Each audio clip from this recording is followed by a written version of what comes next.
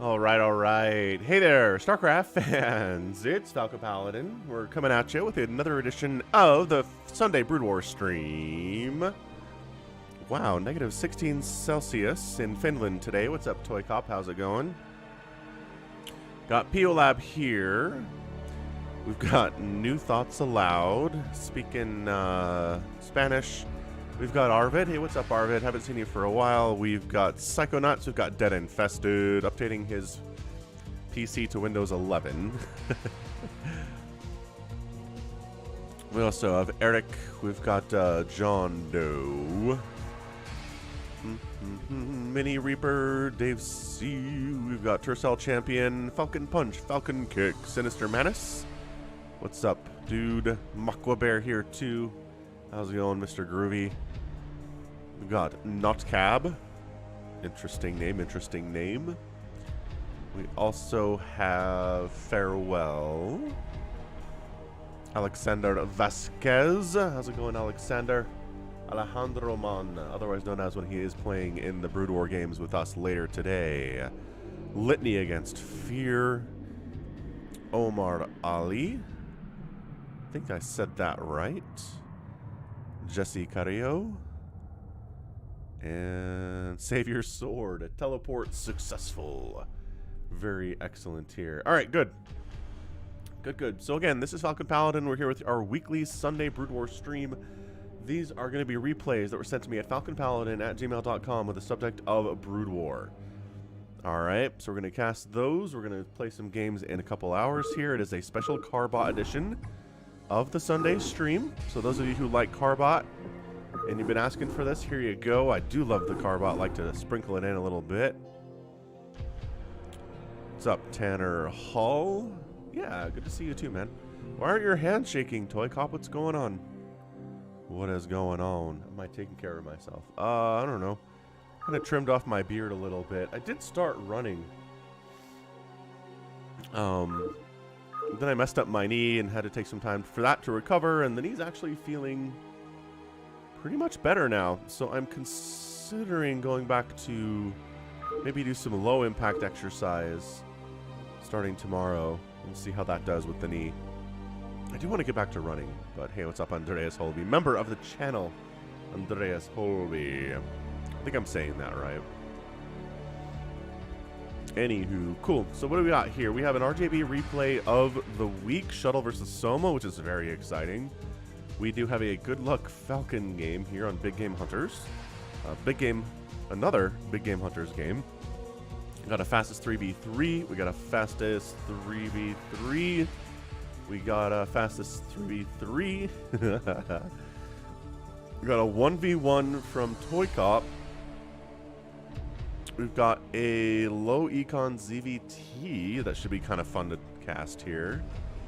Ah, massive hangover, Toycop. Gotcha. What's up, random YouTuber? Good to have you back, too. You have a little pic next to your name. That's my cat, Cinnamon, Andreas, because you're a member of the channel, so you get a special logo next to your name that shows how long you've been a member. And the Cinnamon logo means you've been a member for I don't know how long. I think that's like the 3-month or something like that. Something along those lines. But you've been a member for a while, so I appreciate it. And then a TvT versus Avcatinus. Okay, so Toycop specifically said he'd like me to cast this Probes Can't Fight one and then cast Avcatinus right afterwards. So I'm interested to see. Okay, let's start off with that. Let's go Toycop here with his hangover. Ka-chunk. Let's get this thing going. It's going to be on Largo. Largo 1.5. Cool. So yeah, carbotting this thing up. Red versus blue for the color blindish among us. Bottom right, it is a red Terran player. It's going to be Avcatinus. Or maybe not. This is Zanui. Avcatinus is in the next game. In the bottom left, it is Toycop. Doing those little proby things here. Alright, the cat needs to be let outside. I'm going to step out and help her with that. I'll be right back.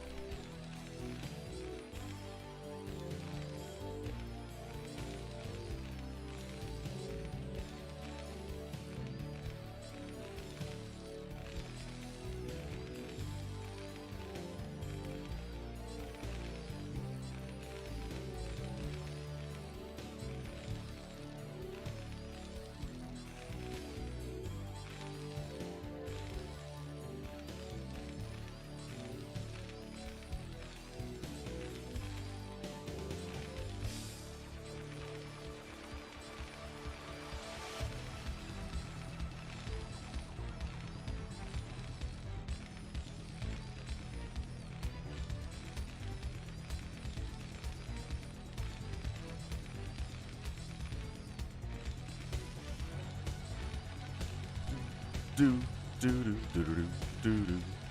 All right, so scouting out because this player chose random. So a little light probe harassing here out of Toycop.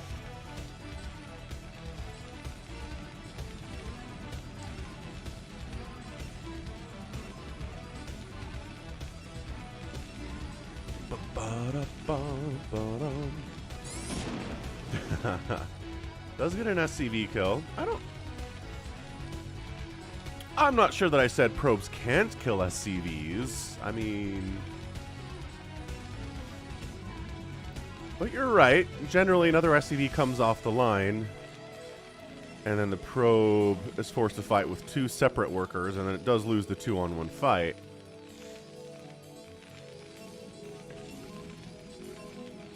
The adorable harassment here is good. Oh, good micro. Getting out of there, keeping those shields up.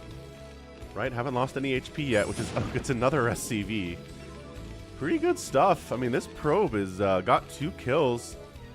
Well executed for sure. On the other side, an SCV is going to come across and see what he can do.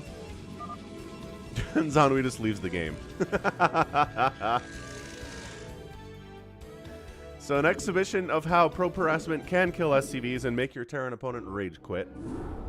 Very nicely done by Toycop. That is such a weird place.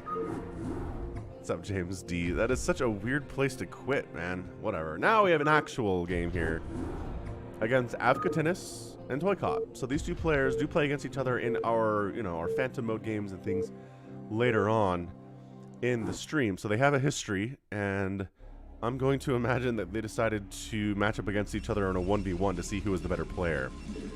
So top left is going to be Toycop. You gotta be kidding me. Oh, did they just randomly match? Oh, it looks like they did. They randomly matched on ladder. In the bottom left, it is Avcatinus. Oh, that's funny. Oh, no. Did they?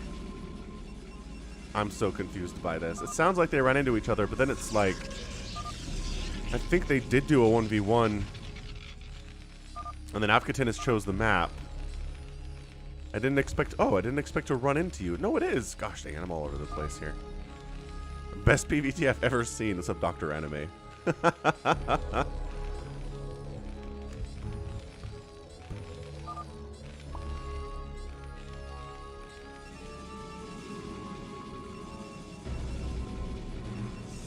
It's Toycop, if you don't remember. Oh, from Falcon, says Avcatinus. They did run into each other randomly on the ladder. That's incredible. That's really funny. Yeah, Arvid, that was a really short game for sure. My favorite episode of CARBOT, I think, is the one where he introduced the Infestor playing with the Hellions like they were remote control cars. Just like, just like running them all over the place. That was always very funny.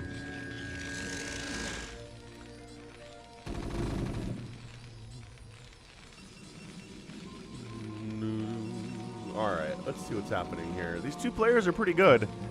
Avcatinus is well known as someone who wins a lot of the free-for-alls that we do on the channel.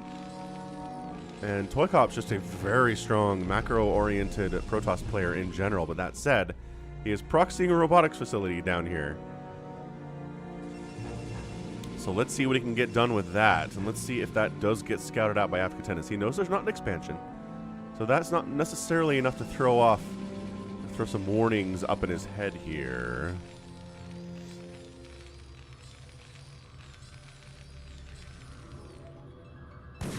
Alright, so Vulture going to chase out this early Zealot, which, man, making early Zealot versus, two early Zealots versus a Protoss is just not something that I can recommend all that much. SCV comes up for the Scout, really wants to know what's going on. So it's basically just gonna be tanks, marines. It's a one-base play from him. And on the other side, we're working on a Reaver drop from Toycop. Alrighty then. So Vulture's taking a bit of a roundabout path here to go attack the Protoss. There's nothing here to stop this attack whatsoever. This Dragoon is trying to fight, but it's fighting against, what, 4 marines and a siege tank. That's not going to work out for you. So forced to get out of there. And the Reaver drop has arrived. So here we go, bottom left. Reaver drop moving in at the same time that the Vultures are moving into the top left base. You're gonna try. Oh, they got the Spider Mine upgrades and everything. Oh, get out of there, Dragoon. He does get out of there. That's nice, but I don't know that Avcatinus is paying attention to this at the same time. This is a lot to ask, is for someone to be like, yo, you're getting Reaver drop. Okay, so now he's gonna Reaver drop. That's 4 kills. Gets 8 kills. Gets a bunch more kills, but we're building Scarabs. Oh my gosh, knocking down to 12 SCVs, but Toycop, on the other hand, is not doing super well in his economy either. He's only at 14 probes. Dragoons are going to be able to deal with these Vultures eventually. They both die in tandem. This Reaver Zealot combo, they do take down the Siege Tank here to defend. And all of a sudden, it's a 13 to 13 worker setup right now. More SCVs are dying. This Reaver is just putting some work together here. SCVs are long distance mining to get away from this Reaver right now. Bam, this is an MVP. MVP Reaver here. Oh, but a Marine pops out and takes it down. Or, wait, Marine and an SCV work together? Did that SCV get a kill on a Reaver? It might have. Did this? Oh, no, that Marine has a kill too. Maybe it was the Marine. Either way, so we clear that up. It's 13 to 15 workers. We've effectively kind of reset this thing right now, where nobody has much of an economy. We're going for a second Reaver drop here, though. What's up, Mr. Bagita? Happy Sunday. All right, so Siege Tanks are ready for future Reaver drops. That was nice. So both players take a ton of damage to their economy, but there's an expansion out for the Terran, which does not bode very well for the Protoss at all, because, again, Terran units are more cost-efficient than Protoss ones as the game goes on. So trying to go for another Reaver drop here. Thinks about it. Tried to get a shot off, but no! The miss. Get out of there, Shuttle. Okay, you're just going to stand and fight, I guess. Nope, nope, nope. 4 HP with like 6 shields on it. Be very, very careful. And then going to try to push in. So this is Toycop definitely trying to end this game. He has an Observer out very smartly because he knows the Spider Mine upgrade is done. Reaver getting some shots off here, but any damage. Oh, he gets it before he can load it up. It definitely goes down. Dragoons, they want to push in here. I'm not sure that they do. There's a bunker with 4 Marines in it. They don't have Singularity Overcharge here because they haven't had time to get that upgrade yet. They've been working on things like Reavers. Robotic support bays that look like they have vacuum cleaners on them, and it looks like maybe we're trying to expand now from Toycop, but is this going to work out, man?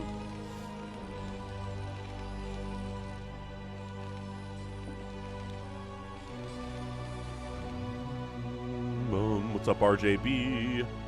Happy Sunday to you. All right, man. So it is 18 to 23 total workers. Probe count is nice, but having the second base not up yet is a bit of a problem.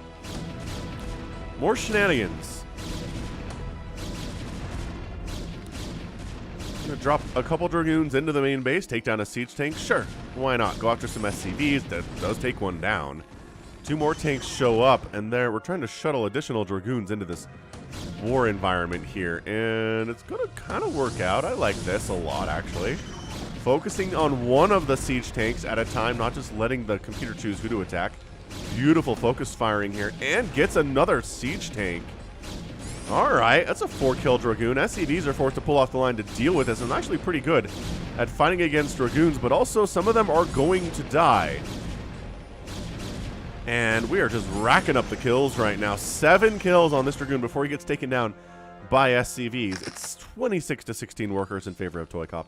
His second base still does not exist, so he needs to do a huge Maynard transfer of these probes down to the natural base now that this Nexus is done, and get that income on a more even keel scenario here.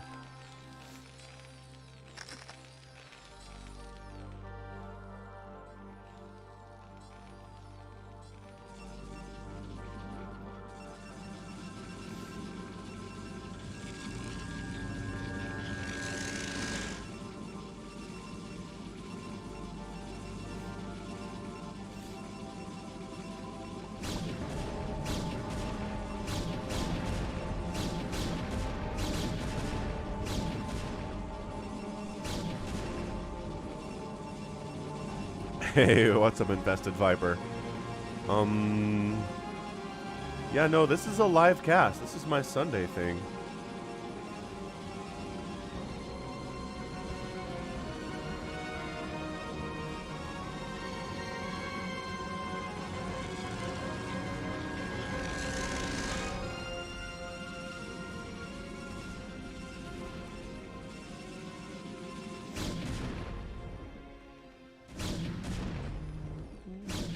Not sure if this is the first time Avcatinus has figured out what's going on here, but he did scout over this direction with vultures.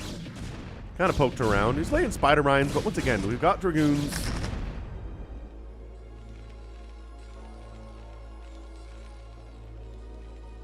We've got the observers, obviously.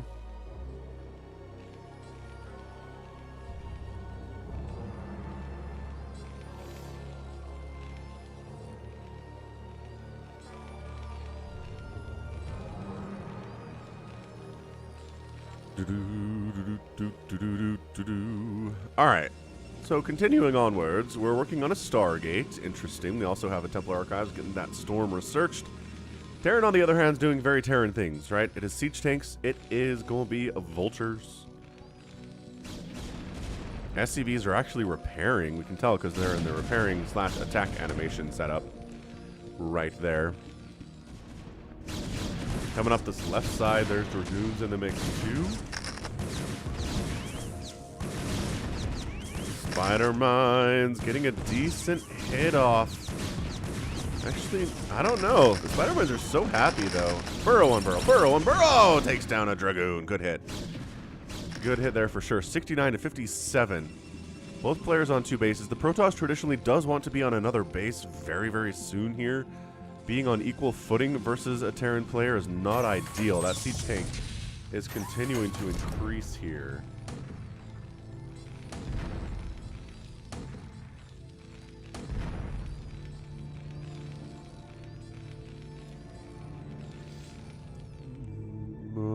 Infested Viper, doing well today, thank you. My knee seems to be back in about full health. Got a bit of a sore throat going here, but otherwise I'm feeling fine. These vultures, there you go. Kill the zealot, and then you can kill the pylon, maybe. Maybe. Hey, what's up, Lawrence Chavez Fernandez? And yes, the cybercore does look like a donut. There's a lot of observational humor here from CARBOT in these illustrations. I like them a lot. Got an actual telescope on the observatory, which is just very funny too.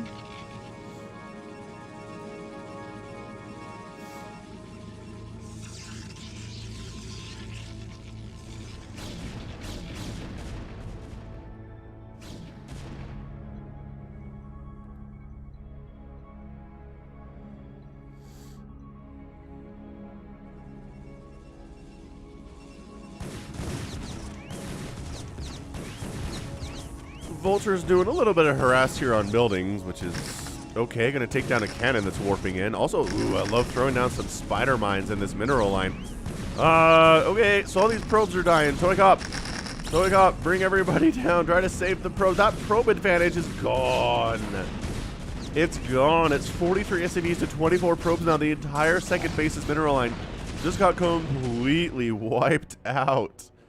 Holy smokes. No Awesomeness 15. There is no dude in the missile turret. In the CARBOT version of the missile turret. It's one of the sadder things.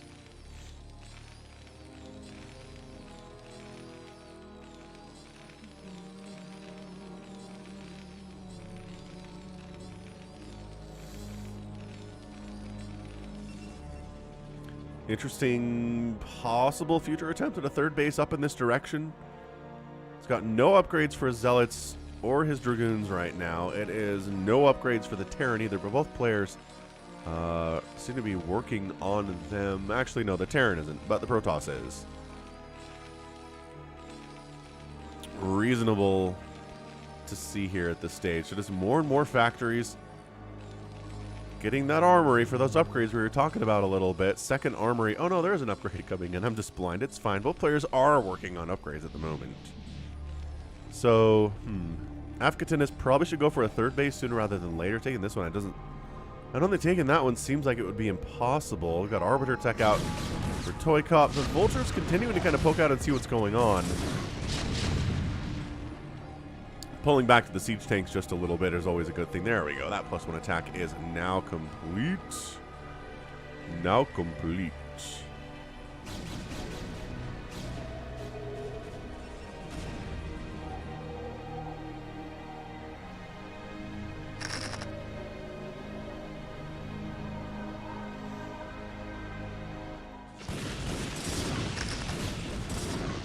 Ah, High Templar snipe for 2 vultures. That's a trade that Avcatinus will make, I can tell you that much. We're going to speed this up a little bit just because we're just kind of hanging out for the time being. Spider-Mine's out on the map, but that's about it. And then I say that, and Avcatinus makes a small push out, which actually encourages Toycop to respond and tries to jump on this with his Dragoons. He's trying to provide cloaking, but there's turrets here, so not as much value. Good stasis toss down, too. Dragoons do have +1 attack. Mech has +1 attack, killing a few tanks, and then backing out is not a bad strategy here from Toycop.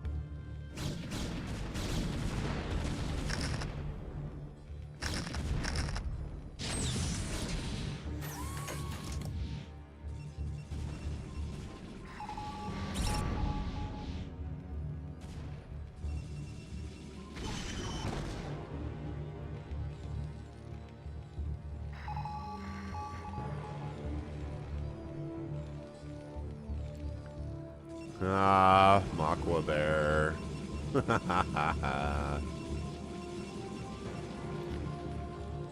I see your jokes. I see your dad jokes in chat.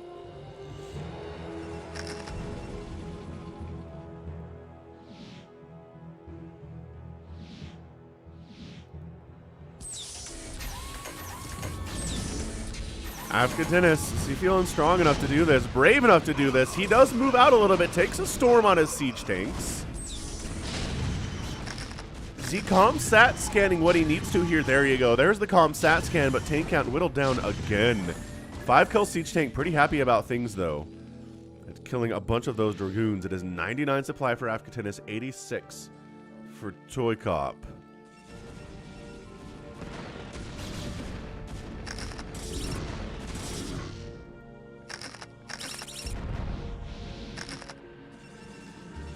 And third base happily running for Toycop at the moment. He's EMP shockwaves coming in. We're making a scout.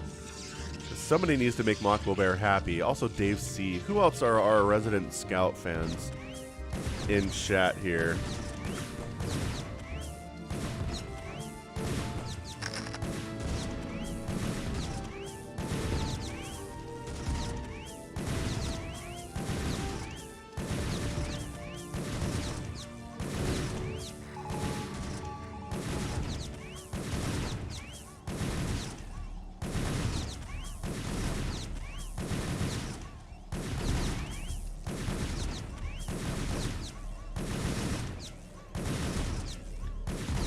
Vulture's not good at killing buildings, but you know what? No, that is a terrible probe transfer. Okay, somehow a probe makes it. 2 probes make it through that. Dr. Anime likes scouts.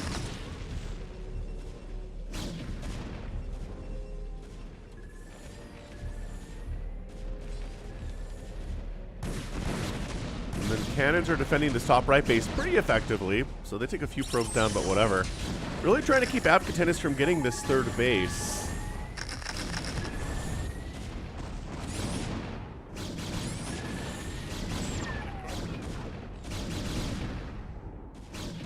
Too many scout fans here, says Savior Sword. Maybe not wrong about that, actually.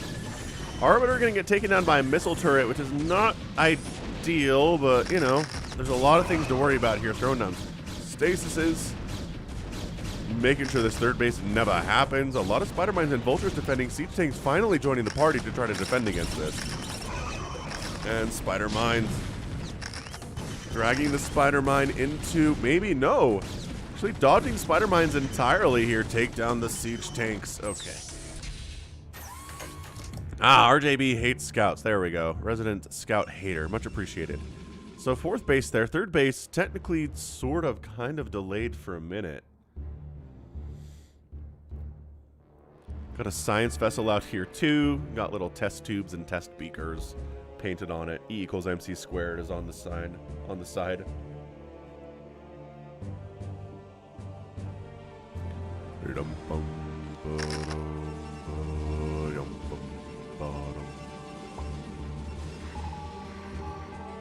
Scanning out. Avcatinus says, finally, at 21 minutes.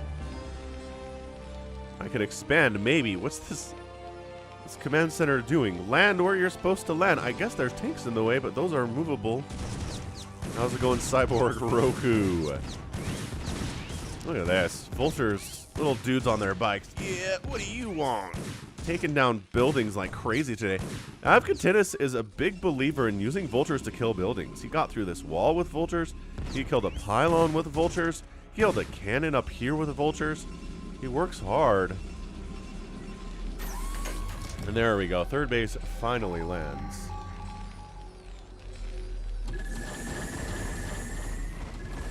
Oh, the scout comes in, absorbs all the hits, and then, tried maybe to recall in here, but EMP was beautifully executed by Avcatinus. He can't get the recall off. Actually, hold on. Recall is not researched yet. What the heck was that? Toycop, what were you trying to do, man? Recall just got started. He's getting hallucination.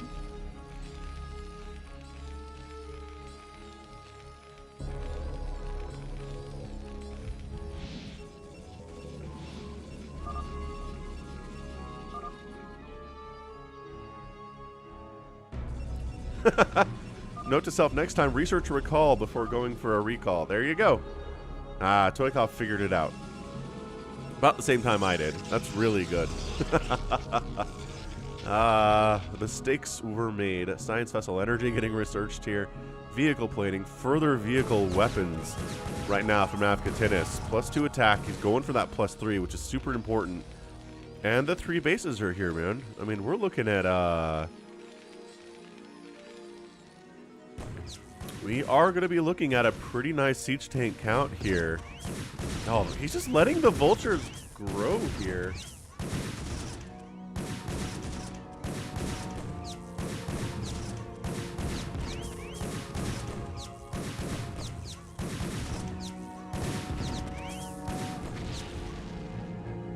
What's up, chimerification? Yeah, the Carbot is definitely very cute. 161 to 155 supply in favor of Toycop. He's got the 4 base. He's got 5 bases. Almost. So we got a really nice advantage here. It's just going to come down to, can he will that tank count down? Can he, like he said in chat earlier, can he starve the Terran player out? Or can Avcatinus make a move with his tanks? Start killing bases and whatnot. You know, Rafael Rodriguez, it is a very contentious argument. Some people love the Carbot. Some people hate the Carbot so much they can't even watch it. Like, if I have a Carbot cast, they just won't click on it. They won't click on this live stream because it bothers them so much. Good drop here, though. Siege tank. Oh, beautiful. Beautiful drop up here with Avcatinus, though. Okay, the vultures need to be taking down the probes, and the siege tank's got to be working on the cannons here. But, man, if the probes want to fight, okay. Probe count gets knocked down to 38 here, which is exceptionally terrible. Siege tank's going to re-siege up and maybe try to take down this cannon too, but reinforcing zealots and dragoons coming up here as fast as they can. And he recalls in some defense on top of that tank. Very nice, takes it out. And he does end up saving this base thanks to the power of a recall. Spider-Man's getting some hits there. Storm getting some hits there too.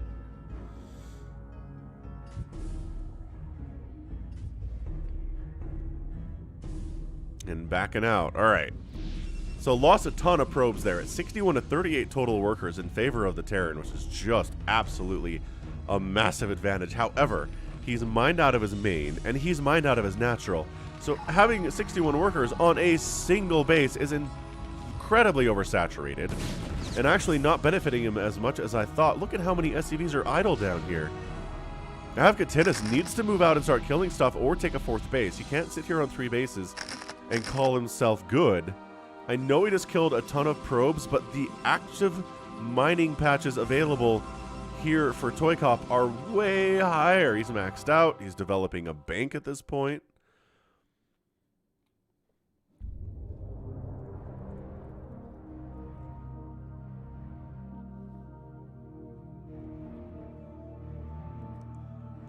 All right, Avcatinus, you gotta go. You have to move out from your little circle of safety here. You gotta take this base. I think this is pretty much your only shot for getting a 4th right now.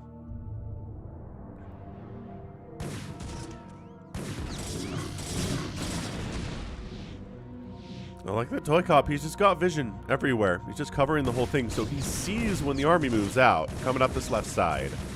They've got +3 attack and +2 armor. Absolutely insane upgrades, and this is where it gets very scary for the Protoss, is when the Terran is moved out, your army is in the wrong place because he sent the whole army to the bottom right. Oh no, they're not in position to deal with this. Tanks firing on everything, trying to hold on here. The Zealots fighting at the same time. Can they get it? Good stasis, but the tank count continues to be fairly high.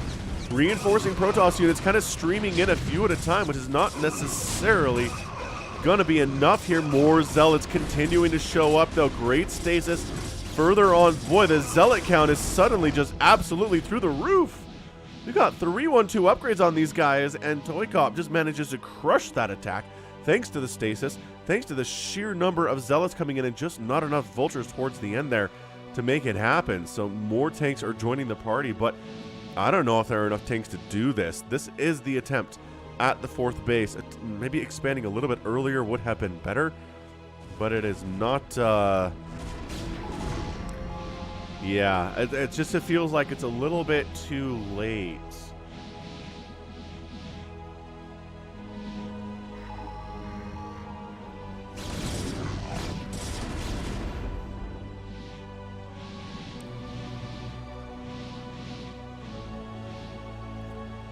And alright, Avcatinus gets that 4th base up. He does a massive SCV transfer over here with all of the idle SCVs that he had at his natural. So that's an instantly oversaturated base, quite possibly, with 61 workers and effectively 2 bases mining. That is way too many. So Avcatinus gets that 4th base up. He's definitely buying some time here.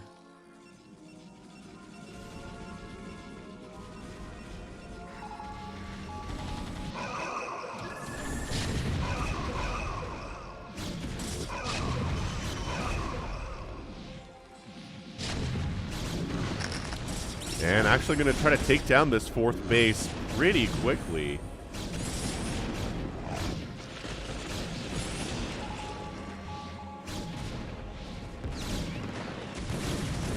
Vultures making an attack on Toycop's 5th base along the right side. There's enough of them with +3 attack to take down cannons. Dead, dead, dead. An attack up to the front, trying to see what it can do as well here. There is an Arbiter. Does not die to a missile turret there. And yeah, 4th base ends up going down. Stasis gets rid of these Goliaths, but Stasis is not forever, and Avcatinus is going to try to retake this base. Vultures do manage to obliterate this base on the right side. Toycop's economy at 25 probes here is not ideal. Man, he really, really likes his Vultures, man. I mean, this is... Avcatinus has more Vulture harass and like Vulture killing of buildings than I've seen in a game in some time, and Toycop gets knocked down to 16 probes. He would have an economy. He's got a ton of bases. His probe count is just in the toilet, though. In the turlet. Avcatinus on the other side, he's got a, you know, bunch of SCVs, but really nowhere else to go with it. Nowhere to mine with it at the moment.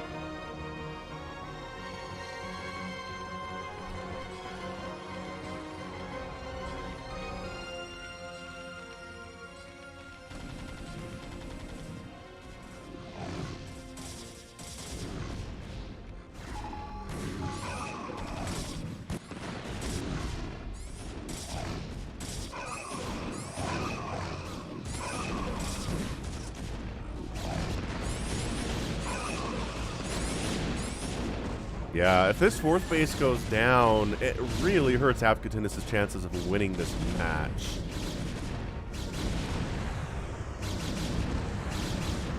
Dead, dead, dead, dead. Everything is dead. Alright, so Avcatinus, once again, as long as this base is alive, he still has some income Toycop has some income, but look at this. The SCV to probe count is about the same here. How's it going, Compassion? Welcome to the stream. A lot of probes, actually. Good number of probes here.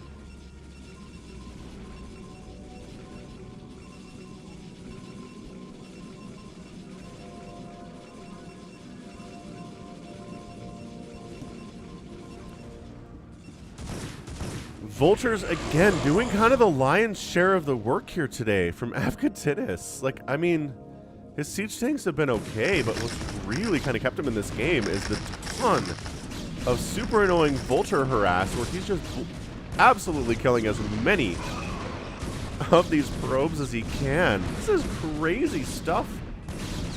Toycop is replacing his probes as fast as he can. He's doing fairly well there. Zealot's getting some hits off. I mean, this is Avcatinus using Vultures to their utmost here today. This is quite possibly the most effective Vulture play I've seen on the channel in some time. I mean, professional games included.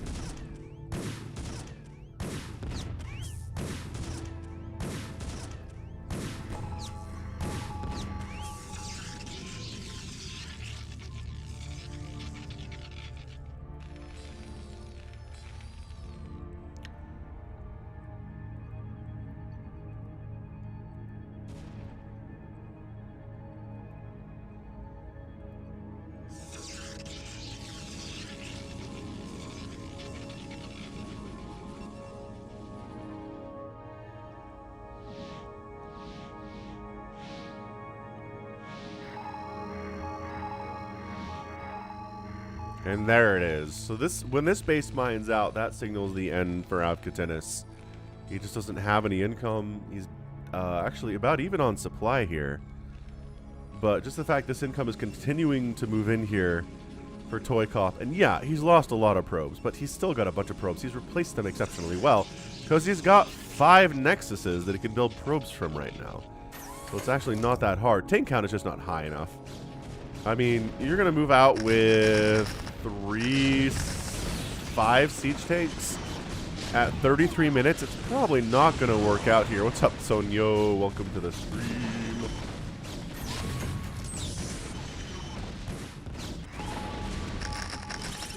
I mean, Toycop just has enough Dragoons here. Good storm on the siege tanks. Liking that a lot, actually.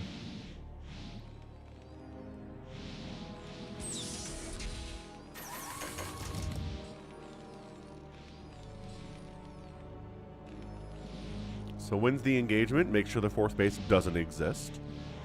Is very pleased about that. Recognizes there is no mining available whatsoever for Avcatinus right now. He is backed into a corner. Terran is pretty dangerous when they're backed into a corner, though. Moving out with his 3/3 Vultures and 4 siege tanks. We had 5 last time. That wasn't enough. I'm not sure that 3 is going to be enough this time either. Or 4 is going to be enough this time either. Scans up, gets a nice shot off. Nah, save your sword. Look it up. I have...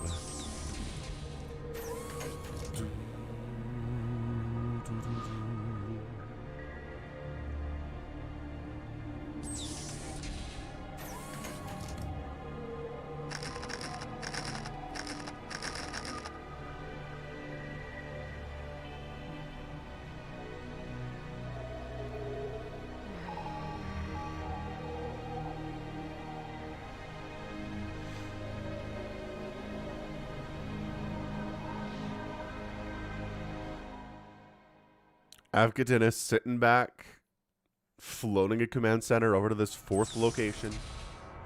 He's down about 50 supply right now, which is not ideal. It's 3 upgrades for Toycop. We don't see the shield upgrade all that often. That is a huge upgrade advantage. It's just expensive is the thing, so a lot of Protoss don't bother with it.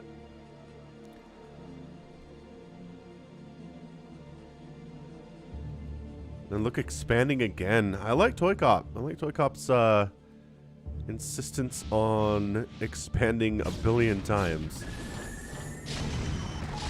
Thinks about going in, doesn't go in.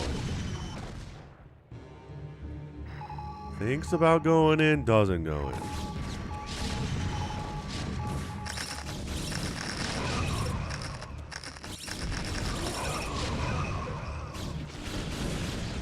And yeah, that's going to be it. I mean, beautiful storms, but even without those, I think these tanks are dead anyway.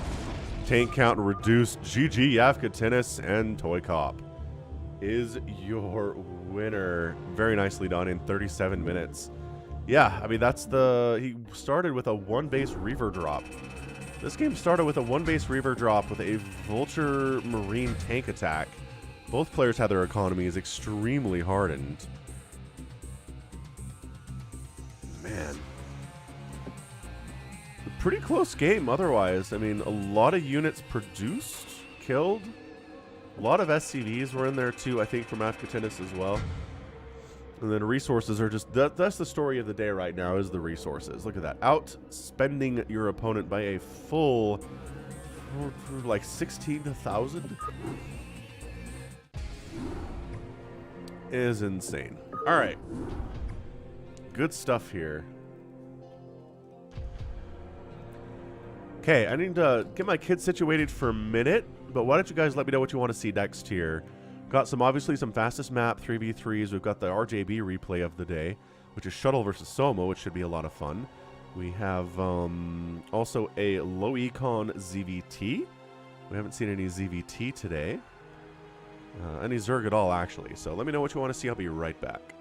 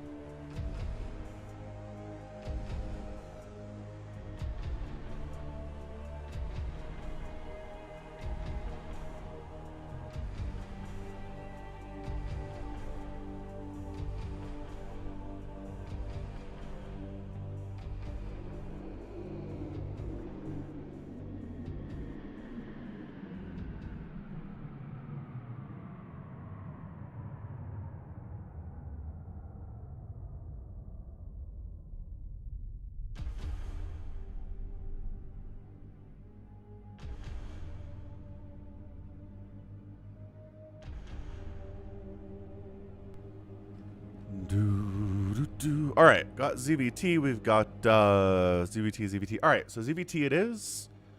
Just on a quick look at what we're doing here. This looks like Scandinavian to me, these names. I don't know. Maybe Toycop can tell me what language this is. Oh, Tough Kriegar. We've seen him before. I don't know what country it is at all, but it is going to be a ZvT. Kind of lower level here on Fighting Spirit.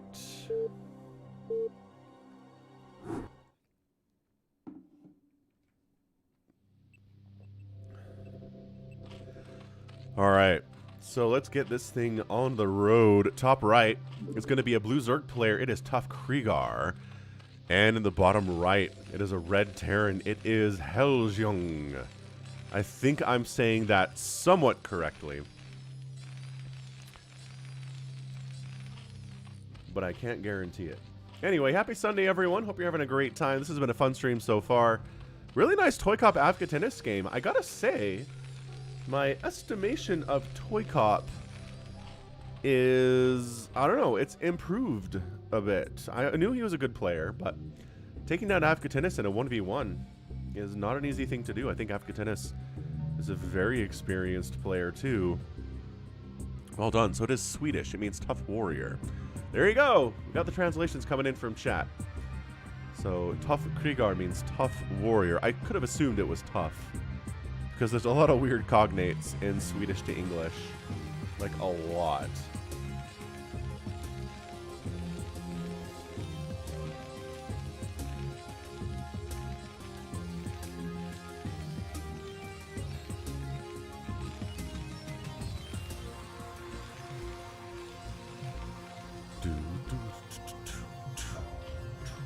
Looks like we went for... I'm not even sure what build order Tough Krieger used here, but he's got a hatch, he's got a pool, he's got gas. We're not going to worry too much about what order he did those in. On the other side, going for a 1 Rax and a factory here is Helljung. Helljung? How's it going, Rhaegar? Rhaegar! Hey, I cast a StarCraft 2 game of yours the other day. It's going to come up on Thursday. And I was... What's your StarCraft 2 story? I know you like both StarCraft 2 and Brood War. But is StarCraft 2 something you have a lot of experience in? Because I do not remember.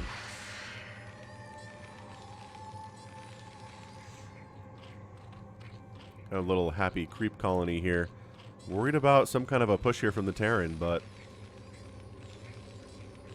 No, got vultures, we got an armory. Not really going heavy on the Marines here, so it seems like what we're trying to do is get into the mech a little bit from Helljung.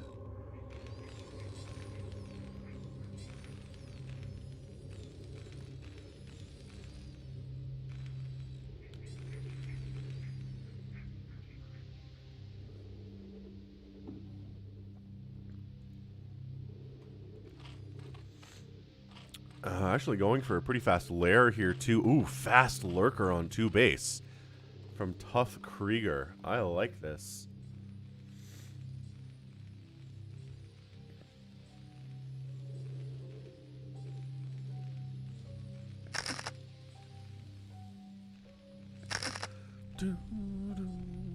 Ah, you're good at PvT. Gotcha, Toycop.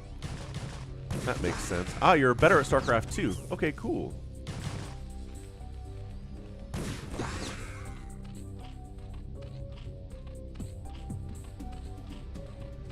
Very cool. It's always good to see somebody who's in a Brood War and StarCraft 2. What's up, Jacko and Taro Adun? Jacko PN.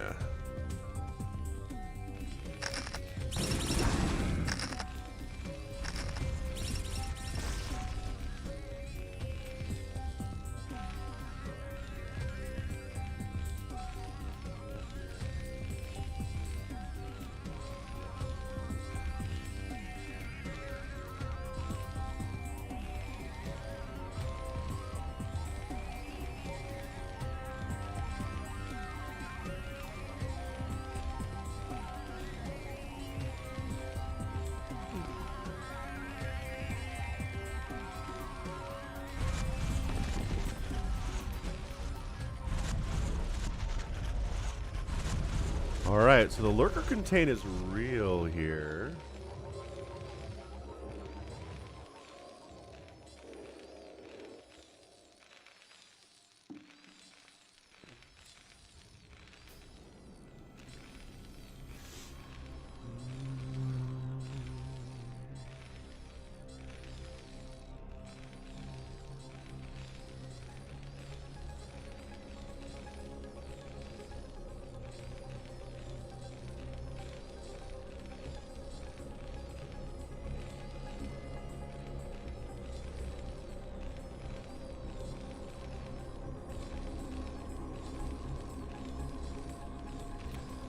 We're gonna go. We're just containing on 2 base with lurkers because eventually siege tanks are gonna start showing up.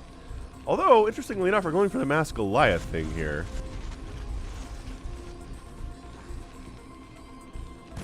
Oh wow, going into this, maybe not the greatest of ideas, but working fairly well here. Bjorn Budinger coming in with the €10 super chat. Thank you, Bjorn. On the meantime, these lurkers are doing some work here, too. Thank you. Thank you, Bjorn. Member of the channel, too, and with the super chat. Thank you for the support. I really do appreciate that.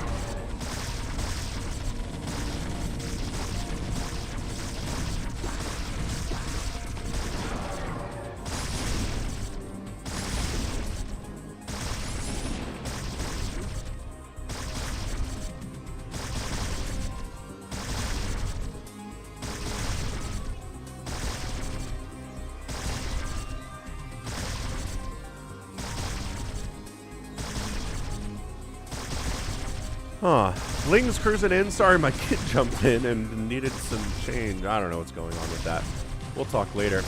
So the natural base goes down for Hell's Young. That was actually, yeah, maybe don't come up the choke ramp with your Lings, though, into these Goliaths, sir.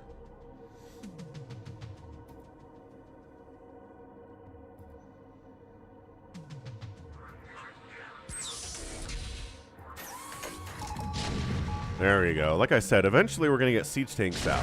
Siege tanks are very good against said lurkers. Back it up, back to a safe location. Go. He's like, let me go, let me go. This guy's not moving, though. Single Zergling comes in to take tank fire, tries to keep the lurkers alive, can't quite do it.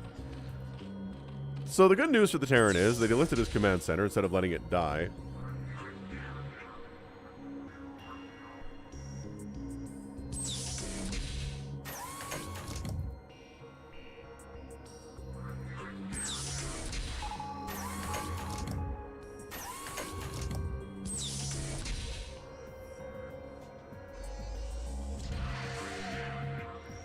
Okay, moves out, secures his natural base with less siege tanks.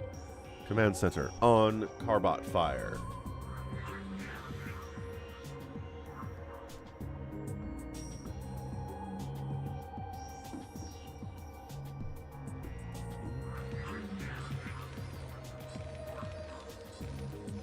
Lurkerling seems to be the play here. Yeah, just more lurkers, but he is getting Defiler Mound, which is great on 2 base. It's very fast. I'd love it if he had a 3rd base, which he's working on. Okay, fair enough. So Tough Krigar is working on a 3rd base here.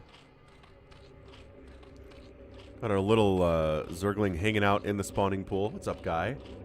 How you doing? Hope you're having a wonderful Sunday like everybody else is here. Hitting the like button too.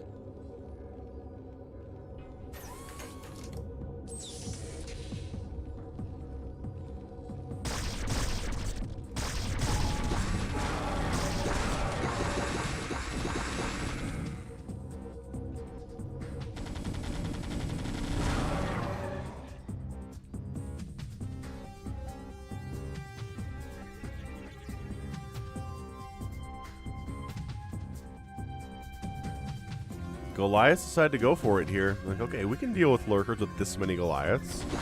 Especially with upgrades. This is actually pretty dicey for the Zerg. He's getting Consume. Oh my gosh. If Consume finishes, that's going to be incredible here. Alright, siege tanks firing. Sunken is buying some time.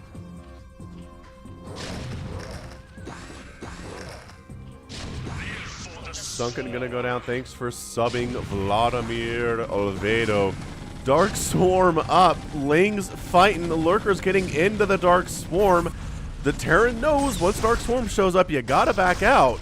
Oh, but Siege Tank gets wiped out because he's absolutely can't get out of there because of the Goliaths blocking his way. Dude, that Consume finish just in the gosh darn nick of time there.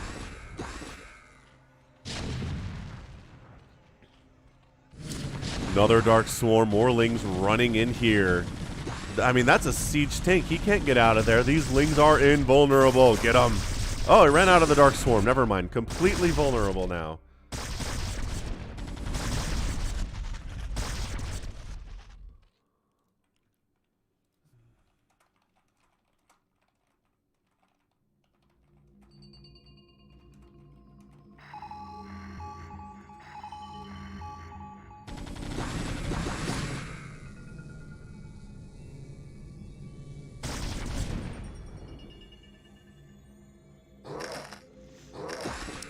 Man, the Consume animation is super cool in CARBOT. I always forget how cool it is. Get out of there, Goliath. Oh, 3rd base, though. 3rd base. How are these guys not firing? How are they not in range of this hatchery? That's crazy to me. Get it, ya dummies.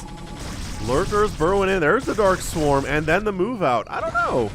This was billed as kind of a lower level ZvT, but I think these players have a pretty good understanding of how spellcasting works. And what to do with Dark Swarm, which is, you know, not something lobby players can say. I'd love to see some Hydras, though. Like, I understand you're in love with these Lurkers and stuff, but, oh, we're finally attacking. But having some Hydralisks in the mix would be pretty good as well.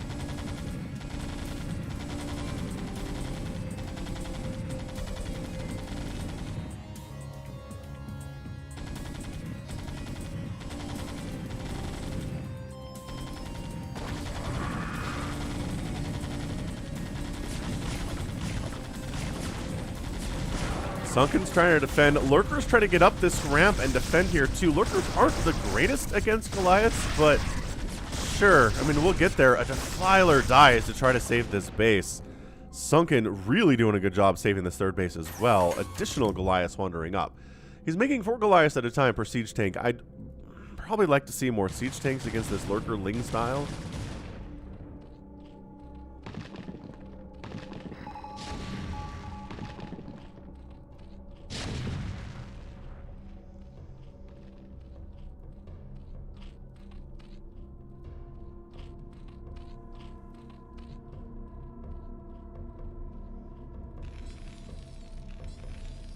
Repairing his command center. He's not taking a third. Zerglings coming in, trying to do what they can here, but without the Dark Swarm, they're just not as good. The scans are great. Lurkers are dying all over the place. Goliaths are exploding too, though. But the scan wore off, then got re-tossed down.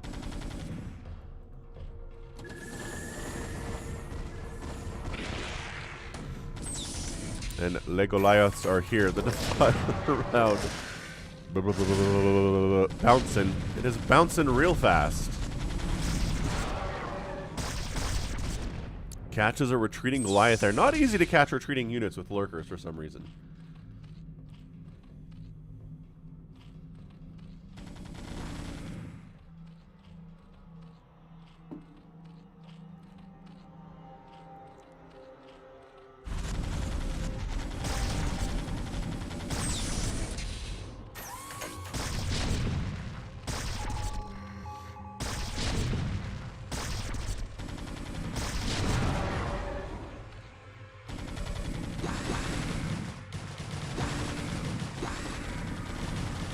Zerglings have 2 armor and 1 attack, which makes them, honestly, for cost, Zerglings are not bad versus Goliaths. He's just never had enough Lings to really do it. He's not doing for cost. He's sending in 4, 5, 6 at a time, and like a 1-to-1 ratio of Zergling to Goliath is just never going to work.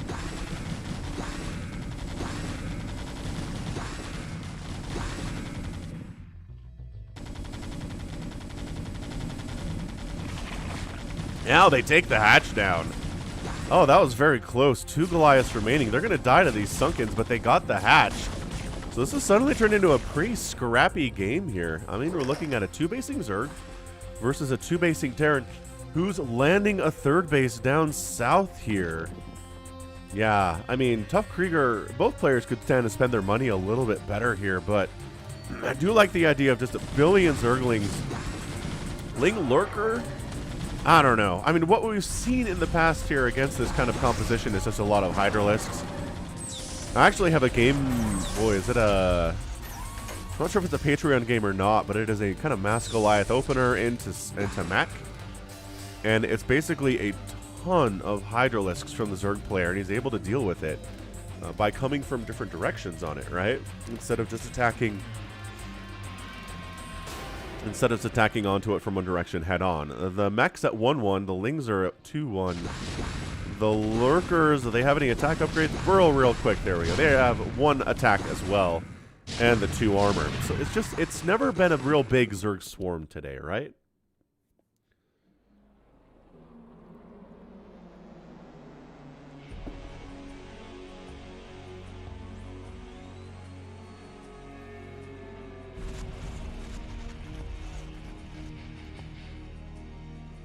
Ah, top left base comes up here from Tough Krieger. He doesn't replace the third, but takes a fourth on the top left instead. This is definitely a very weird game.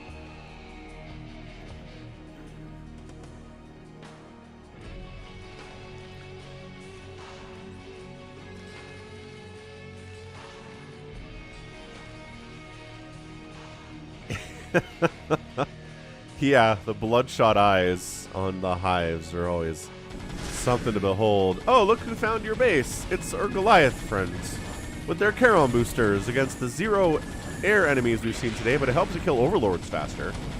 That's for sure.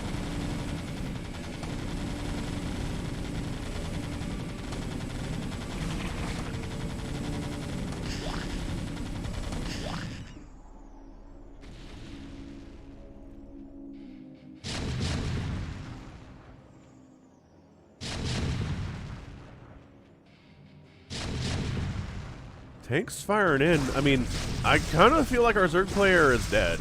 He's down 109 to 67 in supply. Dark Swarm is definitely a game changer, but I don't know if it's enough of a game changer against mech like this.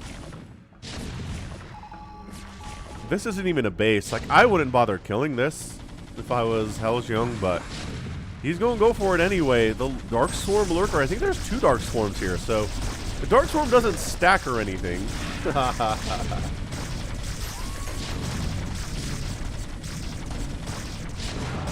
But, you know, it's better maybe to have 2 than 1. Maybe that's actually not true. All right, so Lurker is continuing to push back, push back, push back.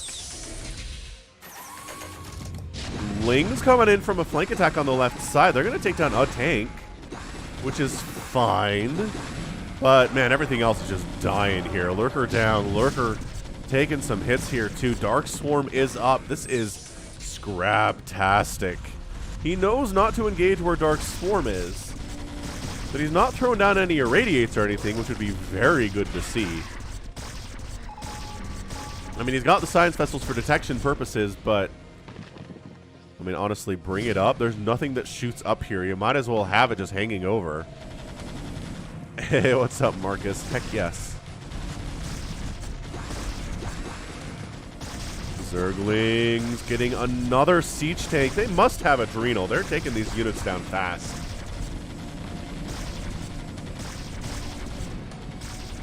It's kind of move commanding his army up here. Ooh, great Dark Swarm there, too. This poor Hel'sjung. He's just forced to kind of run all over the place. Focus the Defiler. Defiler gets inside the Dark Swarm. Nice.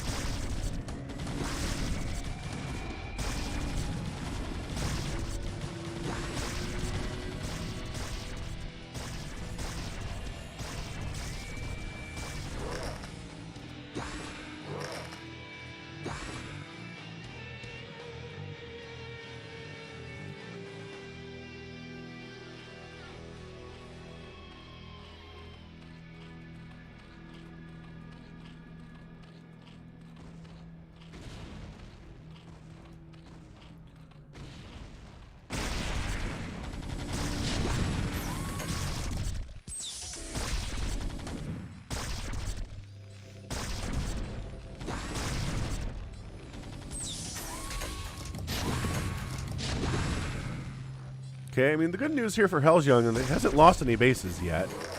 And Tough Krieger still doesn't have his third up. I don't know.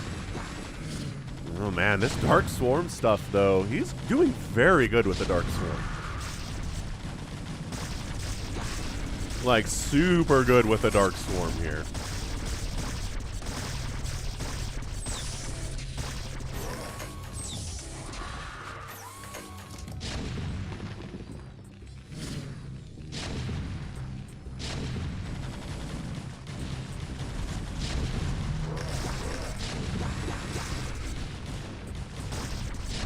Oh, smartly bringing the Lings out, jumping them back in again, and going. These Lings are not quite sure what they want to do with their lives here. Hey, got an irradiate up. Look at this action. Woo! Irradiating lurkers, irradiating defilers especially.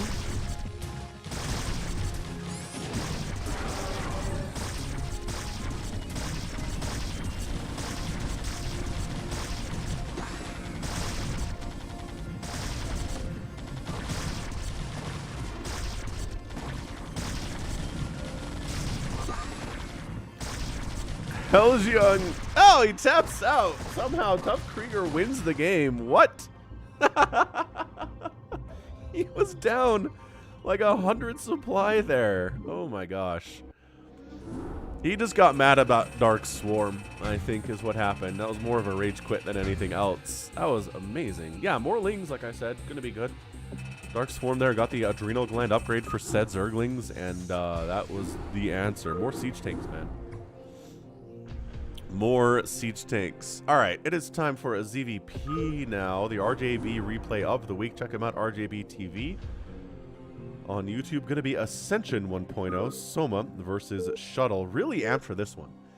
Two of my favorite players. Shuttle is terrifying. Soma is just so good in so many different ways. Shuttle's been around forever, and Soma's more of an up-and-comer to the scene. But we're here on Ascension. Presented by the Africa Star League. Nice. Alright, so 12 o'clock on Ascension. It is a purple Protoss player. It's going to be Shuttle. And in the bottom leftish side here, we've got Soma, who is a Zerg player who I've cast more Soma in a ZvT setup than a ZvP setup. But I assume a ZvP is pretty good too, because he did very well in ASL.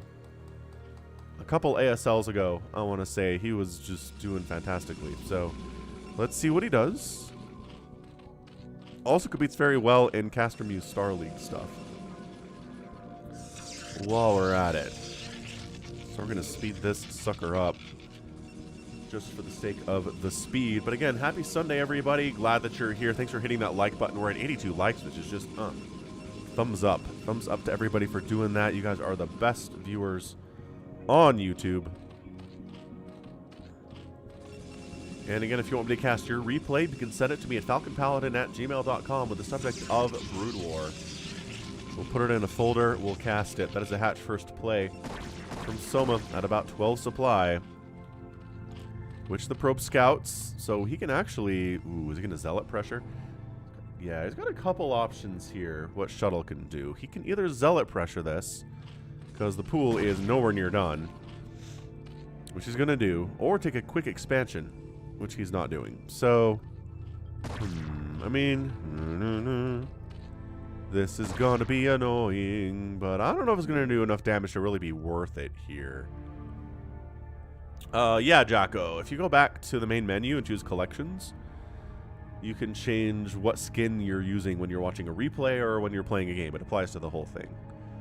Ah, this is an evening Pro League session that RTB helped to fund. Very cool. Very cool. So Zealot gonna work away at the Satch. Can't kill it on its own.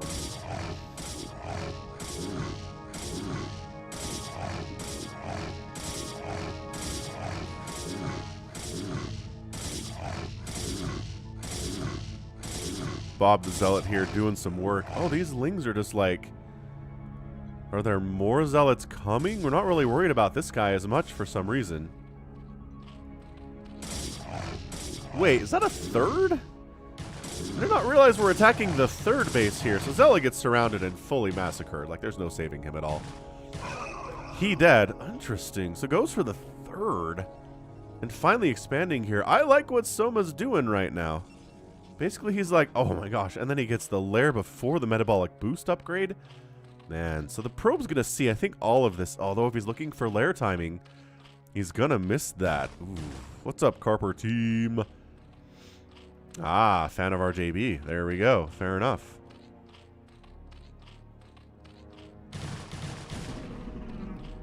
To be fair, I stole Bob the Zealot from Lag TV, Life's a Glitch TV. Their YouTube channel used to do a lot of StarCraft.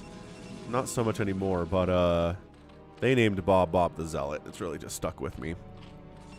Terry the Overlord is mine, though. Do I name anything else in Brood War? Not so much. Not so much. What's up, Noah Kreitner? Glory of the Falcon Empire, indeed. So we made some Zealots here, but I don't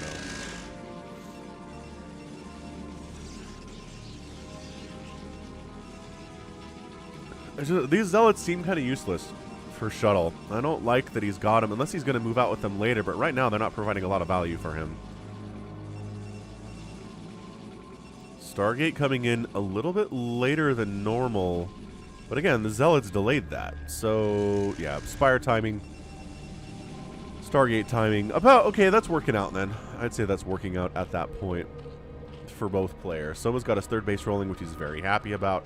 He's got a macro hatch coming up, too. What's up, Eldo 2008? Happy Sunday to you, my friend. Glad you can make it. Yeah, little puppy zerglings. Always adorable. Always a good time.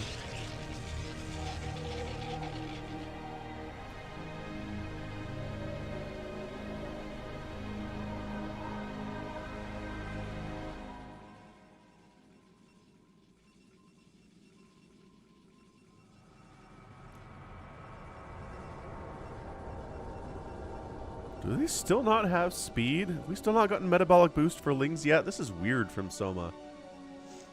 Citadel of Adun on the way. Corsair production has begun. Spire just about to complete here. I mean, he's got enough money to get metabolic boost. Did it just come through and I missed it? Entirely possible. Corsair flying around trying to see what he can do.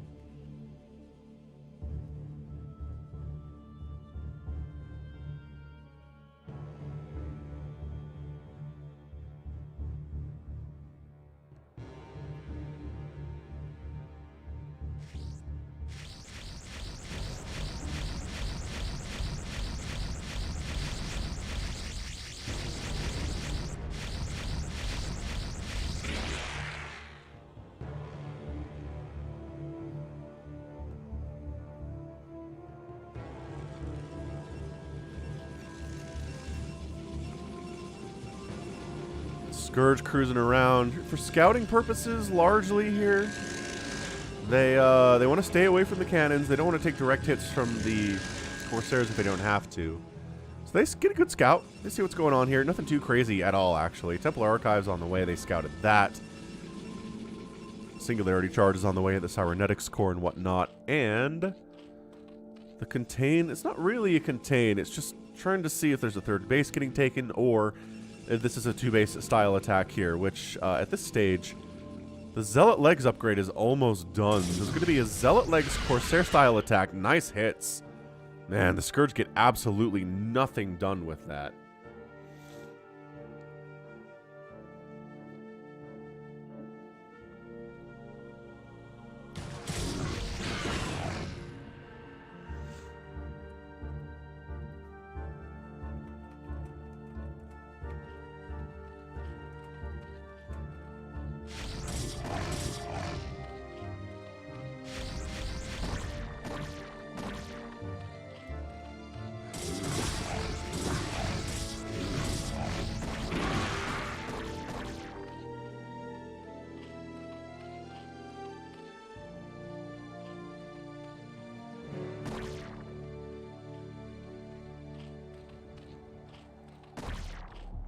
Hydras and Lings here to defend against said speed lot attack.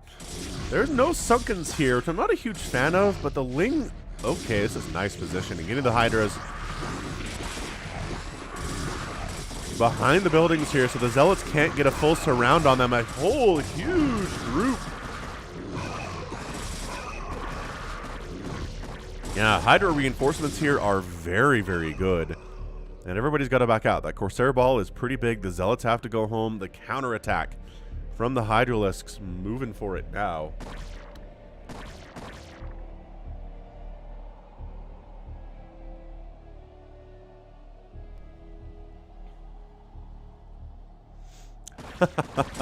Hey, what's up, Real Ultra? And yeah, 10-10-2. It does kind of feel a little Rick and Morty-ish, doesn't it, on this particular map especially. So we've got Overlord speed, so they're here for detection against the DT that exists. There's one DT here. This is, oh, Soma's macro. He just does more with, I mean, he just has so many Hydras. They don't have any attack upgrades at all. The Zealots have +1, but they're just outnumbered here. They're taking so much acid to the face right now. It's 96 to 74 supply in favor of Shuttle, but he doesn't have a third base. His Zealots are on the run. They're not aggressively attacking here. But Storm is done. Our High Templar with his arms folded is ready to storm the crap out of these Hydras if they make a move for it.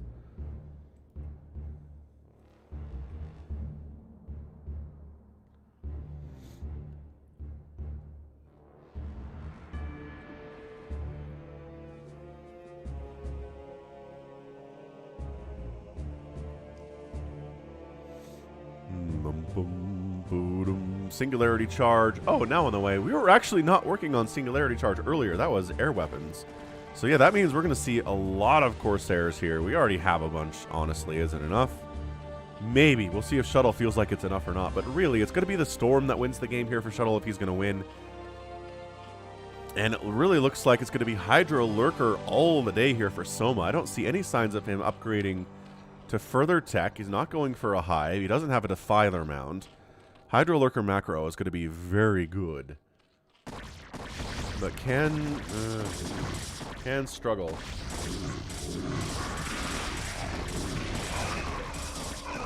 Alright, so the Lurkers aren't here yet to help against this. These is 1-1 Zealots now.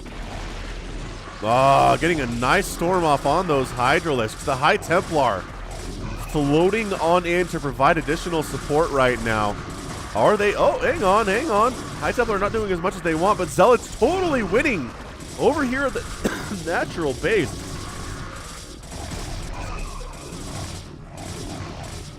Oh man, if the Hydralisk den goes down, that's a big loss for Soma for sure. Zealots are getting in amongst, oh, the drones are trying to get some mining done here inside this war zone. But this is actually very bad. The Lurkers finally show up.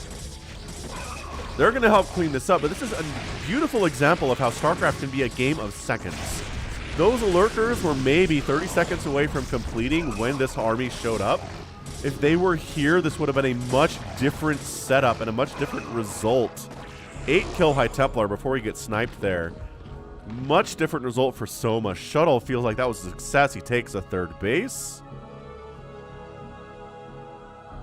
And the worker count is only 34 for Soma, 47 for Shuttle. He's supply blocked because these Corsairs have been doing so much work today. Oh, this is Corsair, good unit, man.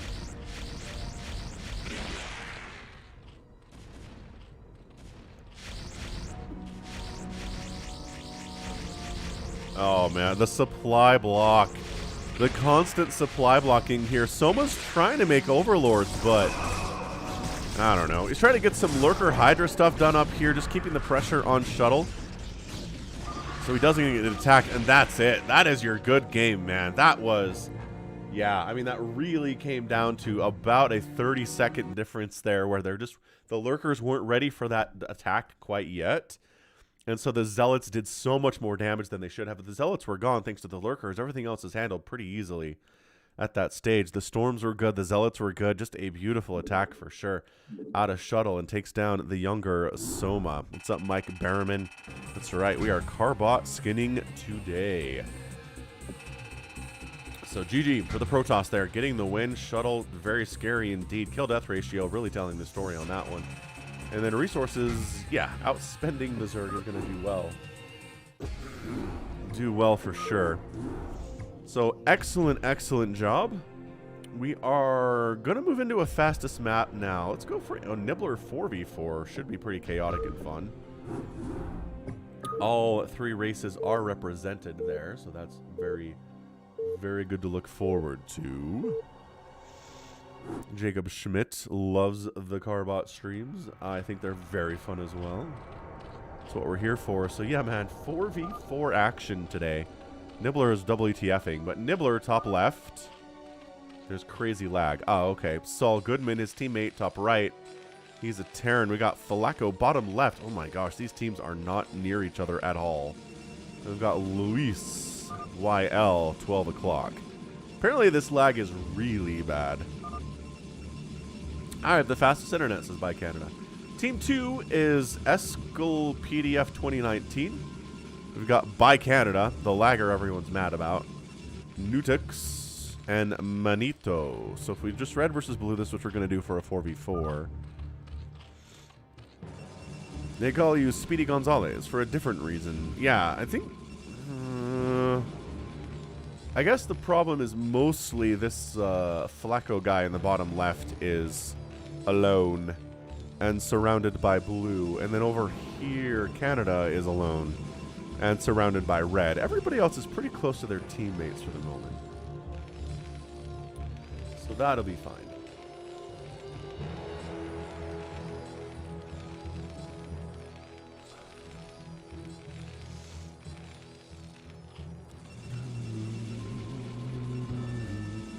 I mean, Aqua Bear, we tried at Helm's Deep last week, but nobody wanted to join, so I don't know about Helm's Deep, the future of it. We'll try it again.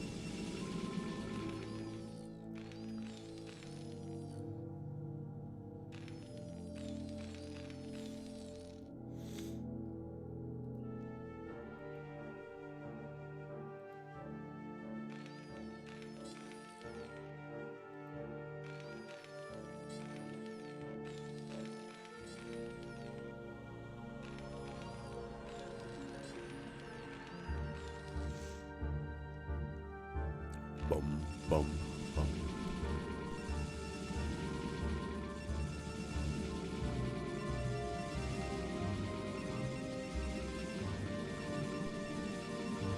Boom, boom, boom, boom, boom. Trying to set up the center here as Team Blue with some cannons. A very traditional move. On fastest map, a little bit of Ling pressure coming into the top right with some very cute CARBOT Zerglings.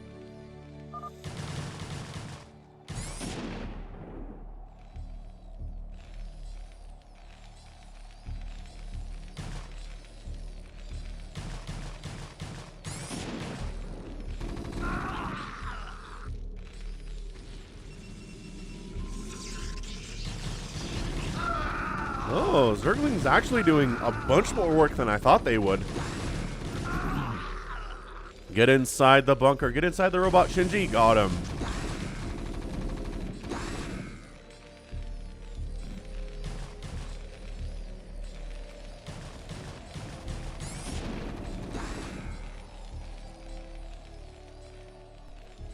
Early attack, pretty good there.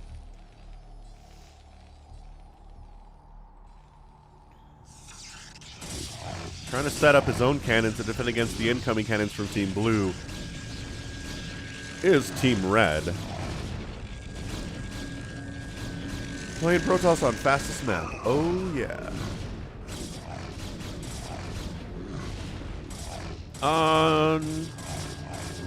Yeah, no, I've seen Home Alone 1 and 2, yeah.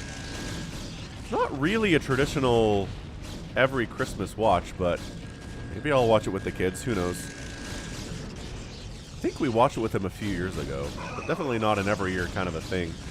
So there we go. The defensive cannons do save the day against the incoming aggressive cannons.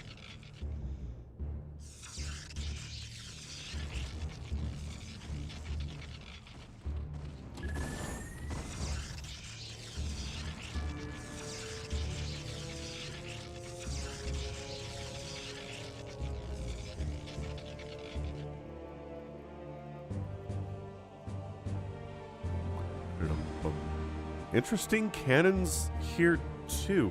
This is all the same player, right? Yeah, so this is basically... gosh dang it, who is this? Oh, this is by Canada doing this. Oh, this is by Canada, too.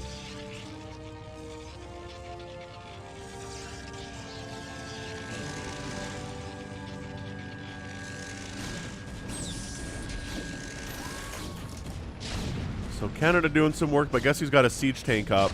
Guess who's going to deal with this pretty easily? Yeah, it's the Terran guy. Nibbler getting up his macro hatches, as one will do. Doesn't have any army at all. Who is red? Says Saul Goodman. Well, it's Canada.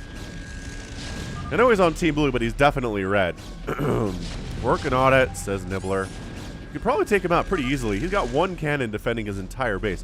Yeah, a couple players are kind of getting away. Kind of getting away with, like, not making many defensive units here. There's a sunken up for Nibbler, and there's a cannon up for Canada. They're like, that's enough. That'll keep me alive for sure.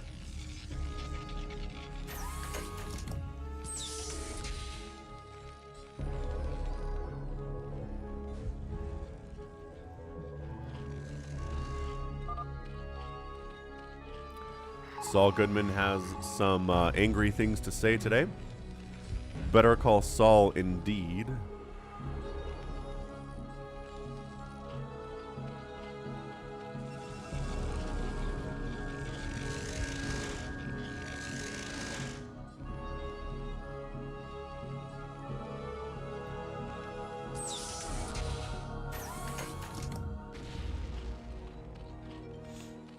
go out on a limb and say our 6 o'clock not too good. Oh, sieged up a tank in range of a sunken. Not exactly the greatest move in the world there.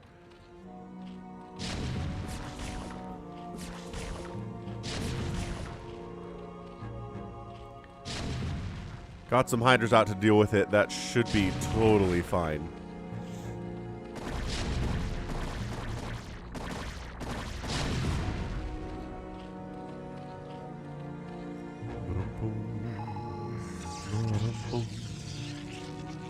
Okay, so yes, I love this from Nibbler. Pretty fast drop style stuff here. Doesn't have enough time to get both speed. Oh, there's crazy lag. He says, help. It says Saul Goodman.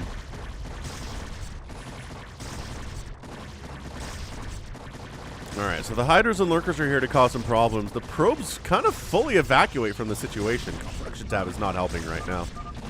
Goodbye. Just one. Saul Goodman's all mad that his dude only made one cannon. Which, accurate statement. He's got 2 now. Which is good. But, it's not going to help keep him alive, that's for sure. So, yeah, Canada got super greedy and got punished for it. Here by Nibbler. So, nicely done. Reinforcing Marines and medics maybe can come in and save him. But we are dealing with lurkers, which is bad.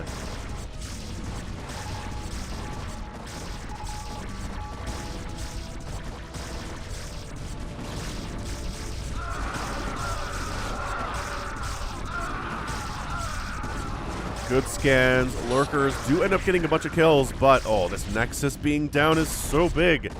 So the main Nexus gets wiped out. Man, he had like 4 Nexuses though. Canada was so greedy. Holy smokes today. This guy. Alright, so Hydras get wiped out. Meanwhile, there's cannons firing somewhere. Okay, these cannons are trying to wipe out these... Or these tanks are trying to wipe out these cannons in the middle. They're pretty good at that kind of stuff. It's true. So Canada is down. He's got 46 probes. I don't know where he hid them at all. Oh, here they are. Here's all of his 46 probes that he completely ran away. Which is fair. I'm down with that, I guess.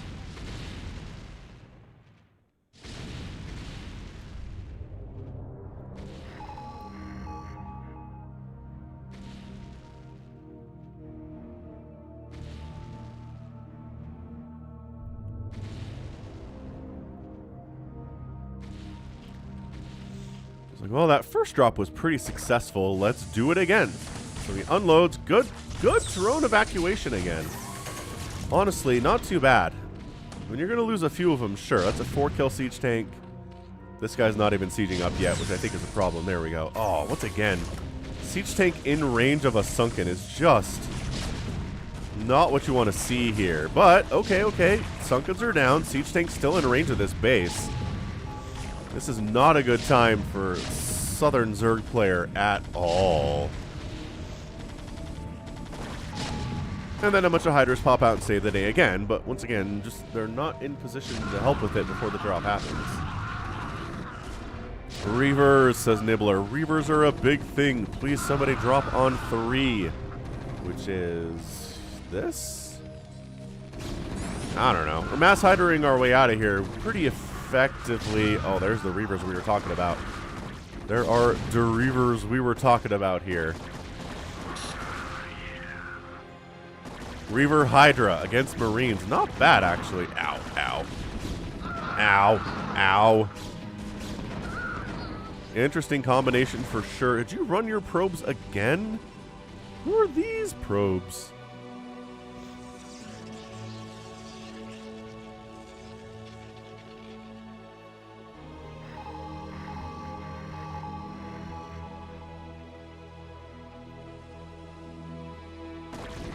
Radiate getting researched here from Falaco. Big, huge Zealot attack trying to come down here against bottom left. He does not have much at the moment. Attack the buildings, you dummies. This is what the AI does. The AI doesn't know how to attack buildings. There we go. Figured it out. Gonna take down the supply depot and the barracks, and then the flood will come in.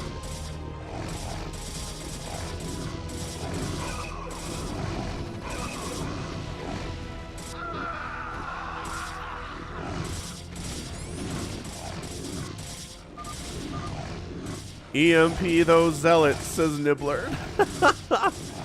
He does have EMP. Not a bad idea to try that, but my gosh. I like the mass zealot play against Terran here, that's for sure. Especially if they're heavily on siege tanks and not as heavy on vultures, which is exactly what's going on here. So Nibbler trying to assist, also Red Protoss trying to help, while Reavers are just kind of obliterating Canada here. Yeah, Canada's having a bad time.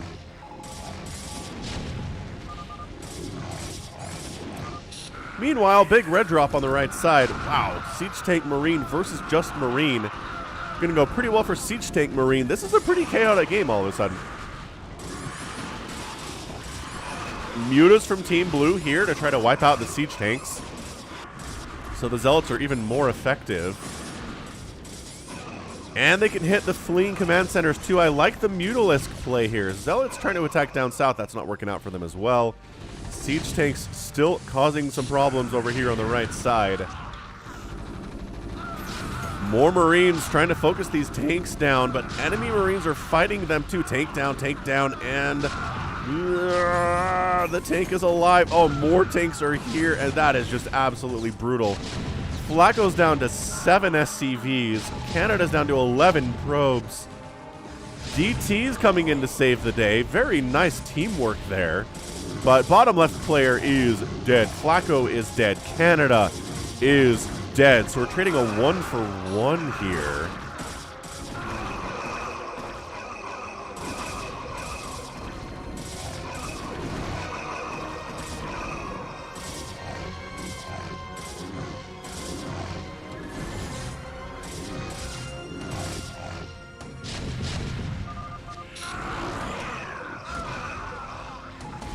I'm bringing detection against the mass DT play, says Nibbler. Let's go, let's go. The DTs, despite being scanned, are doing all right, but yes, the Overlords are here to provide the detection necessary. Lag is killing me, says Nibbler. Reasonable concern for Sir. Flacco's going to maybe rebuild up here at Canada's base, because Canada is very dead. I don't know what this is from Red, but maybe it's one heck of a Reaver drop. Seems entirely possible. Hydras at the front, while getting dropped at the back here. Right side Terran is having a bad time. Production tab is not helping us very much right now. There are Guardians out from Team Blue, though, so that's nice. The Corsairs are going to maybe try to go deal with them. While Reaver drop of the Century is here. Yeah, Reaver drop of the Century is here. Stop bringing everything back, game. Some Devourers come up to try to deal with the shuttles, but against the Reavers... Ah, no! Down to 4... Oh, how many do we got here? Worker, 12 workers for... Nutex, 9 SCVs after that battle. There's a big old Hydra drop coming in at the same time. There's Guardians in the mix. Hydra's here too.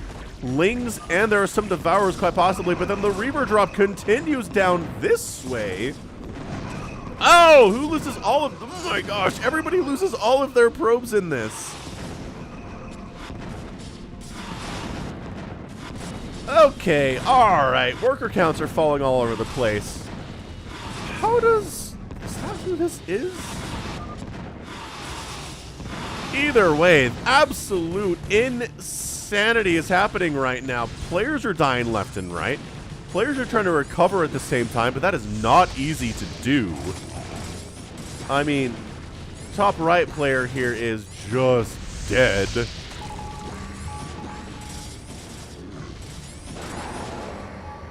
We got a Mutalisk versus Devourer setup over here. Guardians trying to just get out of there.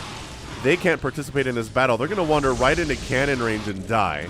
Wait, no, did they not wander into cannon range and die? They didn't wander into cannon range and die, everybody. Well done, guys. But, man, Team Red losing a ton of stuff here. But trying to rebuild. Trying to rebuild. Team Blue's economy is in shambles at the moment. 7 probes. 1 probe. 1 SCV. Manito is at 76 drones. down here, but he hasn't really been participating as much as I don't know we'd want it to. We're really mad about the lag, is Saul Goodman for sure. Why? The 4v4s, man. Glitches happen. Oh, observers attacking this way.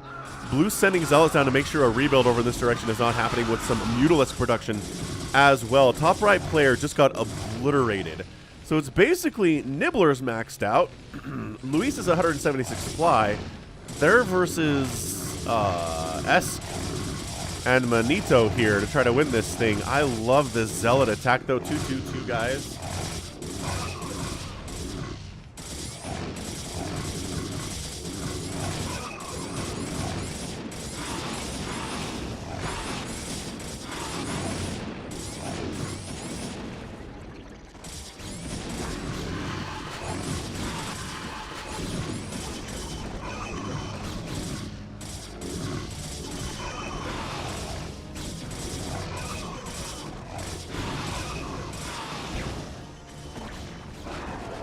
Yeah, this is pretty chaotic. 4v4s, man. This is nuts. Nibbler is not wrong. Saul Goodman just taps out. Saul Goodman taking the hits. Flacco leaves the game too. So Nibbler, 2 of his players just left the game. It is him and Luis against the world right now. A ZP setup. Big Hydra drop. Big Lurker drop in here, too, is going to take Manito down to 18 drones and 104 supply. Sick drop from Nibbler. Taking down the 6 o'clock position. Zealots causing problems for everybody, though, for Team Blue right now. I'm assuming this is, it's got to be Esk trying to do it, but running into a million Reavers is not going to be a super great strategy. Corsair count, good against Guardians to a certain extent.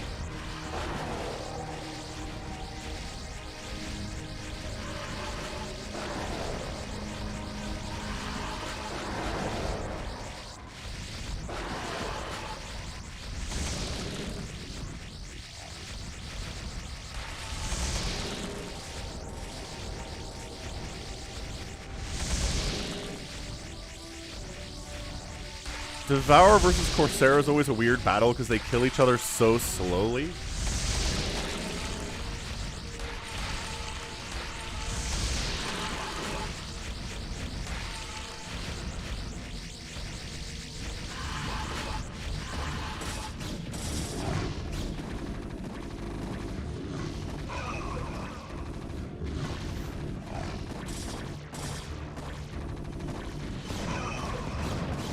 Reaver Dragoon trying to push here. Hydra's absolutely crushing through Nutex's economy. He's only at 11 SCVs. He's not really been able to replace his economy all that well. But yeah, I mean, the fact that Manito's back up to 48 drones, but he is completely outnumbered here and just outgunned by Team Red.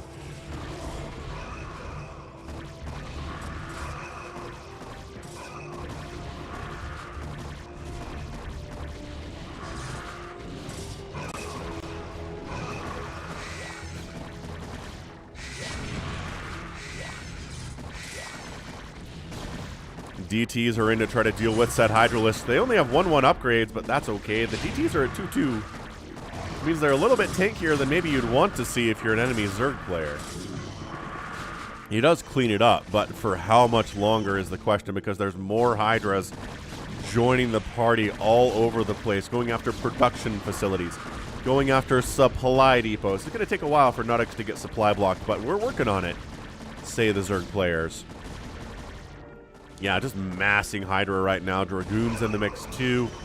Upgrade check on those guys as they have no attack upgrades, but they have 3 shields and 2 armor, which is very strange.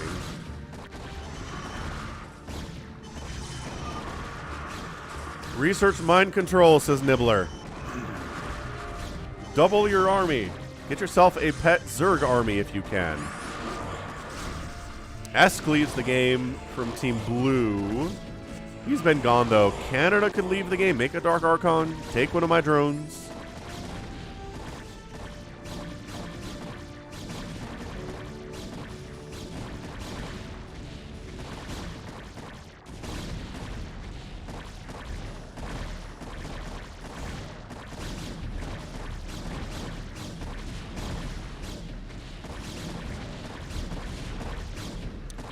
So Nuttix is dead. Esk is out.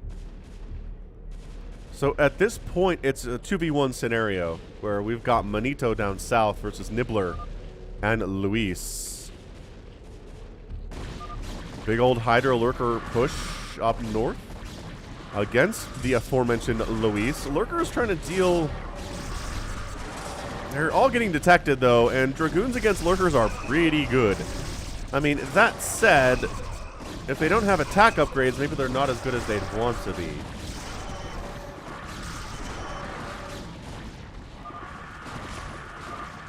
Ow, Manito just taps out. Fair enough, man. He's just done. And that's your winner. We got Nibbler and Luis. Canada leaves the game. Bam. GG.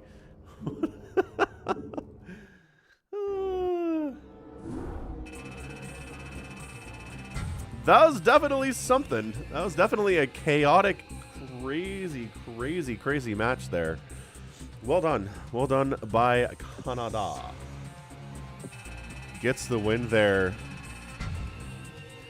Nibbler takes out Canada. Canada just had a bad time overall with unit production. He made 1 million cannons. That kind of slowed him down a lot. Rush rule. Heck yes. We're doing the thing today. All right. Next up, we've got another fastest map. Oh, a little bit of lag. Oh, please. Oh, hang on. Actually, no. We got a Big Game Hunters. Let's do Big Game Hunters with Team Nom.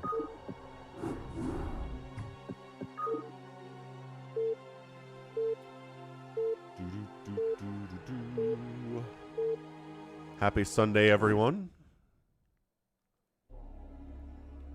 Let's see what we get here on the Big Game Hunters. So it's going to be a team versus team play here. I like that a lot. We got Bacon and Eggs. His teammate way down here is Analogic. Oh, that's interesting. I like that name very much. And then we've got Maitreya. I don't know what that means. Team 2 is Team Gnome. Oh, actually, you know what? This is Bacon and Eggs. This is Aki 3. Then we've got Poutine. Then we've got Debooties. Okay, so it is, yeah, so top rightish corner versus bottom leftish corner, and it's Team Nom versus Team Rev. Okay, I like it.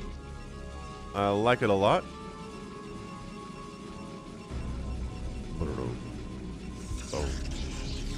Welcome back, Toycop. I hope your hangover is treating you better here. Be right back.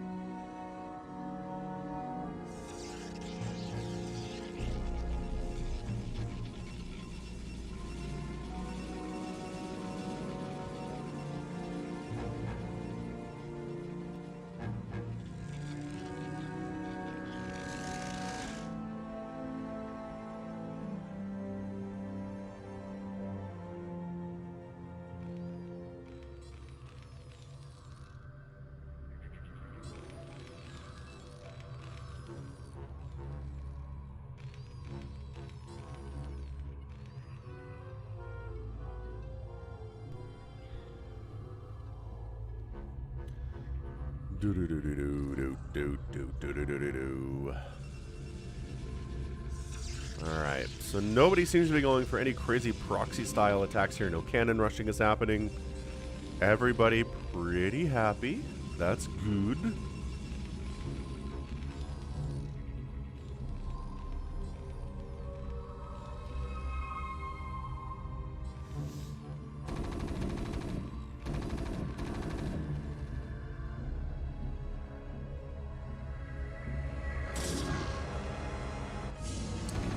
up, JC Bennett?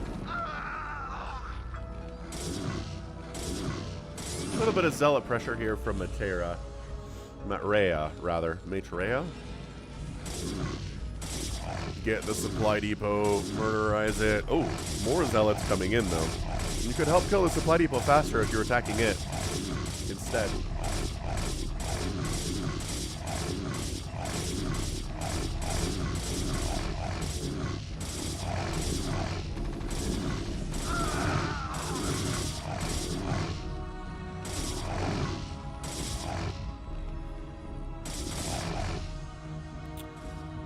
Yeah, Rhaegar, you should be good.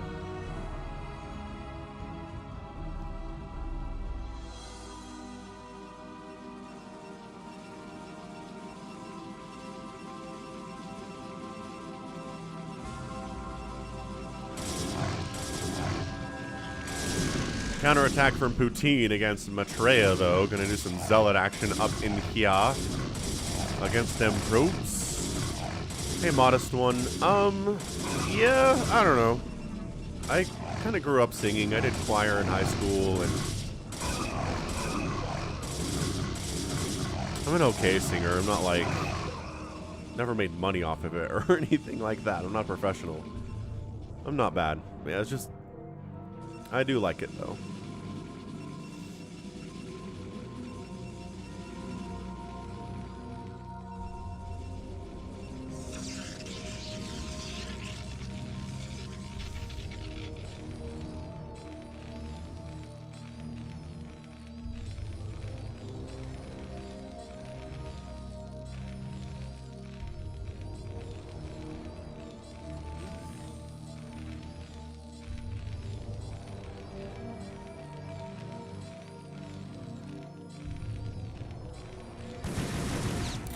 So it's Vultures from the Terran and it's Zealots from the Protoss, and this makes a lot of sense to me.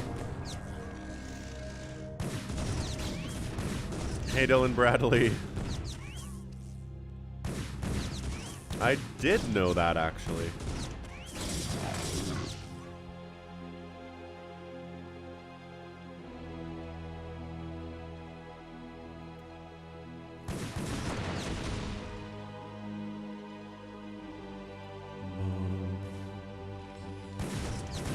Yup. Sing bass, whatever.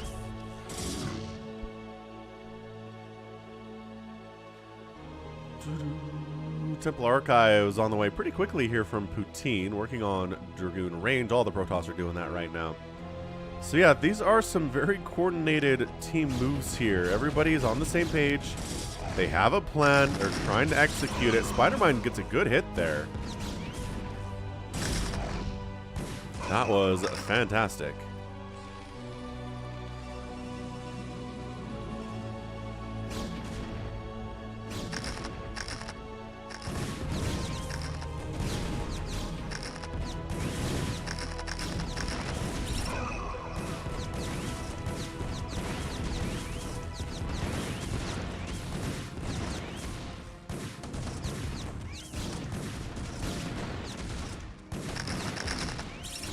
Yeah, generally, Vulture versus, you know, Dragoon Siege Tank is not going to go super well for you, but Spider-Mines can help kind of even the odds there. Spider-Mine's just getting laid all over the place by said Vultures.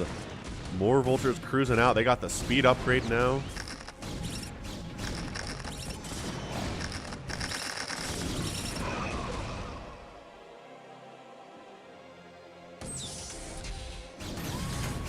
Ah, some DTs out. Kind of mixing it up a little bit here as Poutine.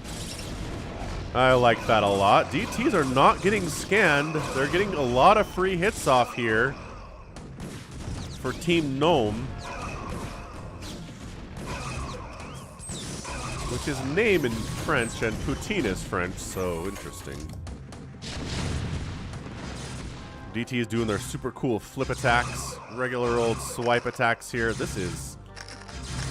Dude, Analogic is having a rough time here. He's losing a ton of stuff.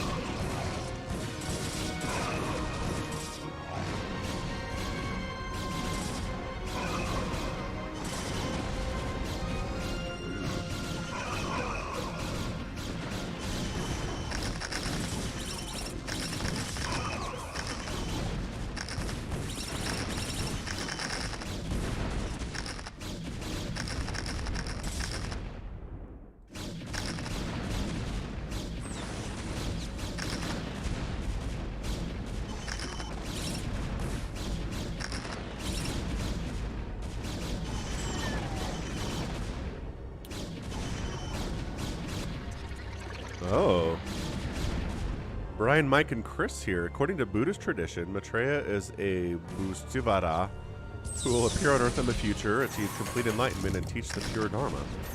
Well, all right, there you go.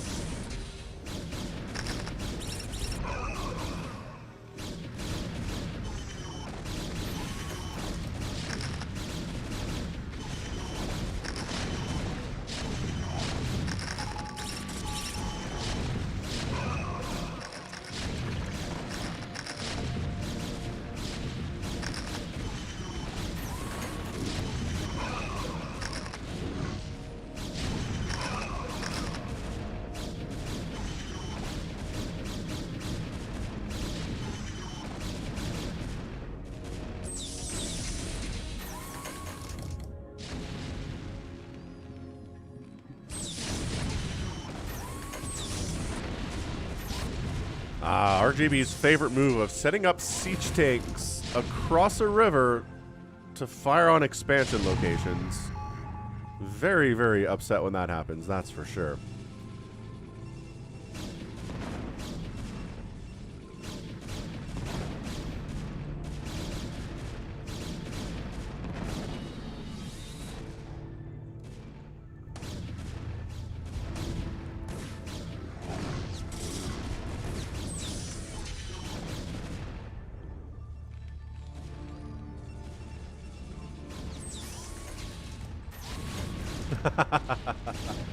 See, there you go. RJB in chat, angry about this for sure. Pretty good back and forth, though. Nobody's at 100 supply. Nobody's under 50 supply either, which is a pretty interesting sweet spots for everyone to be here at 11 minutes. And everybody is close enough to each other that they can enjoy the defense. To a certain extent, anyway, and then working together here too, right? We got two separate Protoss players working together. The siege tanks here from Analogic are just doing some serious work, though. Where are your tanks? Aki 3, come on, man. We need more siege tanks. Red's got a bunch out already. You were too busy with vultures to make siege tanks, weren't ya?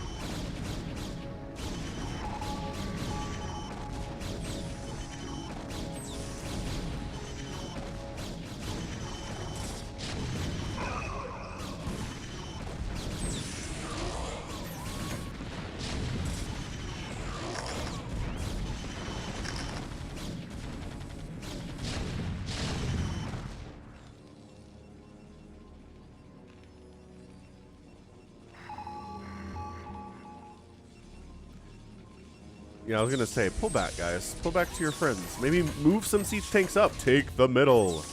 There are two Vespine geysers here. You guys can share. Maybe a couple more replays left after this one, Mr. Bagitka.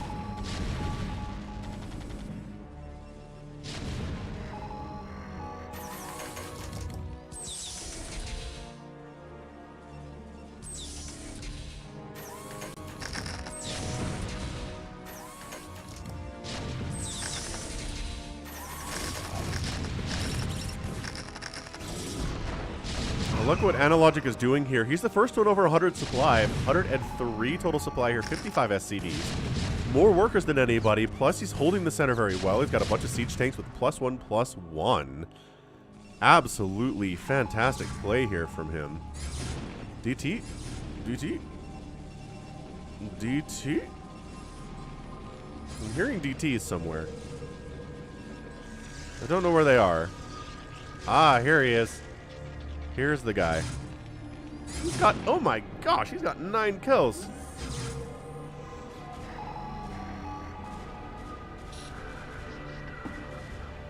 This is D Booty's Dark Templar. Wait, who's making Marines? Who's stimming Marines at this point?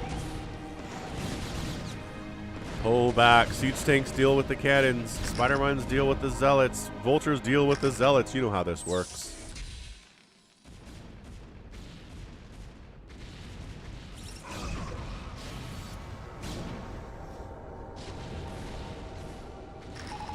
Trying to take center here. We've got Poutine marching down with his dragoons. Trying to fight through this as well as he can. But the answer is, I don't know. I don't know if there's a well enough here. Siege tanks backing him up, however. And coming in from the right side, too, here comes Dibooties. Trying to help. Getting some storms down. Storm down on the siege tanks. Very nicely done. Siege tank count reduced to 2 here, but 2 siege tanks with +1 attack on the back side, supported by Dragoons, can be pretty scary nevertheless.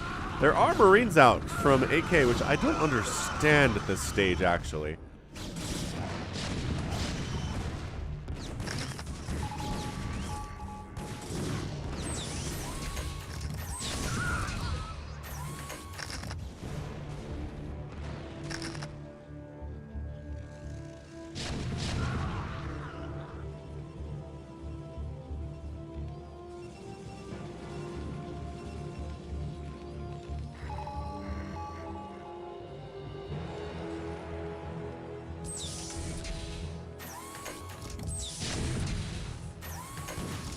Still 129 supply up for Analogic. Nom's at 51 supply right now. That is not great, but Poutine and Djibouti have arisen above that 100 supply mark right now. So center still tentatively held by Team Red here. He's got more tanks showing up all the time. He's got +2 attack on those guys now.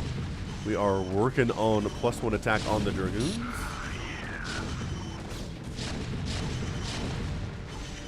Still trying to break this thing with just Dragoon. I guess there's Zealot High Templar in here, but no stasis or anything yet.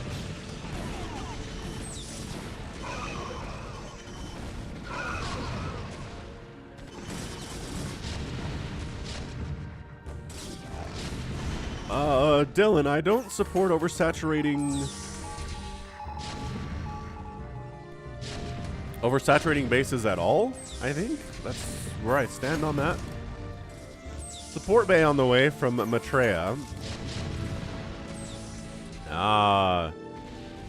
Little DT Zealot drop heading up this left side. Maybe going to try to sneak into AK's base.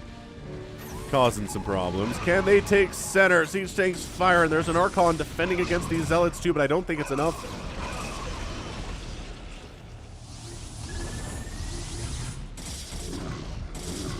And there's the unload. Nom AK is going to lose more SCVs here pretty quickly. There's a High Templar in the mix, but doesn't see the need to storm quite yet. Going to hold off on that.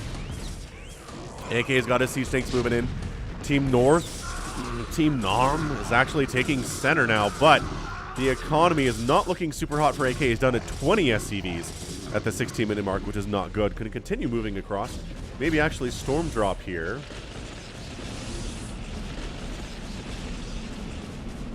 Ah, beautiful storms. And Nom Poutine down to 33 probes himself.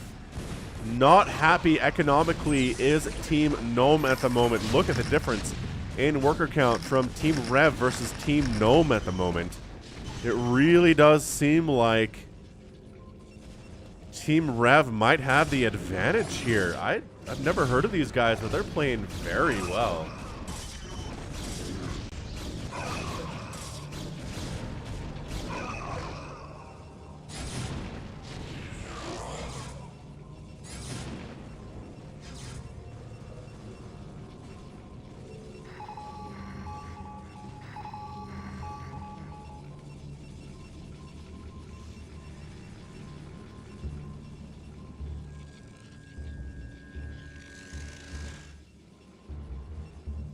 Starting to see those FPS drops. That is so frustrating. I don't understand it. Last week, the only way I was able to fix it was by restarting my PC, which is not super great.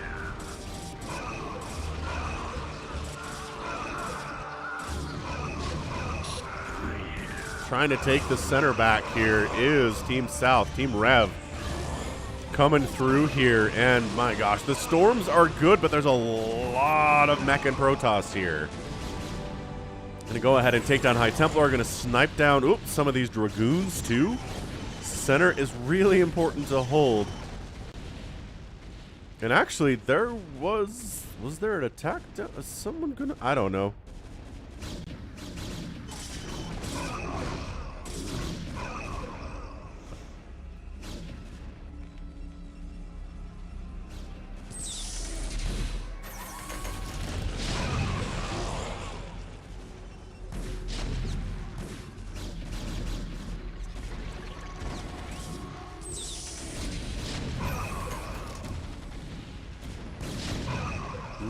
it's something else that's wrong, RJB. Yesterday, I was getting drops down to 20 FPS in Brood War just by itself. In Brood War, no matter what I was doing. I was at the main menu. I'd restarted Brood War. I wasn't even streaming, and I could not figure it out. It only happened when I was in Brood War. If I left, if I alt-tabbed out, it would be fine. But as soon as I clicked inside, the FPS would drop to 20 again. The only way I could fix it was by restarting my PC entirely. Hey, what's up, Joe? Got one of your replays coming up this week. The one you sent me. It's on the list, and that's it, man. Gnome taps out. Our winners today are Team Rev, Bacon and Eggs, Analogic, and Maitreya. Good job, guys. Fairly new. Don't know if I've seen your names before, but well done, nevertheless.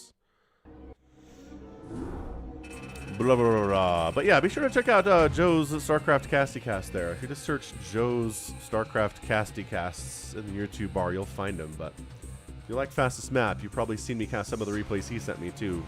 Great stuff. Yeah, RGB, I don't know what it is. Like right now, I'm at 57 FPS. If I click out, then it goes up to 60. It's just something about the game is very weird. No, I didn't upgrade to Windows 11. I'm still on Windows 10. Nothing has changed. I don't know what has changed, but the last 2 or 3 weeks, the longer the stream goes on, the longer Brood War's been running, the more I get these FPS lags, and I don't understand it at all. All right, I think we've got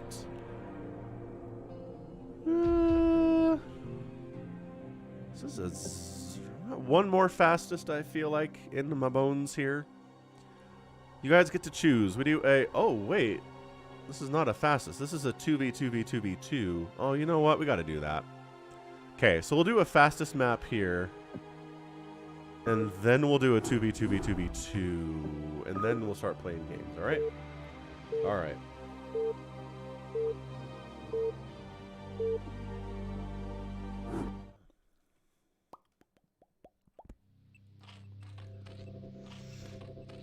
No, Nick. Carbot is just a skin. Shader cache. I don't know, RJB. If you can, like, if you tell me something to try, I will try it. Promise you that. So we got No Mercy Dog. He is a Zerg player in the bottom right. We got Braddock next door. Braddock. Not really him, I don't think. Probably not. And then we got Food Truck down south. Team 2, SS Boy. We got Mick GG. And Marion123 for Team Other Guys. I did not try kicking it, no. But I restarted Brood War several times. It's not my streaming software messing with it because I stopped streaming and closed the streaming software and it was still happening. It's so frustrating, and yeah, we're getting drops down into the 40 FPS here. It's not my internet either, because I didn't restart the router or anything. Cannon rush attempt here from Mick GG. Up here against Food Truck. He does not have his own forge, but he's making zealots, so if he can see this, it might work out for him in the end.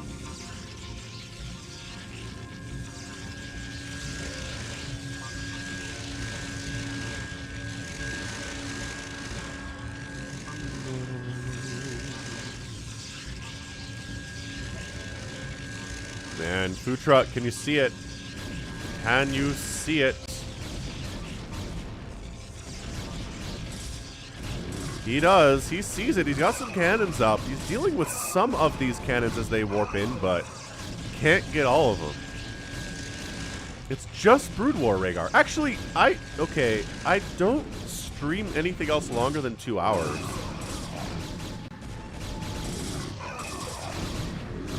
But yeah, can you... I bet you could see it now.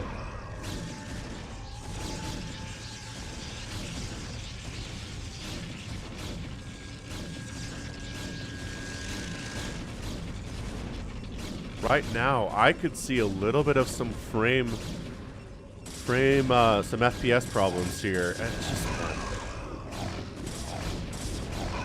No, it's not system resources litany against fear. I'm using... It ends up like 10% of CPU, 15% of RAM.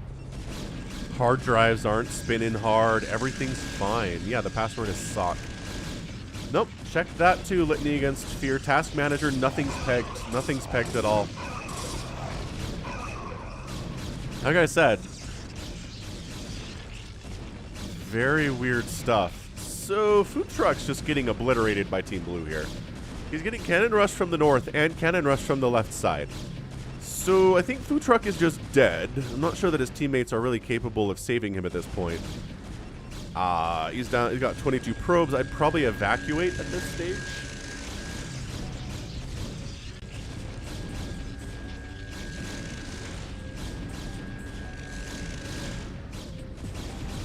Yeah, no, uninstall, reinstall. That's not a terrible idea, Rhaegar. I could try that.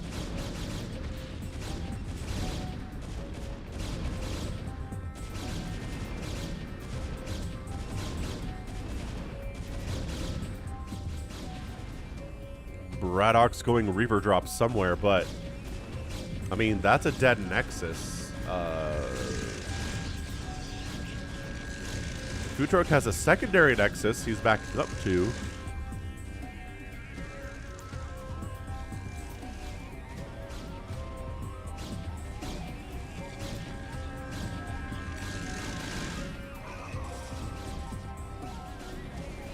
Reaver drop on McGG. Goodbye, probes. Got 19 of them. He's got 4 of them. He's got 3 of them. Yep, that's brutal. Got a bunch of zealots out, but his economy just got knocked back to 0. Food Truck kind of sort of staying alive a little bit. This Nexus is not dead. It's very close to dead, but not dead. McGG is actually in a worse place. That's what he gets for cannon rushing, is this. Get the Nexus. I know you want to kill these pylons, but also the Nexus dying is great. Okay, so McGG does not have enough money to build a new Nexus. He's out. He's done. That's it. Kaput. McGG got taken out of the game. He tried to kill Food Truck, couldn't quite pull it up. That's me, says McGG. I don't even... Oh, loses the shuttle, though. Braddock does. That is not... That is bad. That is exceptionally terrible. Yeah, the FPS will not get higher than 54 at this point, and is dropping down into the 40s every once in a while. And then it's going to be 40s, dropping down into the 30s, and then it'll be 30s, dropping down into the 20s.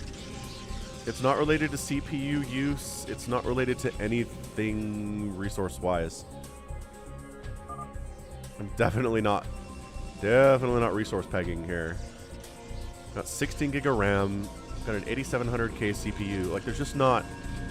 There is not any way. Yeah, so he's out. I mean, McGG, he's here. He's got his zealots. He's going to try to do some stuff, but that cannon placement's really good behind the pylons, behind the gateways. And the zealot count is increasing pretty heavily here for Marion, too. Another drop attempt from Braddock. He knows how to do this thing. Heat's fine. Nope, FPS cap is not on.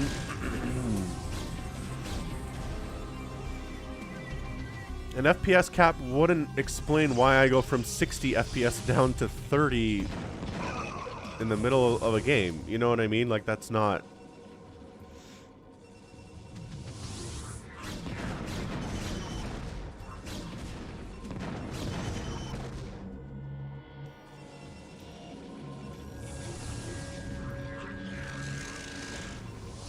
Yeah, my GPU temperature is reporting at 60 Celsius. It's fine.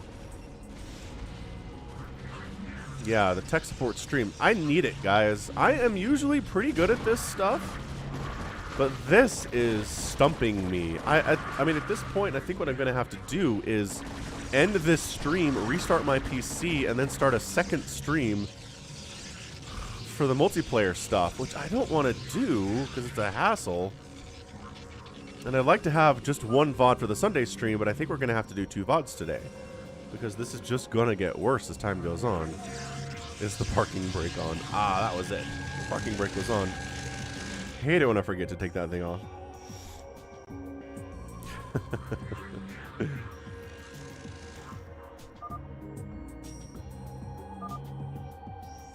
Wait, says that's us boy. Oh man, this is a huge drop. That's us boy at 58. Good drone pull though, getting out of there. Very, very nicely done.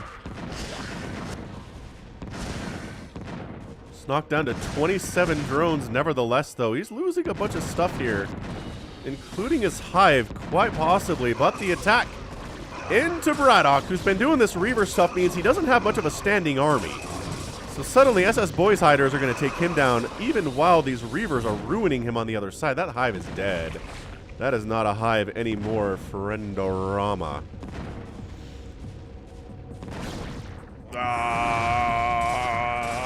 Yeah, no, Litany, I didn't feel condescended to at all. Look, I don't care either way. I'm stumped on this. And I can use the help, so no reason to feel embarrassed about that.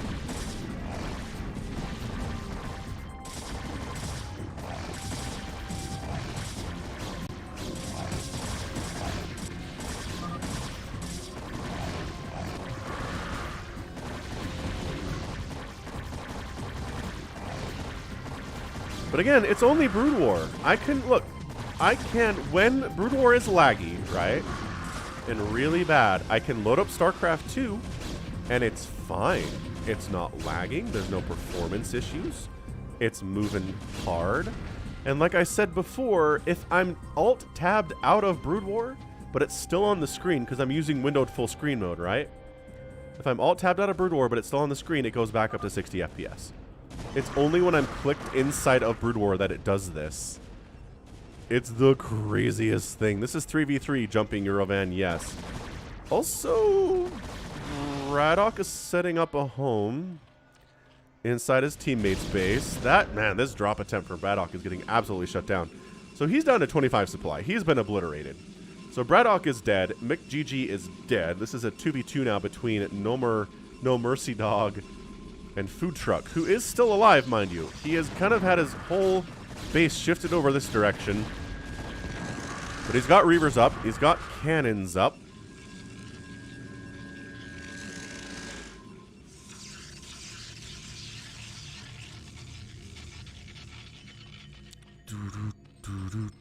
See, but RJB, why would it be good for the first 3 hours, but then start to lag out? If it was how many cores were assigned to it, wouldn't it be laggy all the time? Like, your idea of something caching being the problem makes more sense to me. I don't know enough about that to tell you for sure, though. Hey, Avcatinus. Maybe, man, but if you've been listening to what I've been telling you, it's just Brood War. And it's only when I'm clicked inside of Brood War that it's laggy. I don't know, man.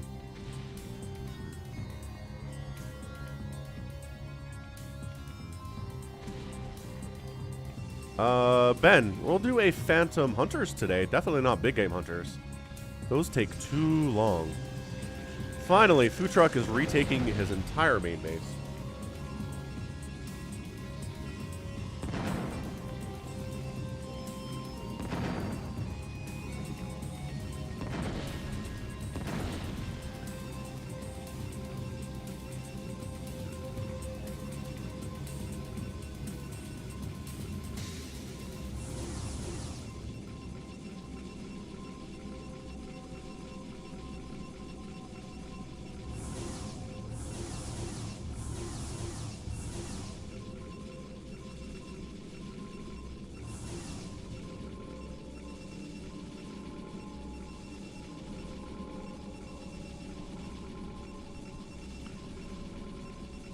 And we've kind of settled down here. Yeah, it's not GPU usage at all. Right now, my GPU is at 18% utilized. 18.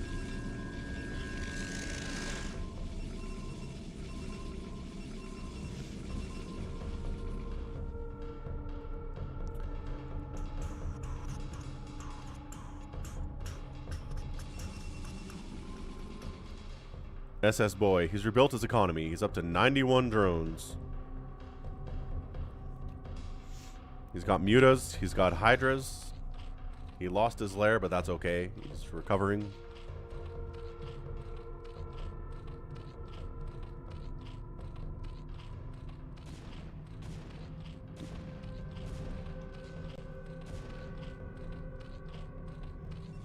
My GPU set to Terry mode.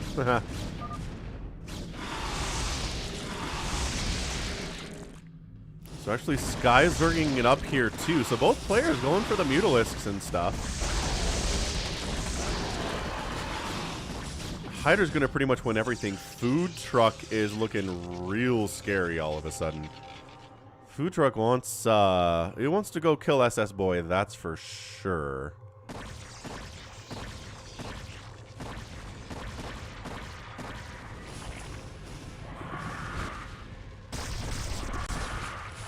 Wow, huge unload of Reavers, but that means there's nothing here to defend against the Dragoon onslaught that Marion is bringing. So bit away from home here is Food Truck. I'm not sure if that was the smartest idea after all.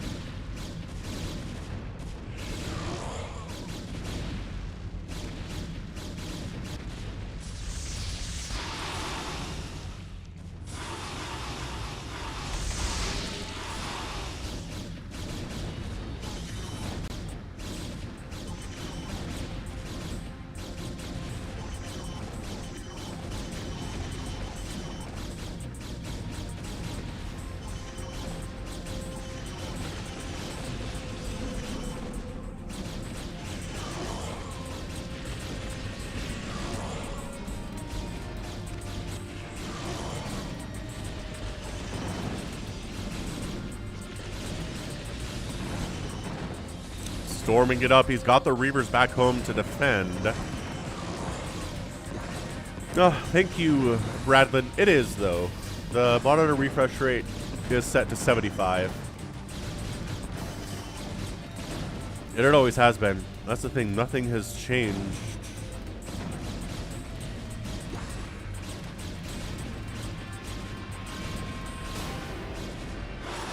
Got a big Muta versus Muta battle up this way with some Guardians in the mix. A couple of buildings die here for SS Boy. A lot of his drones actually got killed too, but he is going to be able to replace those pretty easily with his bank.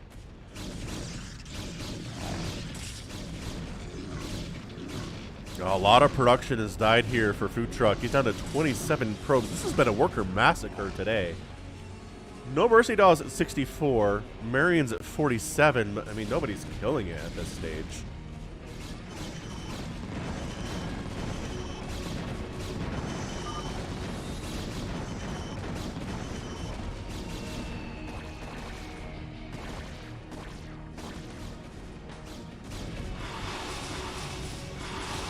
Mutas jumping on in. And Food Truck taps out. The Muta attack. He doesn't have any anti-air here. The Mutalisks are causing big-time problems for him. So he gone, and now it's No Mercy Dog alone versus Marion and SS Boy. This should not go well for him. McGG is still down here.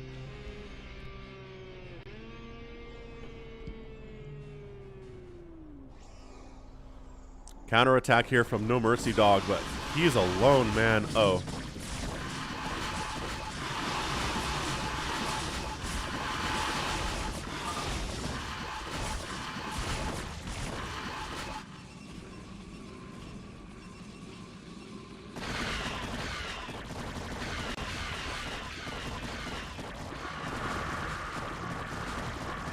Trying to hold SS Boy.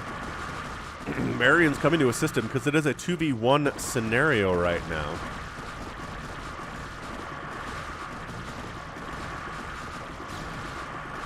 Looks like SS Boy was going to hold that on his own anyway, but Marion's showing up with his 2-1-1 upgrades there. SS Boy says, let's go. Let's go take him down. Let's work together.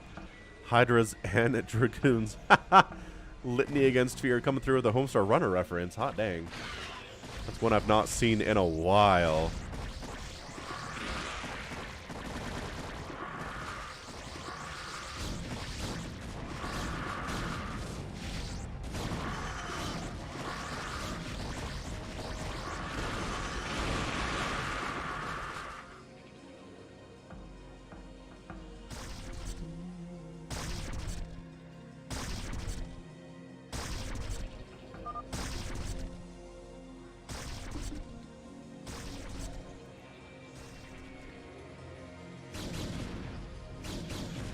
Braddock actually kind of making a comeback here. He's got a nice Corsair army anyway. He's trying to expand up this direction. That's not going to happen for him.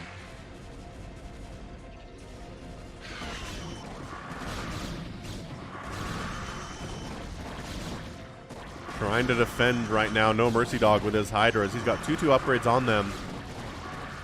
The 2-2 upgrades on SS Boys as well.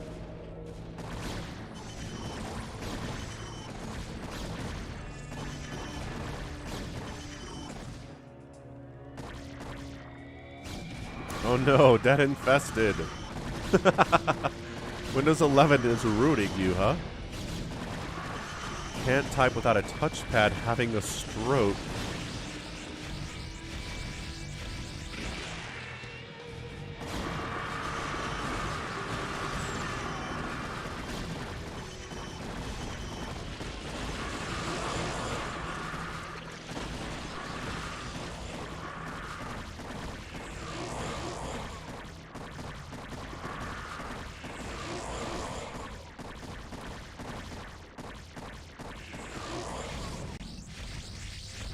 Corsair versus Corsair battle.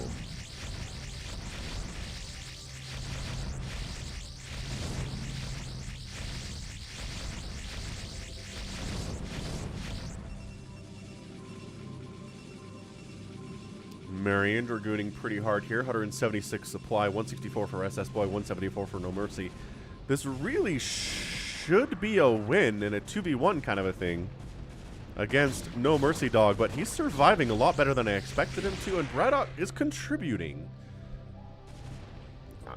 If he ends up winning this thing, I'm going to be very impressed.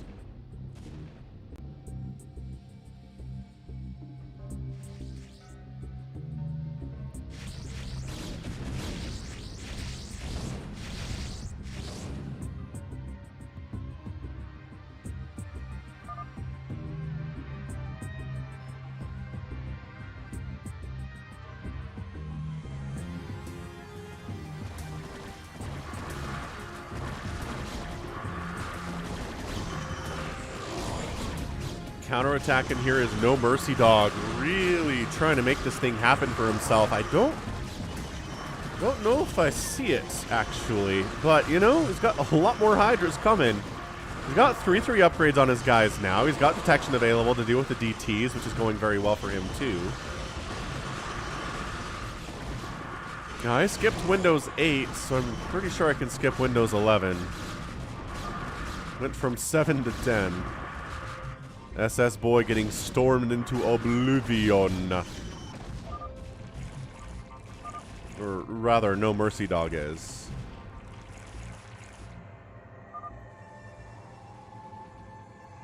McGG's got a couple probes just kind of hanging out, staring at walls.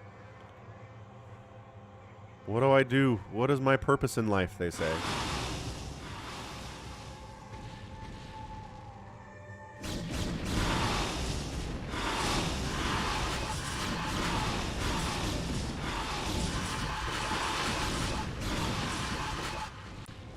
Muta's trying to attack it, not really happening here.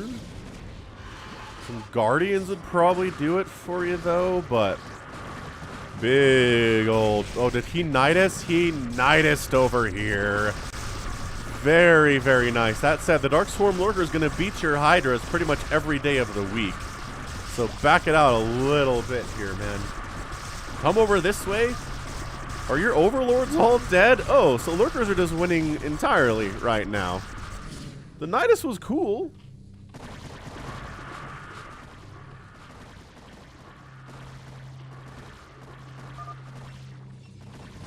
You got a canal in your base, says McGG. Yeah, true facts. Truest of facts here. Good Dark Swarm play here, however.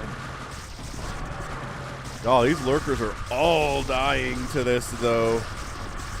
The Nidus goes down too. Finally, he brings detection in, but it is way, way too late for that.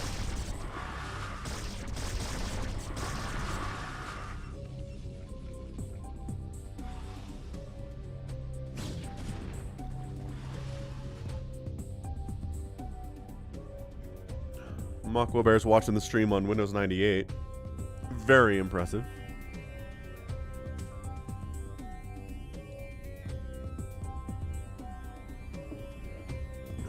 I don't know, Rhaegar. They didn't do that with Windows 7. Windows 7's... I haven't done that ever before, actually. I'm not sure there's a version of Windows that is, like, useless. I mean, unless they're useless at the very beginning, right? Like, Windows ME sucks, but... Windows XP is still used worldwide in a lot of places. Windows 7 is great. The server OSs are all really solid. I don't think Microsoft intentionally deprecates any of their OSs.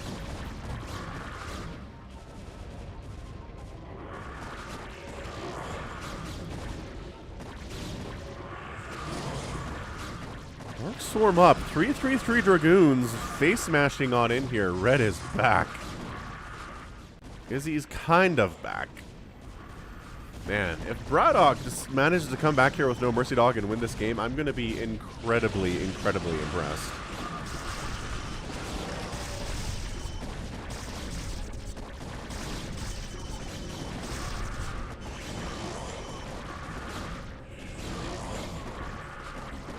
Okay, kind of like bringing Ultralisks in here. Got the 2-2.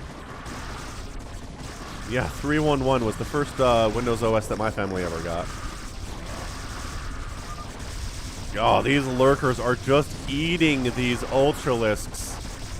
Is there no detection here? Oh my gosh, there's no detection here. SS boy, you can't keep attacking into lurkers without detection. You're murdering me.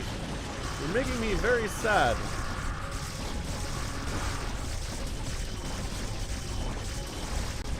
That's true. It is just DOS with a GUI. So I think XP was the first one that wasn't just DOS with a GUI, right? That was ground up. Because I'm pretty sure 98 was also, you just ran that from a DOS prompt to load it.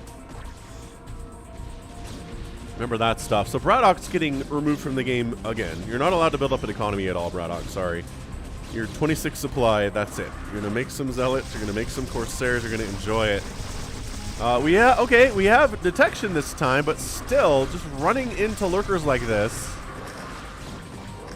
not going to work out for you here.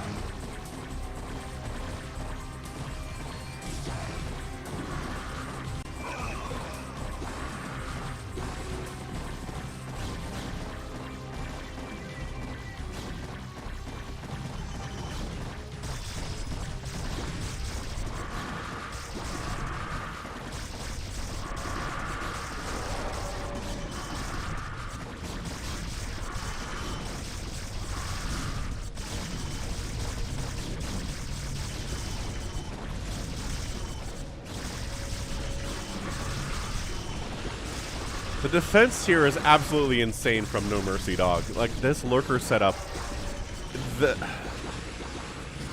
Team Marion and SS Boy just cannot break it today. I do think a Guardian play would be pretty good here, but you'd have to worry about the Hydras with the Dark Swarm for sure.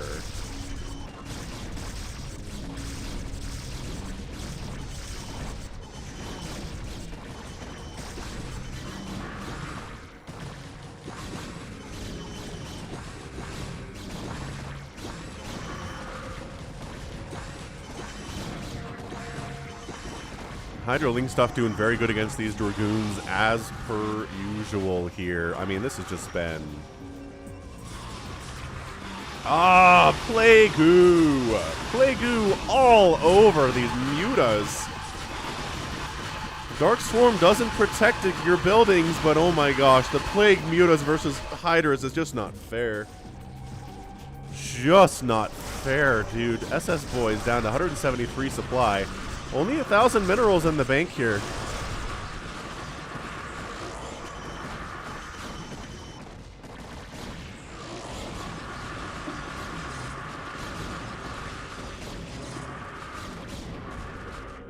Man, we're at the stage of the game where I think players are just like, I'm getting tired. Like, this is not working out for me overall here.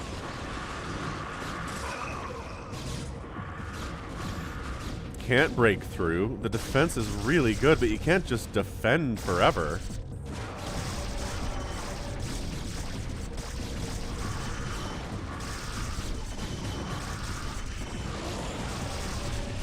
The Dragoons are going to be fine here unless there's Dark Swarm up with these Lurkers, which there it is. Again, doubling up Dark Swarm does not help you with anything. We're going to Guardian. It just keeps Muta-bombing, which is, I guess, okay. Got 2-2 upgrades. Working on +3 attack. He's trying to maybe avoid getting plagued again, but also wants to maybe make sure Braddock can't help anymore with anything by killing all of his stuff. Could take another plague to the face here. There are Defilers out.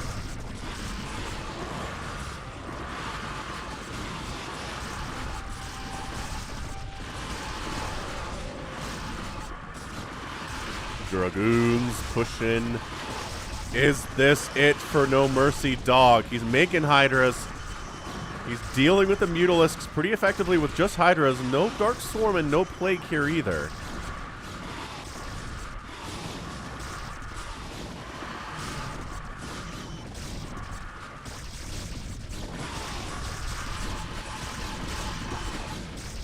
The Dark Swarm Hydra is invulnerable versus this Dragoon style attack, but moving out of the Dark Swarm always going to be a problem. What's up, JD? Yeah, CARBOT animations, very fun stuff. You should check out CARBOT on YouTube if you haven't already. If you just search CARBOT, you'll find him. He's doing a Diablo 2 CARBOT animation run right now, which is a lot of fun. I'm enjoying it. Every week he's got a new one of those videos, but he's got a whole bunch of StarCraft videos too that he's done over the years.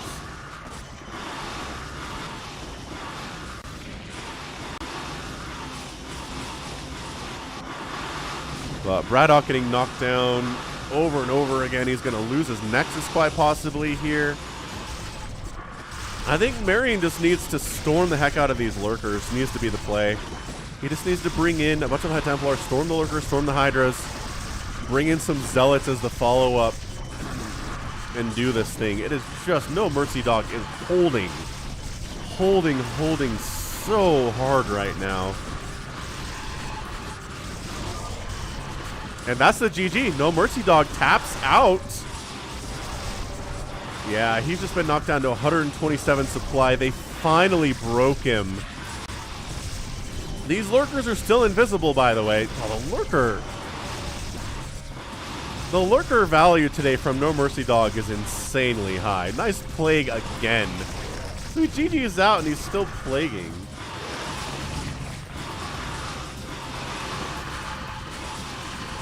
Dark Swarm Hydra. He's like, I'm holding here. You can't take me down. Where are your observers? If Marion had more detection available, I think this would go better.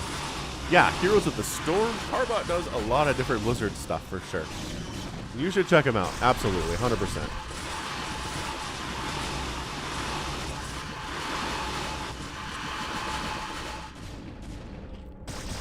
Bunch of mutas out from No Mercy Dog. Okay, so he GG's out. And then he makes 1 million Mutalisks and says, never mind, I got this.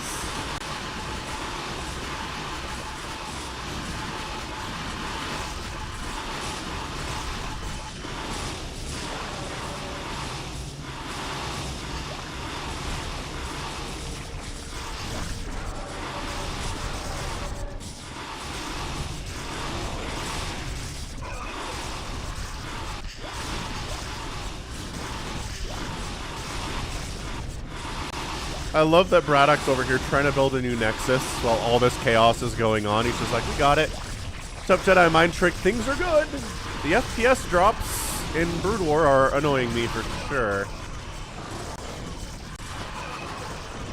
Oh yeah, we're getting drops down into 42 now. Yeah, 51 is my high. It is the weirdest thing. It is the weirdest thing. Let's see, then I alt-tab out, and we're getting 60 FPS. Ultralisks! Ultralisks in the mix. Oh, I got a thumbnail here at some point. This is moderately thumbnail-y. What do we think? Pretty good.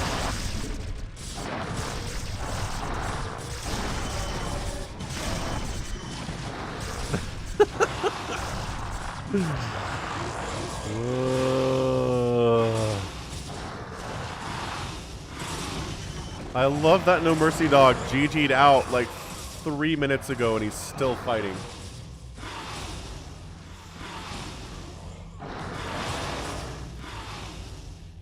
Okay, so the Ultralisk counterattack is happening. They don't have all the upgrades they need, but you know, they're working out anyway.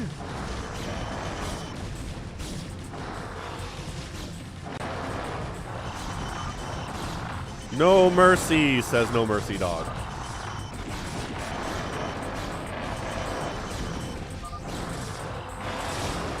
Allies, says SS Boy. Are you kidding me? No Mercy Dog's gonna win this thing? No!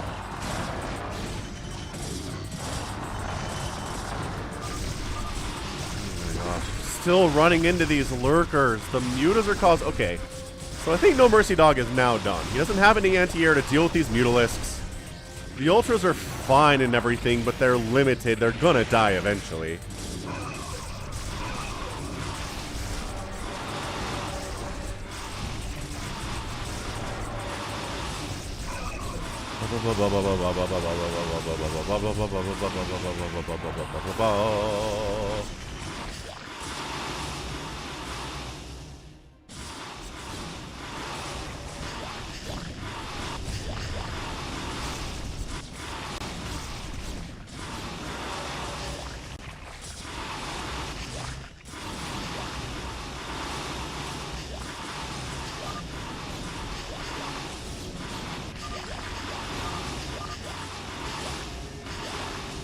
That's it. No Mercy Dog taps out. Oh, the comeback would have been amazing, but it's not enough. Marion and SS Boy finally managed to take down their enemy in 36 minutes. Absolutely insane match. That was really good. Thanks for sending that in, whoever that was. Maybe it was McGG. But well done indeed. All right, what next? What are we doing here? Did we say we were gonna 2v2v2v2? We did say that. Oh, it's a Crest White Strip game.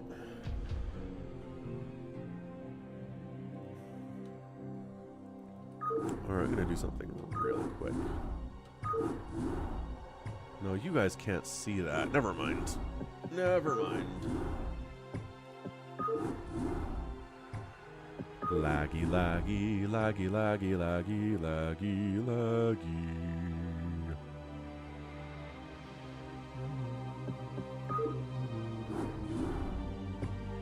Alright, man. Big Game Hunters 2v2v2v2 coming up. Step away, I'll be right back.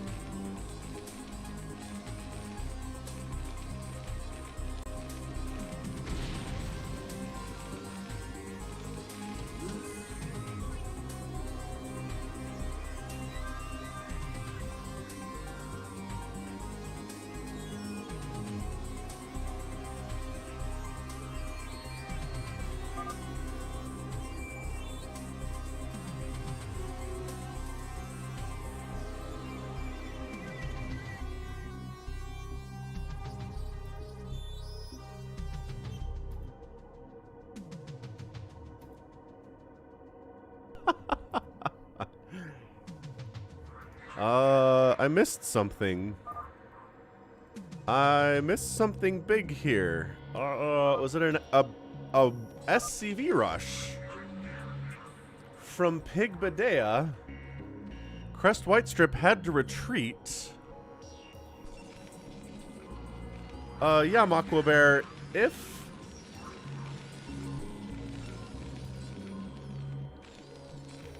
I'm gonna start a new stream,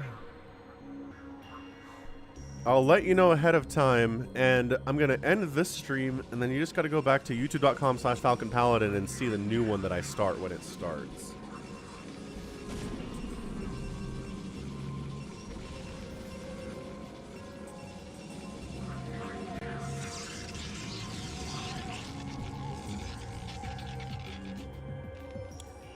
Huh. So, Pigbadea hurt his own economy to do that, and as a result, these lings are going to come in and murder him. So, Van Marcus is here to take him down, or try to do so anyway, but actually SCVs are not terrible fighters. Not the worst fighters in the world.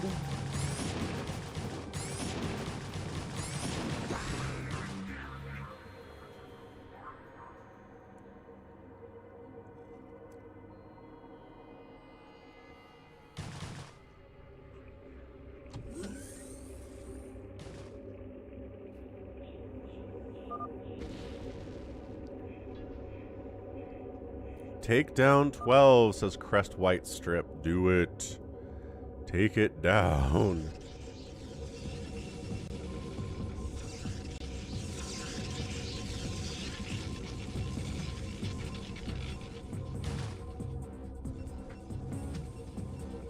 And it's taken down. I mean, there's more lings here for sure. So, fair enough.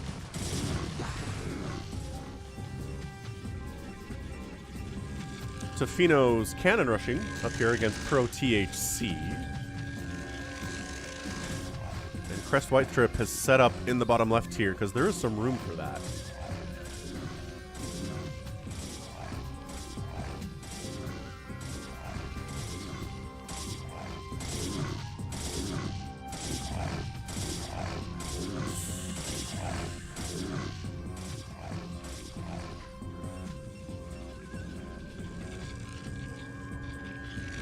Wait, what the heck happened to Tofino? Where did his base go?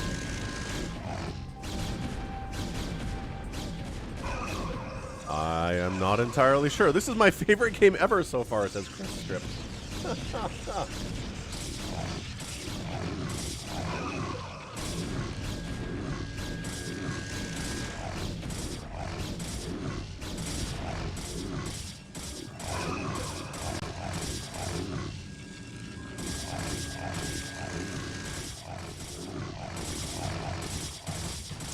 Maybe they did, Makwa Bear.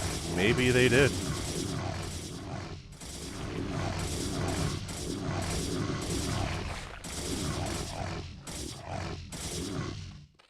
Man, Van Marcus is just getting obliterated by a Zealot attack here too.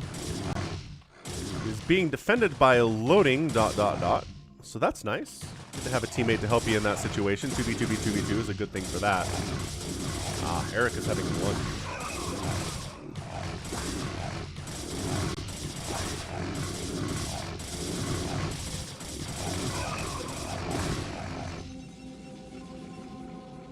So it really... Okay, so we've got some teams figured out here, I guess. Tofino and his teammates with Pro THC. We've got Crest Whitestrip,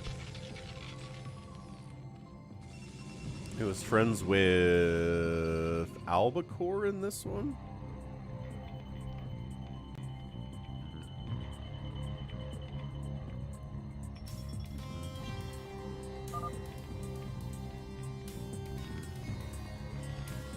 Yeah, Crest Whitestrip is back up to 2 bases, which is pretty fantastic, actually.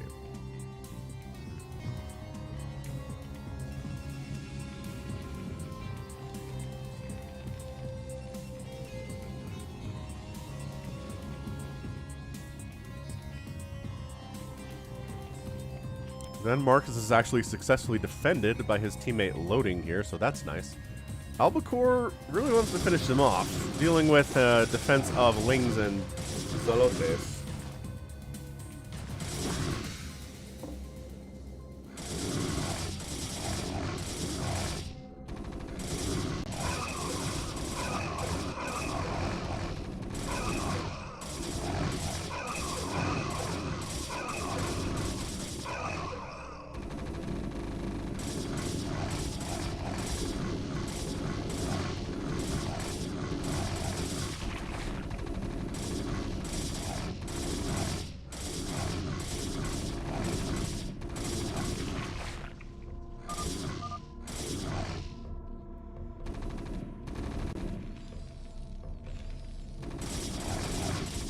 Get him. Get him. Marines are here from Quest right strip as well.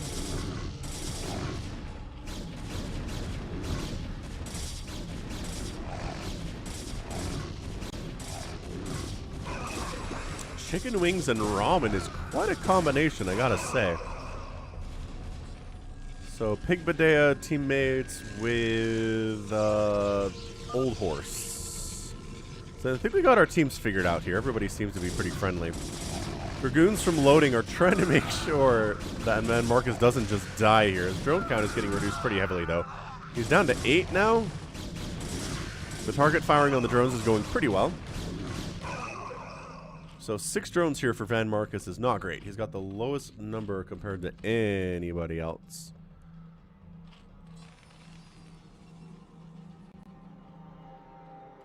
Anyone going for an attack anytime soon? That's what the question needs to be.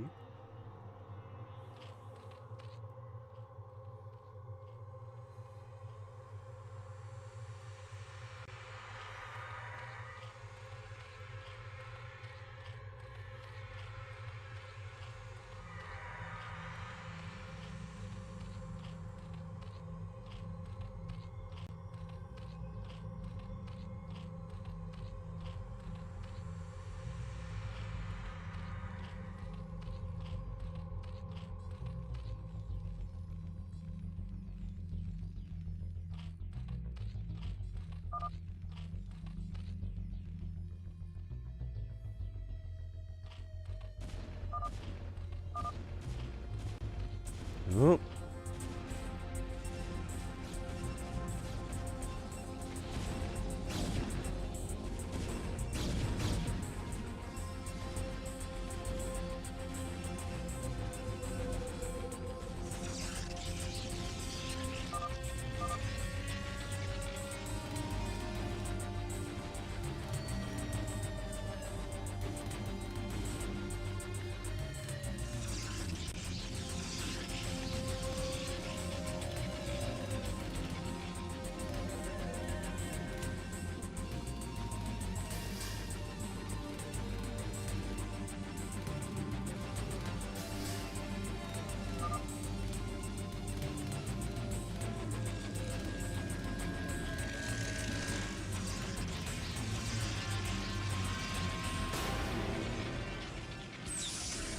It is time to go, says Albacore and Crest Whitestrip.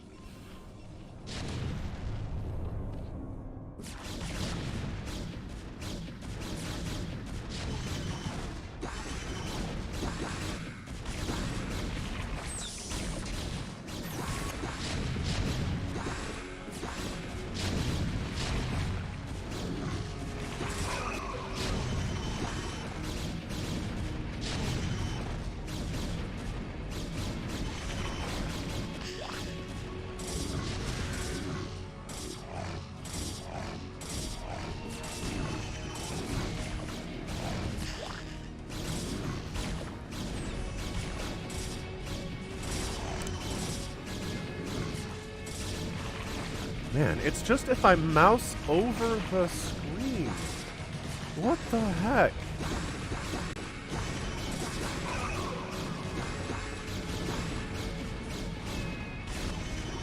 I get 60 FPS here, no problem. Look, everything's fine, everything's moving. And then I mouse over the screen where Brood War is, and it drops FPS. What is going on? Man, loading is a good teammate. Poor man Marcus here keeps losing everything. But he's not dead, only because loading keeps saving his butt over and over and over again here.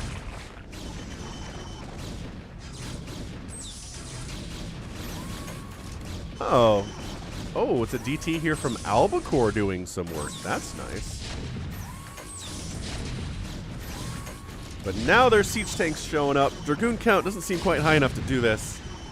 Lings, though. Lings jumping on these tanks could be a bit of a problem. DTs need to kill the Lings. There you go. Killing the Lings.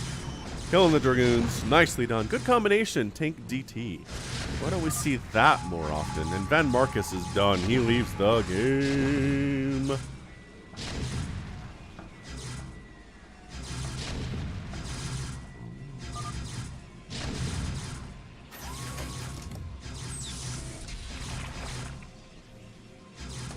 Alright, so he's out. So his teammate loading here, gonna have a bad time. So he decides to go for a counter attack.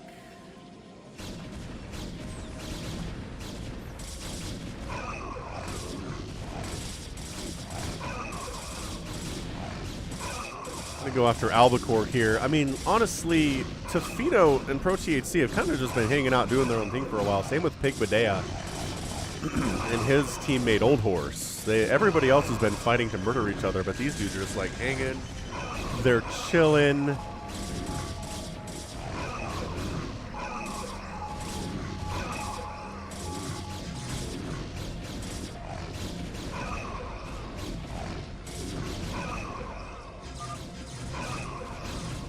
Take the 9 Expo.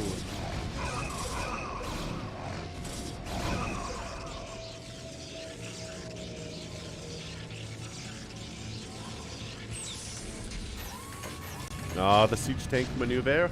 There it is. We have done a siege tank maneuver.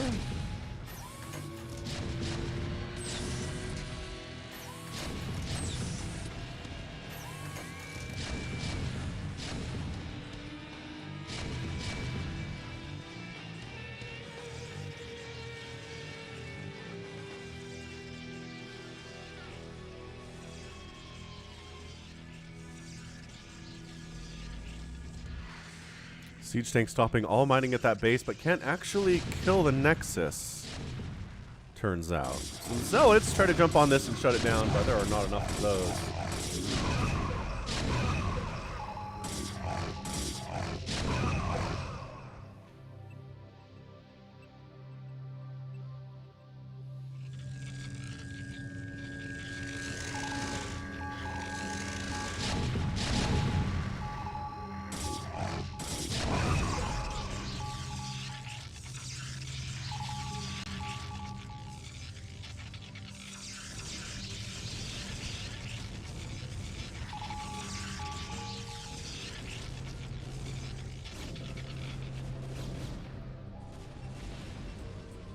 Oh, killing their own stuff. Man, killing their own stuff always throws me off. I hear, like, Dragoons and tanks firing, and I can't see any engagements anywhere.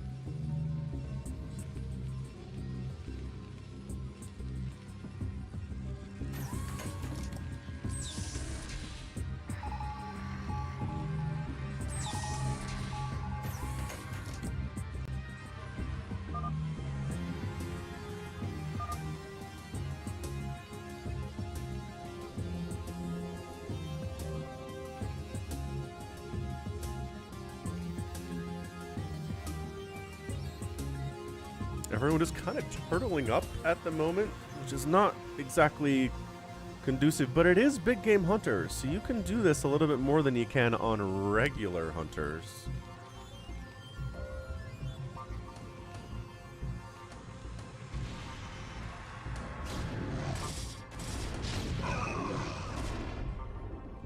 Making a move.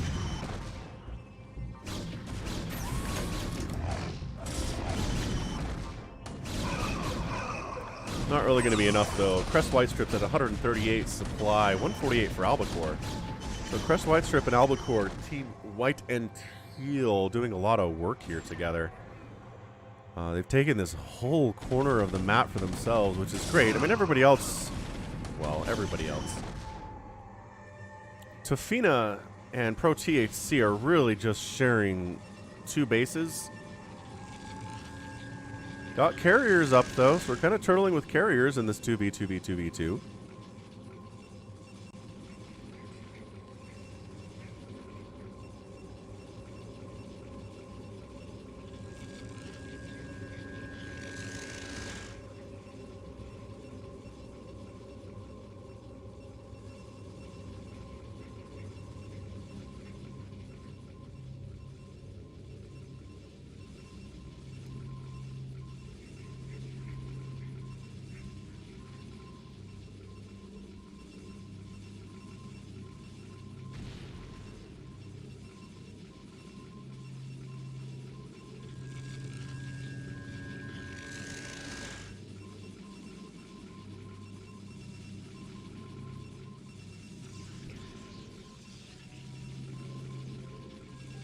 You can, but you've got about 10,000 more minerals left on these mineral patches.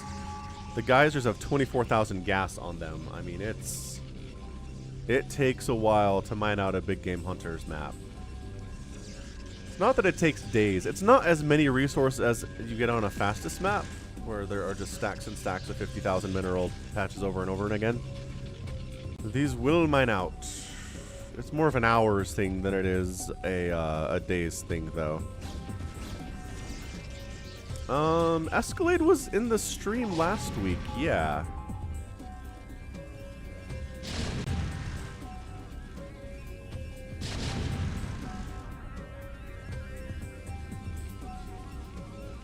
He said he's been busy with some stuff, but he was able to stop by last week, and that was fun.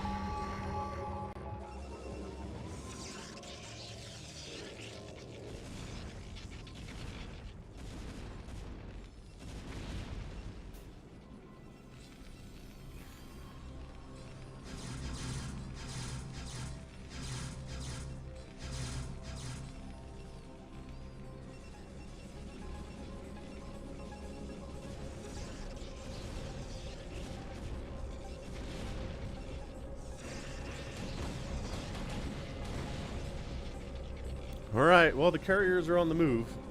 So for better or for worse, I just don't know that Team Top Right has the resources to win this thing.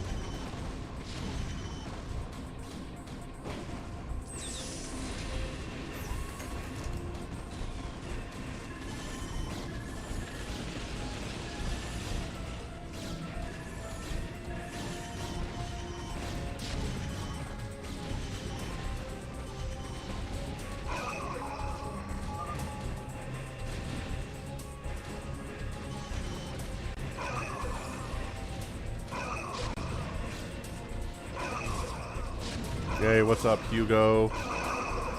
Kind of frustrated with my FPS issues.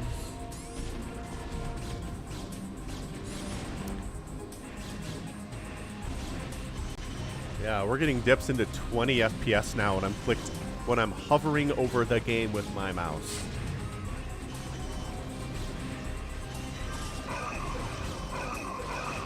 Making it full screen doesn't help.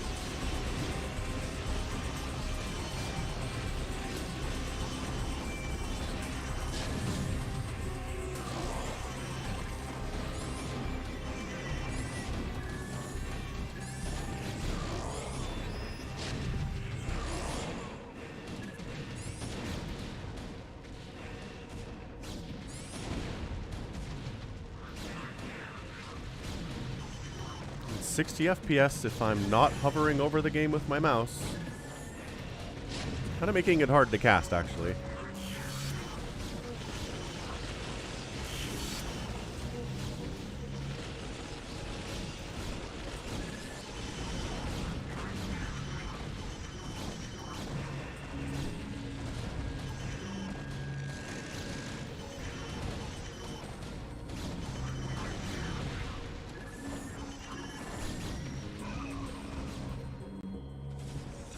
Carriers back out. There's Dragoons here. There are Goliaths here causing problems.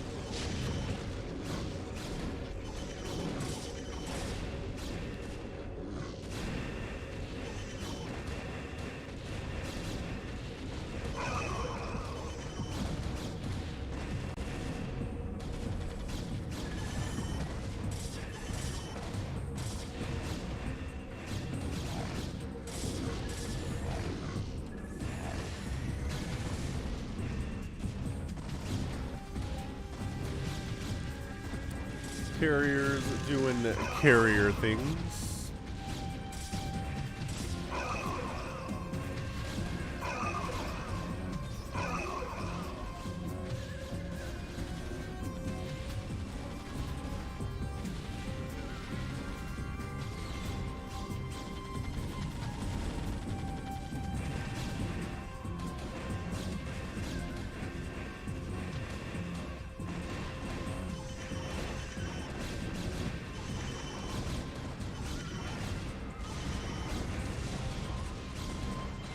Oh, carrier down.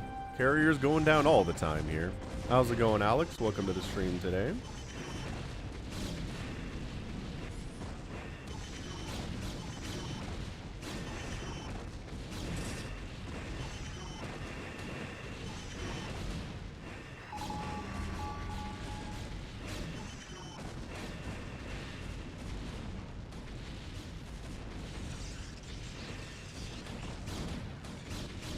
Yeah, so I mean, at this stage, the other two teams that are not Crest White Strip and Albacore are going at it here.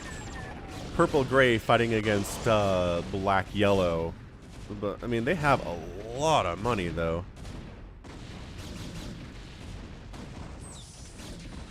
I've got Crone under the Brood War window. I mean, I'll close it, see if that does anything. We'll see why not.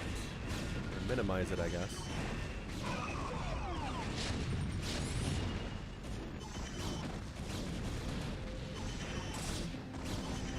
Yeah, that doesn't help. Worth a shot, though. That was not a bad idea, Eric. Yeah, I just minimized the chrome so there's literally nothing behind this but the desktop.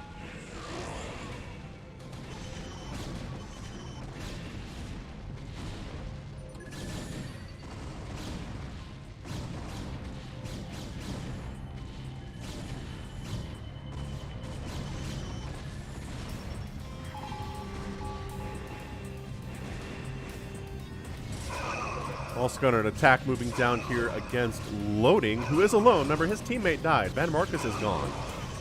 So Loading is alone. Tofino doesn't have much, so it's really just his teammate Pro THC who's fighting here.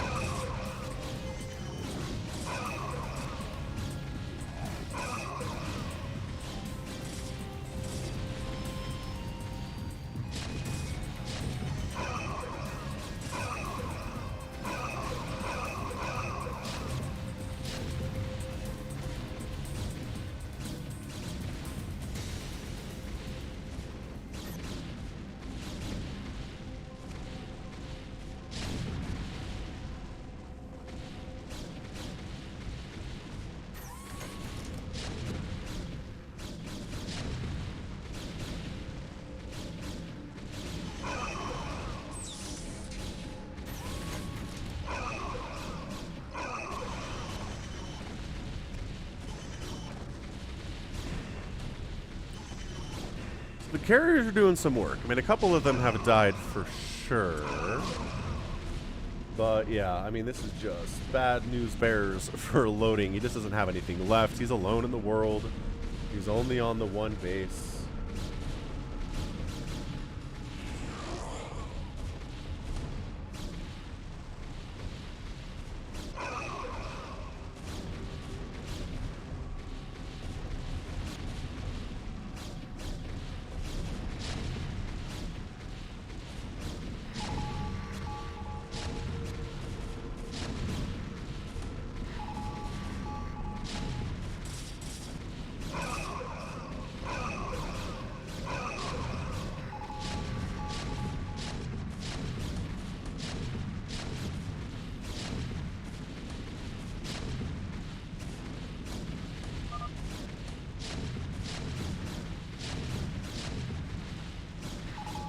We need a base, says ProTHC.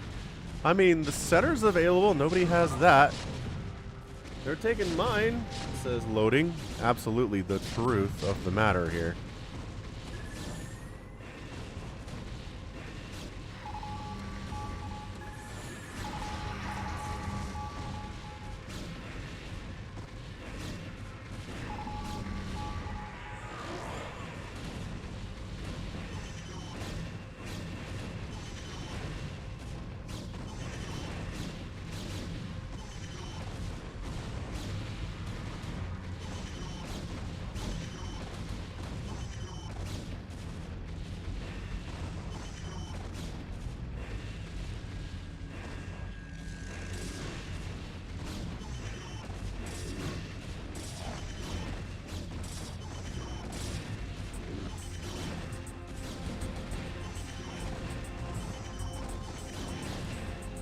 Alright, so we're pretty much done over here for Pig Badea and Horse.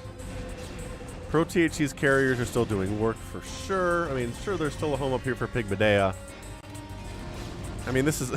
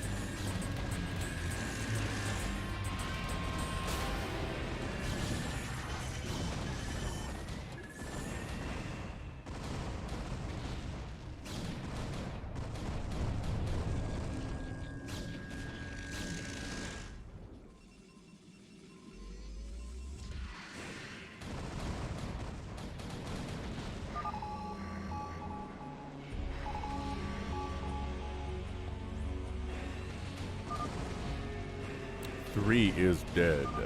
We should kill 11 and 12 now. Yeah, you probably should. You could wrap this thing up. Albacore's got 218 available supply, so he's definitely mind-controlled some of his Terran teammates' stuff. Recall at 11 on Pig Badea would not be too hard. Agreed with you on that one. For sure. Let's recall top left.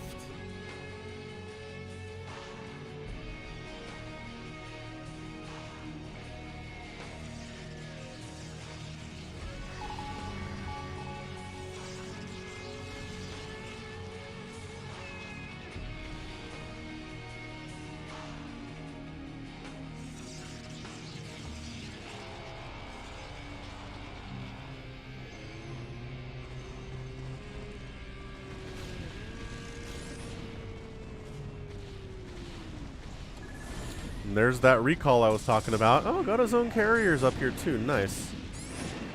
Oh, double recall. Double recall across the sky. What does it mean?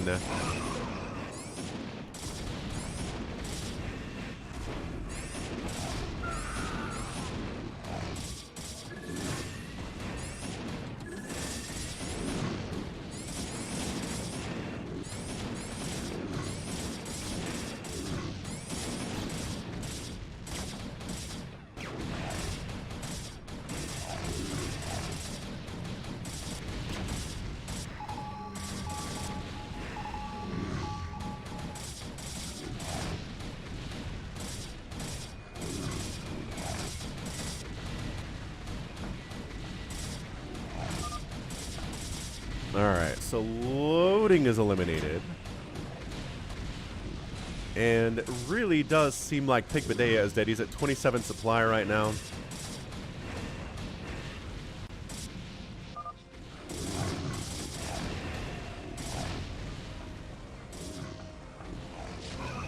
Old horse taps out, so yeah, I mean at this point it's just...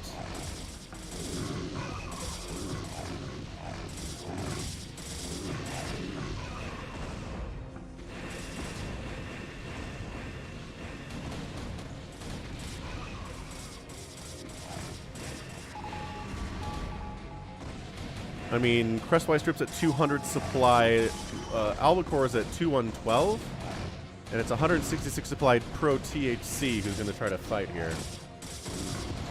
We're going to see possibly a carrier versus carrier battle. Maybe yes, maybe no.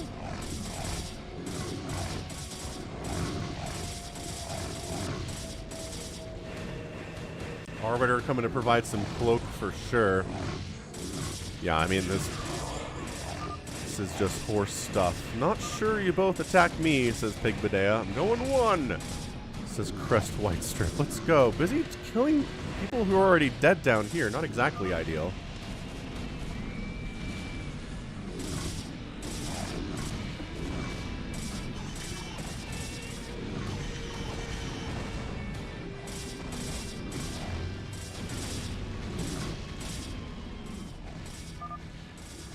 PvZ wants to stick around and watch the rest of the match because he's out.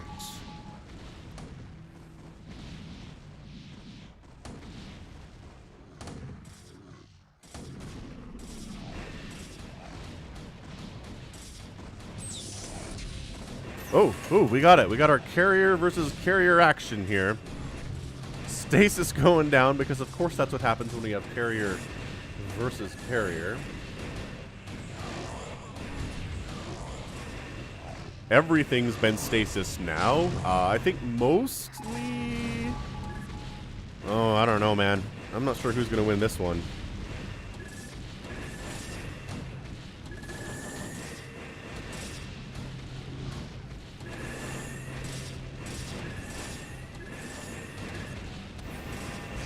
Oh.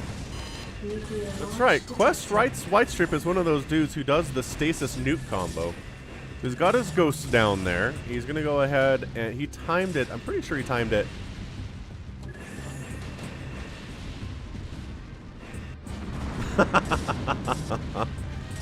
There we go. Good hit.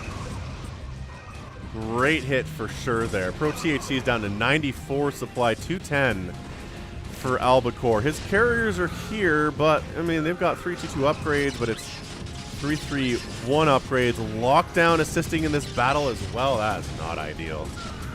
Yeah, I mean, lockdown versus carriers when you also have carriers. Pretty good.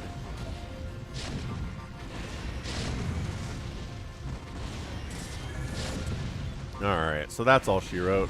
Siege tanks are here. Did we recall siege tanks in? I hope we did. I hope that's what happened because that would be super cool.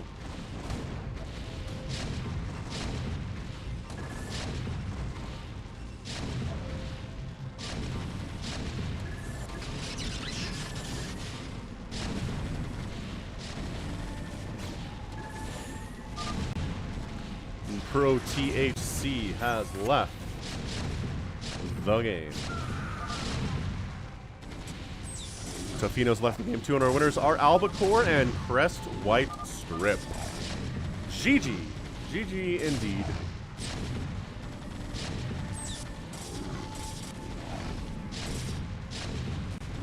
And that's it. I don't know who's still in here, but we're going to leave the game because it is definitely over at this point. Maybe they want to kill all the buildings, but yeah, Rhaegar, you're not wrong about that. What are my FPSs dropping down to here? 42, 50, 51.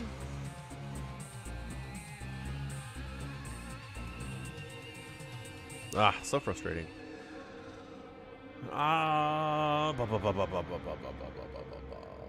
Maybe we'll just deal with it here. So yeah, Albacore, most units killed, produced the second most.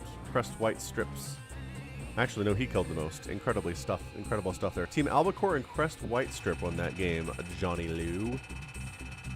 And then, yeah, just resources, generally telling the story of how that works, as per usual. Alright, I think that's it. I think let's go ahead and play some matches now. I don't have a whole ton of time for games today, but we'll definitely do at least a Phantom mode, and we'll see how we feel after that. FPS dipping down into 40. No.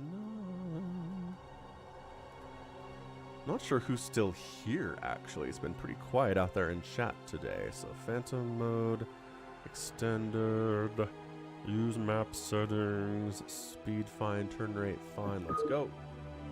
We can do 50 FPS. I'm okay with it.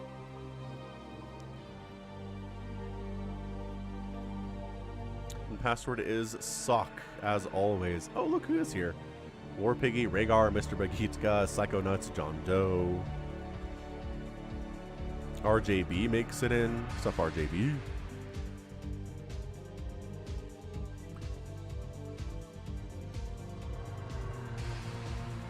Brugada Be Kiddin makes it in too, but he is in the Albs. Tuna on Toast. In the house here too. RJB's been active on the Discord. Fair enough, dude. Ah, Infested's here too. I don't know if that's true, Alexander de Vasquez. Maybe it is. Starcrack in the match too, but I don't know who you are, so you're just not going to get into this game. Let's go.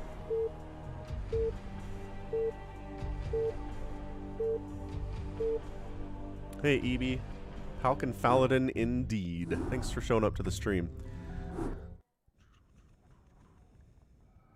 Alright, let's introduce these players real quickly. We've got Rhaegar top left, Mr. Bagitka, we've got RJB casts, we've got John Doe, War Piggy, Tuna on, Toast, Psychonauts, and FMY. Ooh, no Paladin in this one. That's interesting. Thank you, Alex. Hope you're having a fantastic Sunday, too. Thanks for stopping by. Glad to see you. Kevin Zerkler in the house. So we have, so what, 1 Phantom and 0 Paladin? Is that what we're looking at? Oh, 50. So, I mean, everyone's going to say they're a Slayer because if there aren't any Paladins, then it doesn't really, like, obviously you're all going to say you're a Slayer. Yeah, we got it, says John Doe.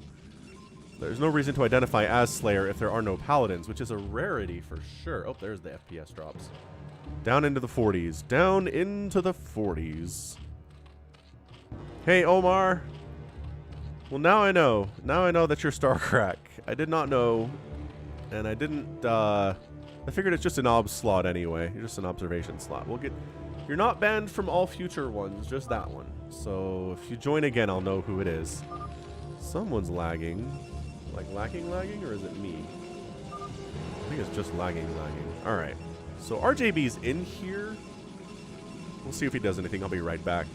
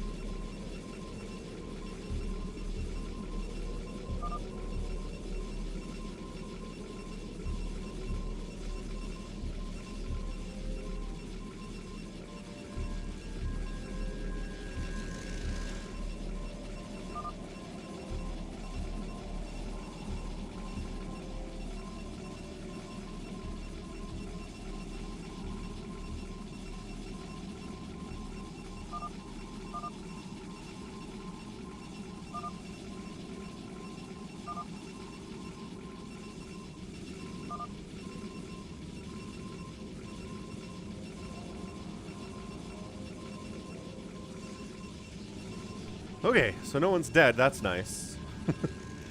Looks like our center is being happily taken by Brown.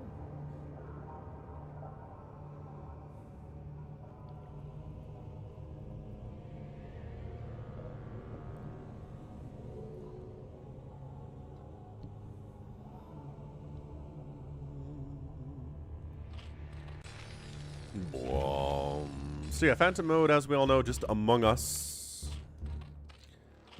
Everybody in here just gonna pretty much macro up. And there's a Phantom in here. I hate this spot. You're screwed, so am I. How are there no Paladins? I picked 2 Paladins and 2 Phantoms. Is it 2 Phantoms, no Paladins? Oh, that's what they're all saying. What? That's tough. This is like hard mode, y'all. Oh, thank you, Brand Cassettes.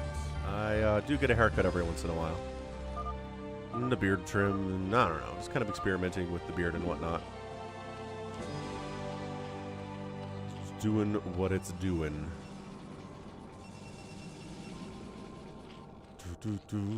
How is your Sunday going, Brand Cassette? You having a good time? So you really need to watch and see who the Phantoms are here, because you've got to take them down fast, because good Phantoms will basically try to hide themselves and make themselves look like they're not getting extra resources. So they're not going to have a huge standing army at first. It's kind of tricky. You can make a big army, but then you out yourself as Phantom. But if you don't make a big army and somebody comes to kill you, you don't have a big army and you die anyway. So this is interesting. I mean, if they could...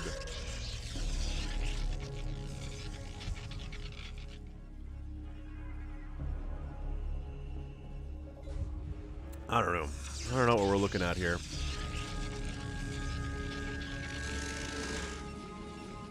Got 2 Zergs and a Protoss in the middle, sharing it. Very nice. This is Hunters instead of Big Game Hunters, just because the mineral patches have, 2,000 minerals on them. Instead of the Brazilian 25,000 minerals on them that Big Game Hunters has. Cinnamon is doing well today, EB. The weather's been nice the last few days. Really nice for December. It's 52 degrees outside, so she's been spending a lot of time outside.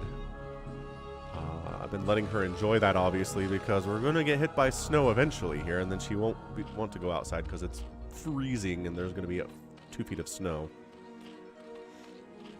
And then she has to stay inside during those days, and she's not happy about it. So, what's up, Pedro de Sa?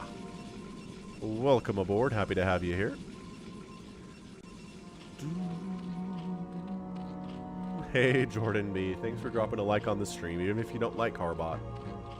I appreciate that. Yeah, I mean, I don't understand the aversion to it. Like, I've had people say I have a hard time recognizing what units are what units, which I don't even... I mean, I don't understand that, I guess, but it's more understandable than people who will look at this and like, I can't look at it. Literally, my eyeballs fall out of my head. It's like, all right, fair enough. Super traditionalists here, I guess.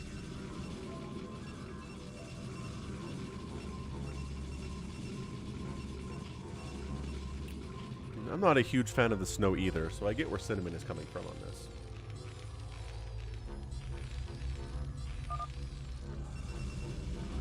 Alright, so this is center. Who's going to attack? Who will it be?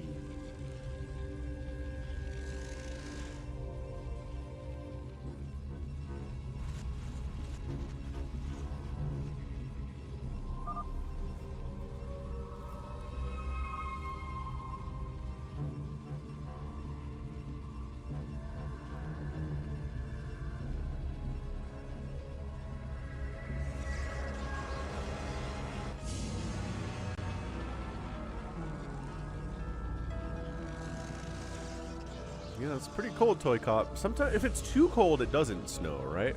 It's usually how that works. Yeah, exactly, Eric.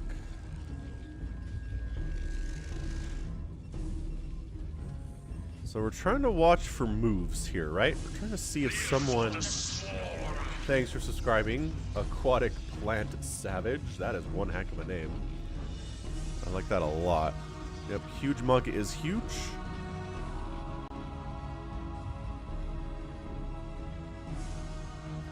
Huge zoom out is huge.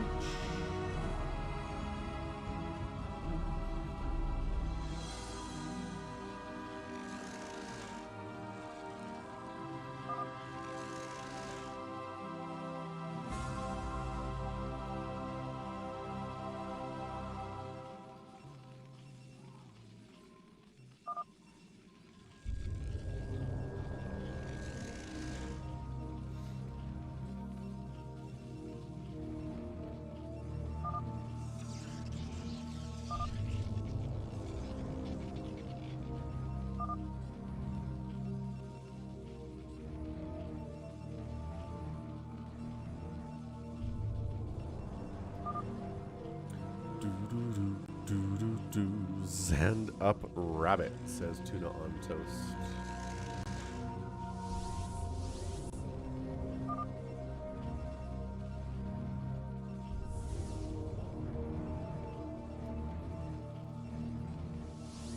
EB, your roof is missing? That's no good. Gotta have a roof. Even homeless people have roofs, sometimes made out of cardboard. Even wooks have roofs. Come on.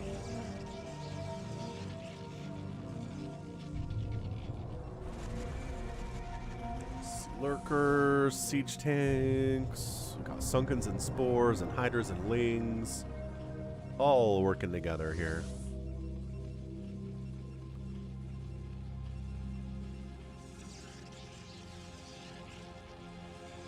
I'm honestly surprised RJB hasn't tried to kill anybody, or at least annoy people until they kill him.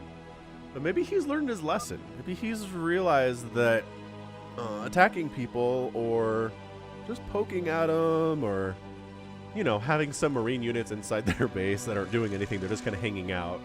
Like, doing that stuff leads people to try and kill you fast. And if you don't do that stuff, it doesn't happen. So RJB's decided, ooh, red kind of poking a little bit here. Hey, what's up, Geist Cat? Half a roof is basically no roof, EB. Come on.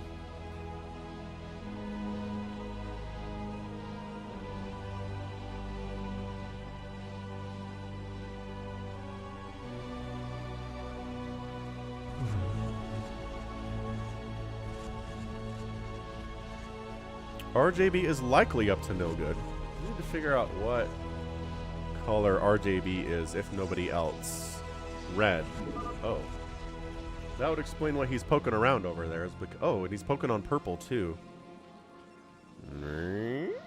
RJB. RJB being scary as usual.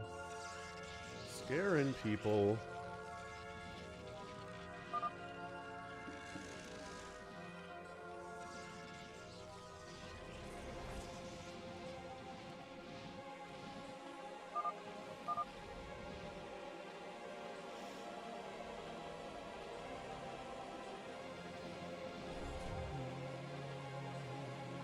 RJB has to use his APM. He can't just sit there macroing up. He needs to send his units around sometimes.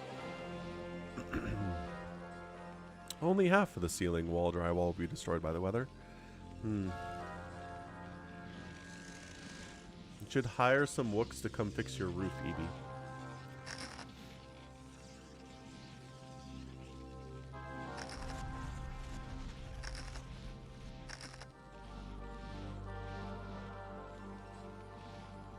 I think RJB would have already attacked if he was Phantom 2. I agree with that. 100%. RJB is sus, but like he can be sus even when he's not the Phantom because his macro is good. You're also sus, Rhaegar, says Mr. Begitka. I agree, Toycop. No Phantoms.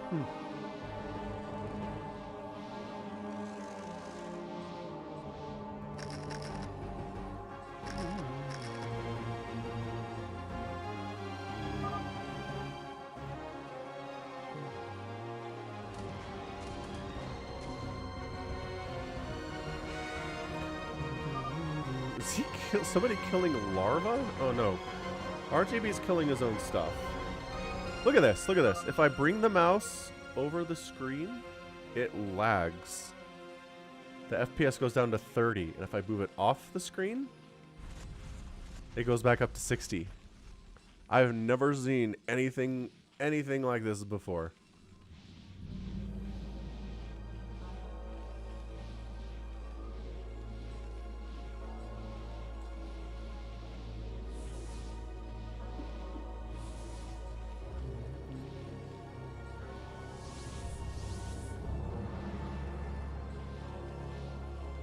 What the heck? That's a stasis Archon moving around.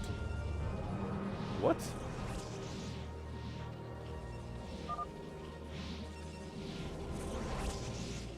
Why is this Archon moving around while it's in stasis? How is this working? Is this Toycop messing around with stuff? Is it if you stasis an Archon while it's morphing, then it can move around once it turns into an Archon? This is crazy. I've seen stasis stuff move before, but I've never seen it, but it's just like pathing purposes, right? John Doe, we discovered something. Oh, if you stasis an Archon that's morphing, it doesn't finish stasis. How are you doing that?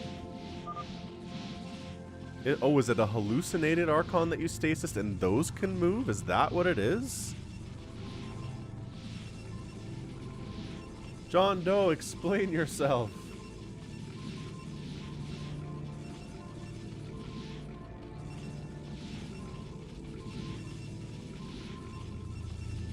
Oh wait, it came out. I am confused.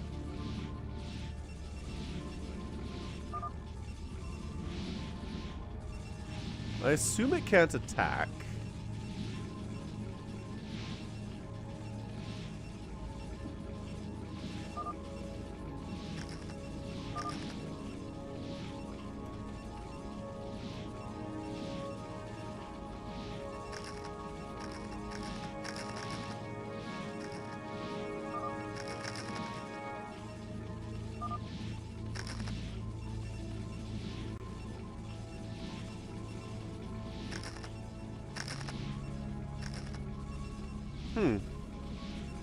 Is he just stasised forever? What is this?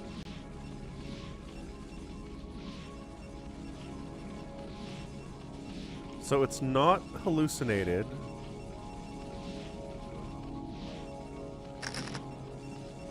This is so weird. I really like it.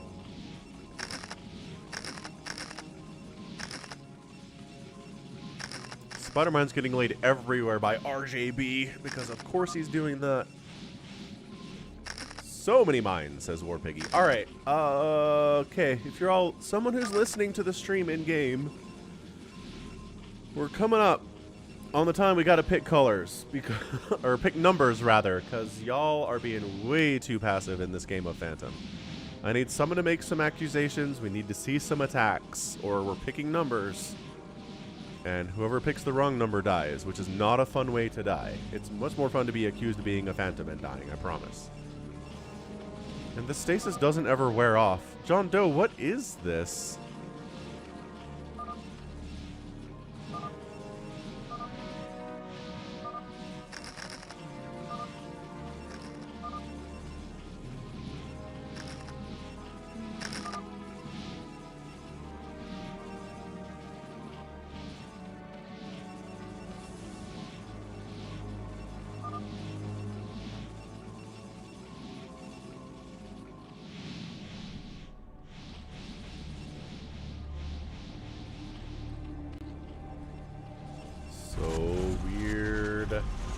So weird.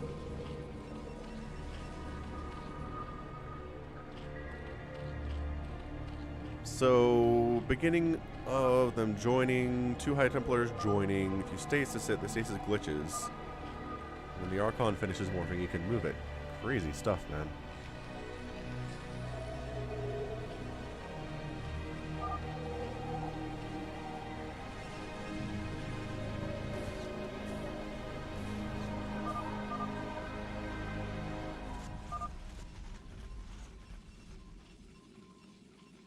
Works with Dark Archons as well, Seven-Tested Viper. That's crazy.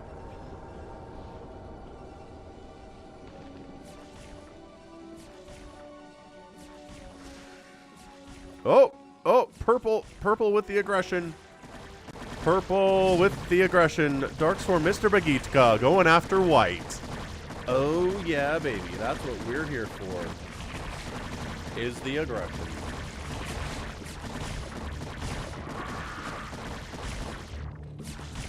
Ling's pretty good in this situation, though.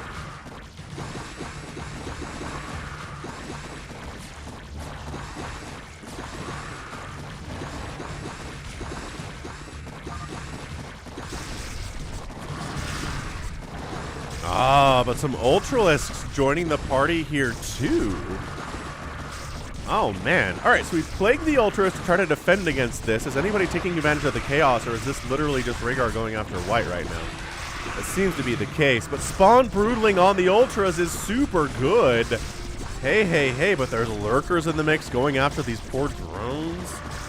While we're at it here, I mean, this is just brutal for white, who is FMY, who's a great player. He's having a hard time dealing with this, though, for obvious reasons.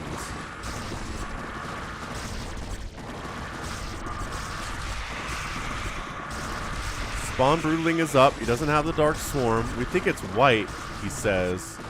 John Doe says, let's take him down. This might be a situation where the other Phantom wants to join in defending his fellow Phantom.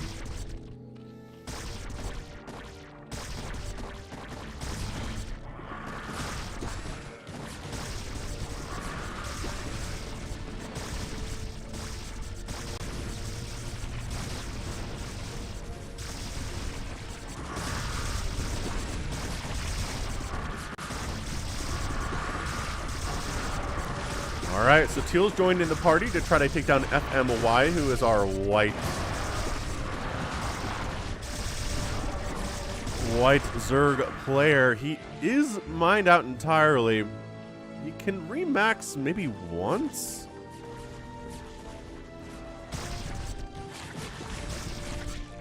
Oh, and then Yellow Nidus is in here too to further take him down. This is amazing.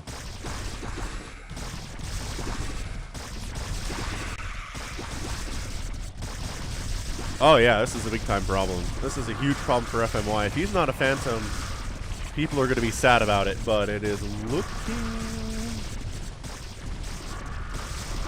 looking like he is.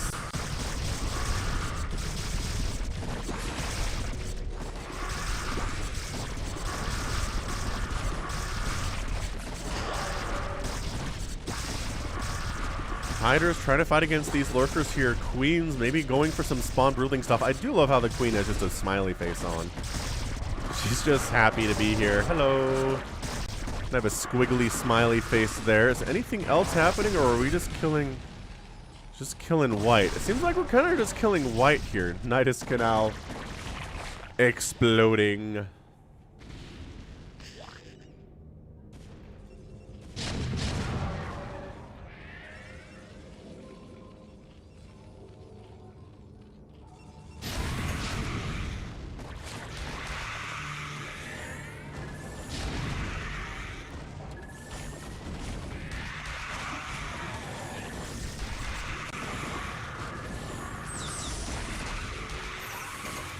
FMY is not actively, like, vocally defending himself. I'm Phantom, says FMY.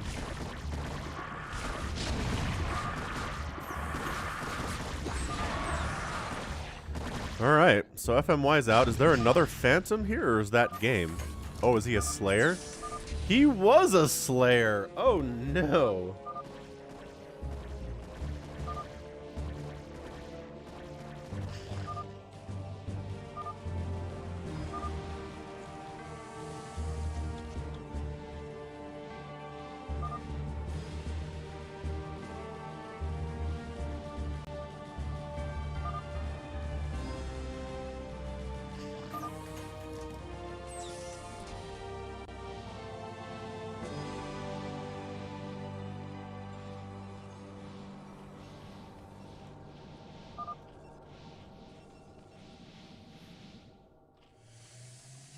So they're thinking maybe purple or red, possibly?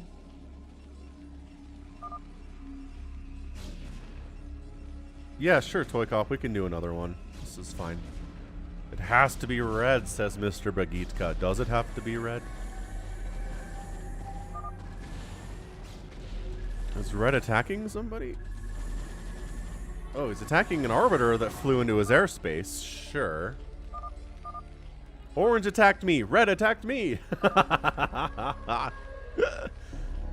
attacked me with an arbiter, but he didn't recall.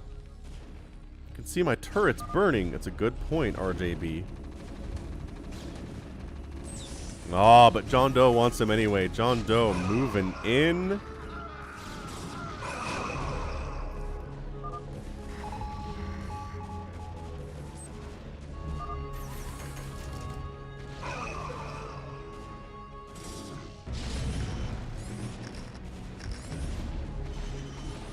He's holding, though. He's holding strong here. Red and orange together, but they're fighting each other, Rhaegar.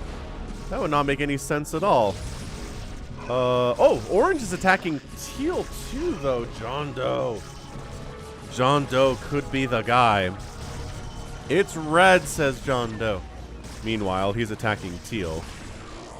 Uh-oh. John Doe gonna have to hold here, but... Oh, he just got tank dropped or tank recalled or something right now.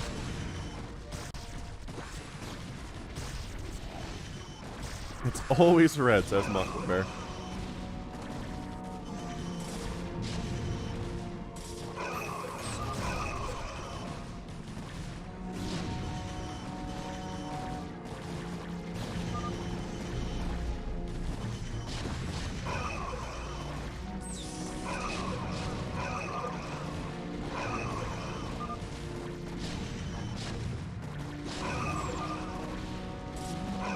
Hey, PU Lab. Your thanks for the live. Have a nice one. Take care. I did not attack you. I stopped. Blue is sus. Purple, stop, says John Doe. If I were Phantom, I'd help kill John Doe.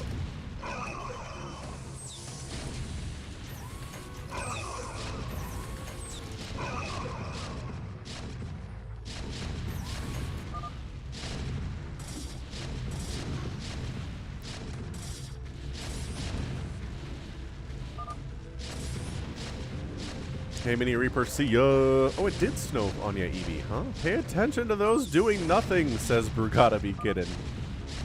I mean, the sneaky ones, Reapers do like letting everybody kill everybody else.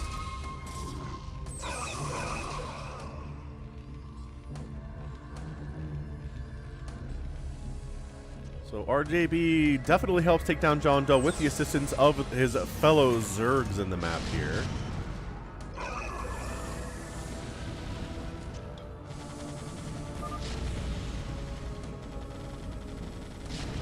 The sea was angry that day.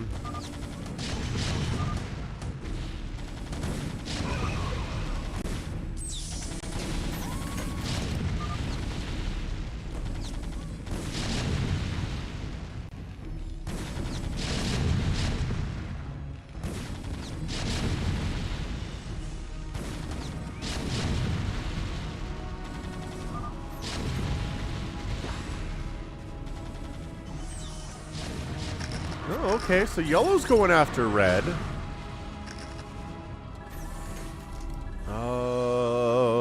Who is Psychonauts? Psychonauts acting a little bit phantomy here.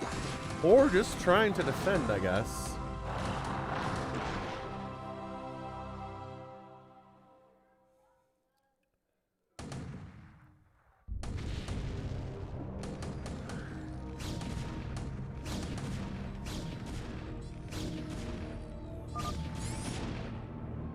John Doe's not Phantom, says RJB. He's not producing anything. He's fine, but you already killed him, so, like, does it matter?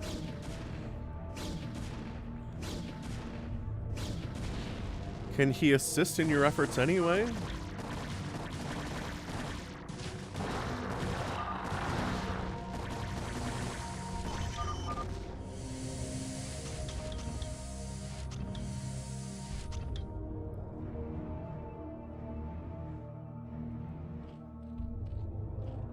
out some movement on the map here. RJB backing out.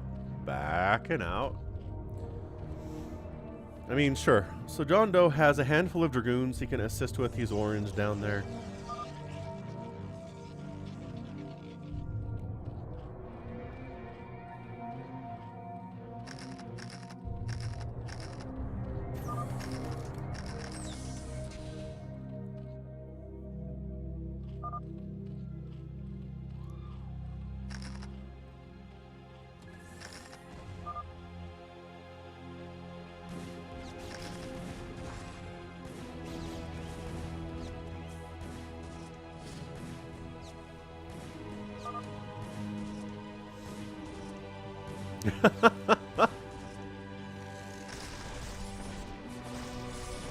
John Doe is not saying either way.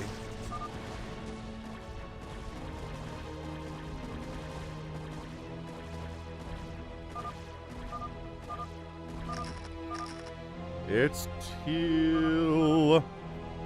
Why is it teal? What did he do?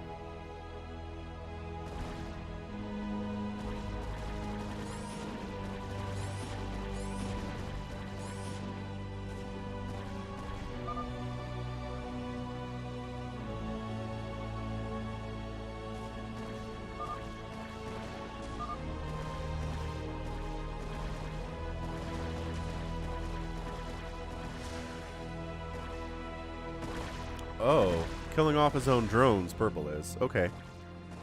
That's fair, I guess.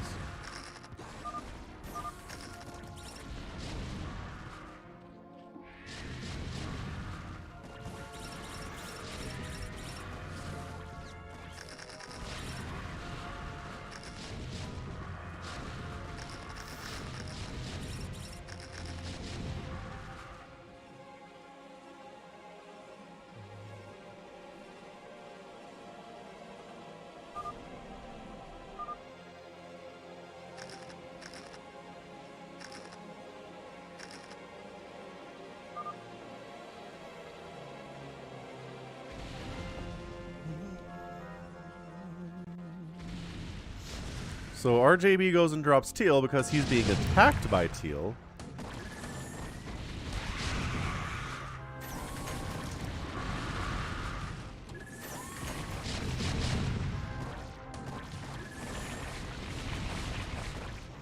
The ultras are cute, Mr. X-Wing person guy. Purple's attacking teal as well.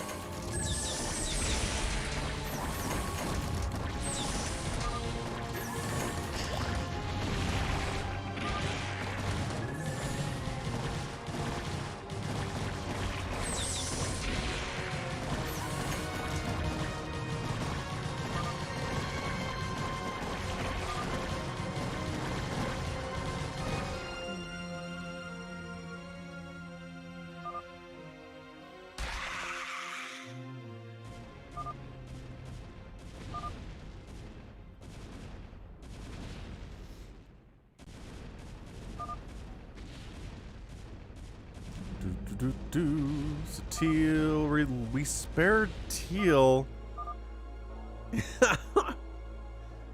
So we do think it's John Doe. He just maxed out at 64 supply, says John Doe. Hey, you're welcome, Geist.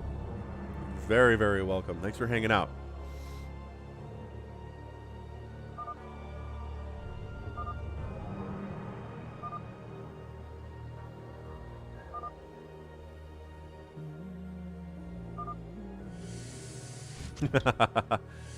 Brugada be kidding says this is frustrating.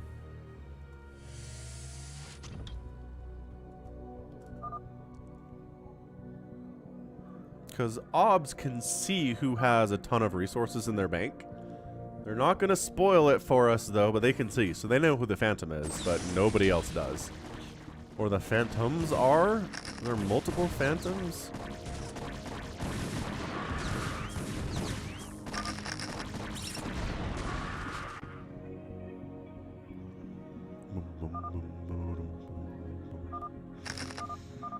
I got 19 minerals, says RJB.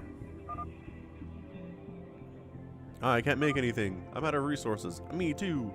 Me too. Ooh, spawn broodling's a tank. I love the broodlings in CARBOT so much. Look at these little guys. Look at them.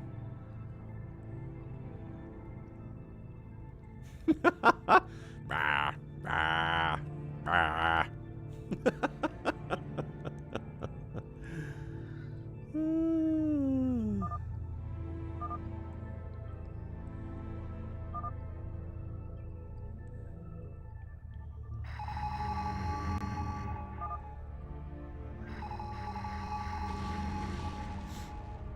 They time out, right? Yeah, it just takes them a while. They usually die before now because they are so squishy.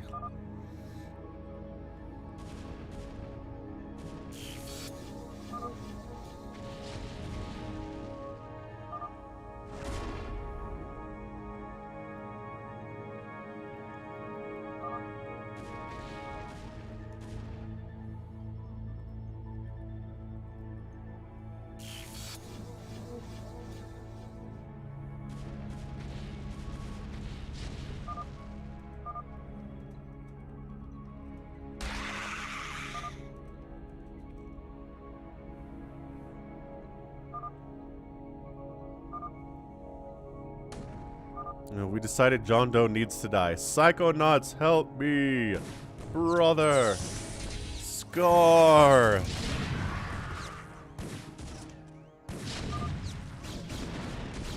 Yellow's here but not attacking anything?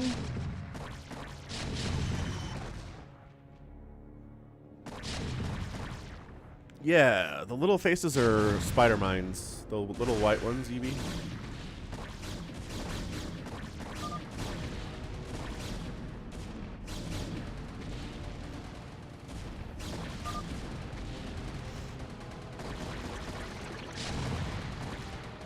Somebody go mass scouts? Of course they probably did. Ah, okay. So a very, very quiet War Piggy has got mass scouts with 331 upgrades.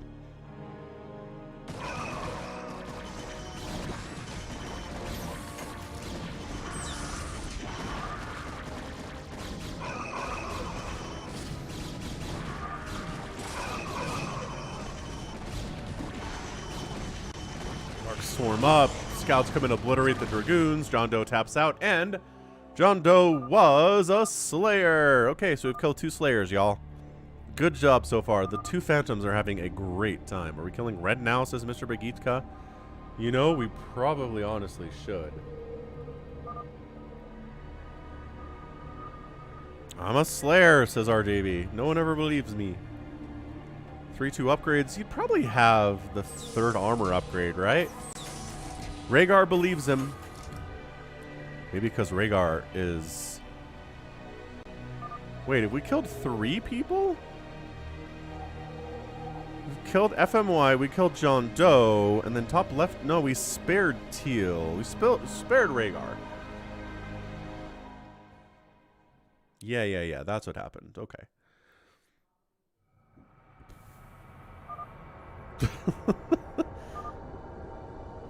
The mass scout. The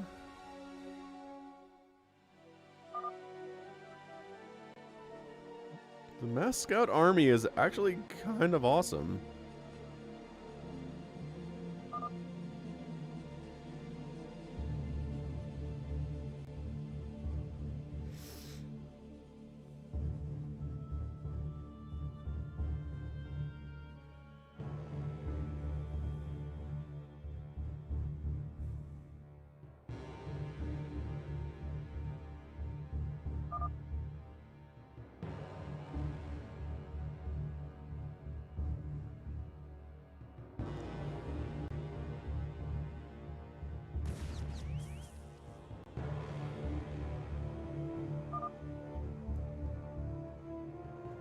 You're back on Windows 10, Data Infested. How'd you do that? I can't imagine downgrading is easy.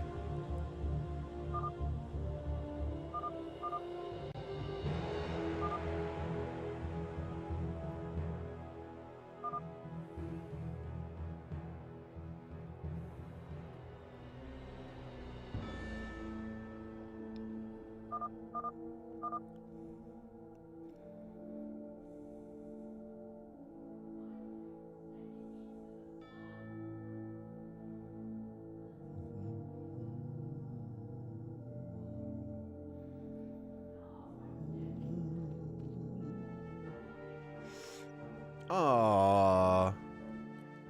Corey, that's adorable. Your daughter is awesome.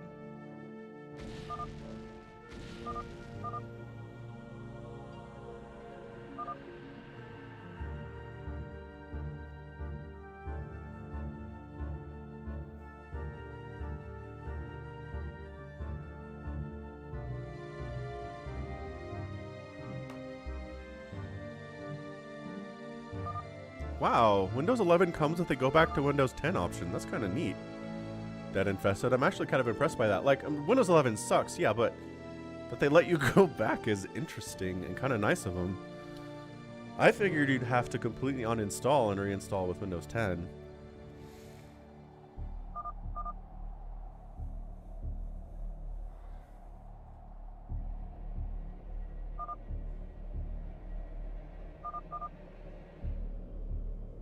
Yeah, that's the drift X-Wing. Flying units that stack like this, if you leave them alone, they will eventually drift apart from each other.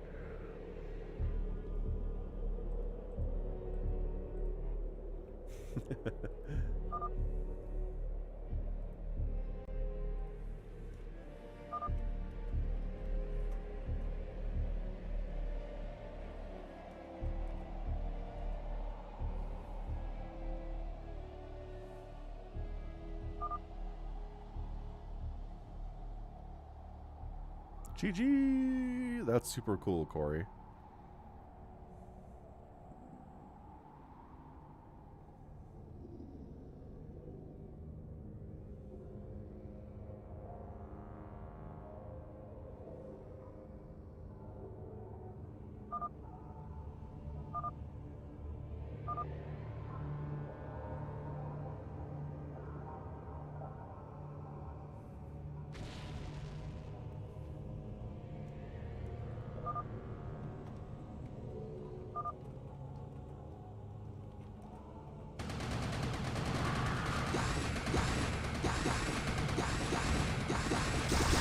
Oh, Brown. Brown starts going for it, man. War Piggy, been very patient. Or are we just killing... Wait. Are we just working together to kill Teal? They decided to kill Rhaegar.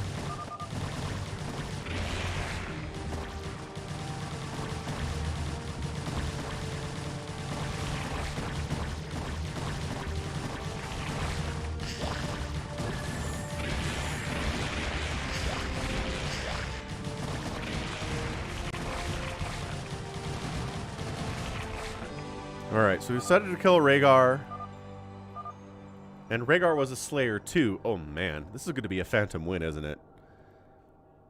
How many players are left? We've got purple, red, brown, blue, and yellow. So 5 players of the 8 remain. 2 of them are phantoms, and 3 of them are Slayers. I don't see this necessarily happening here. They installed... Wait. Windows 11 gave you TikTok? What the heck does... What does that mean? I thought TikTok was a mobile app. There's a Windows app for TikTok?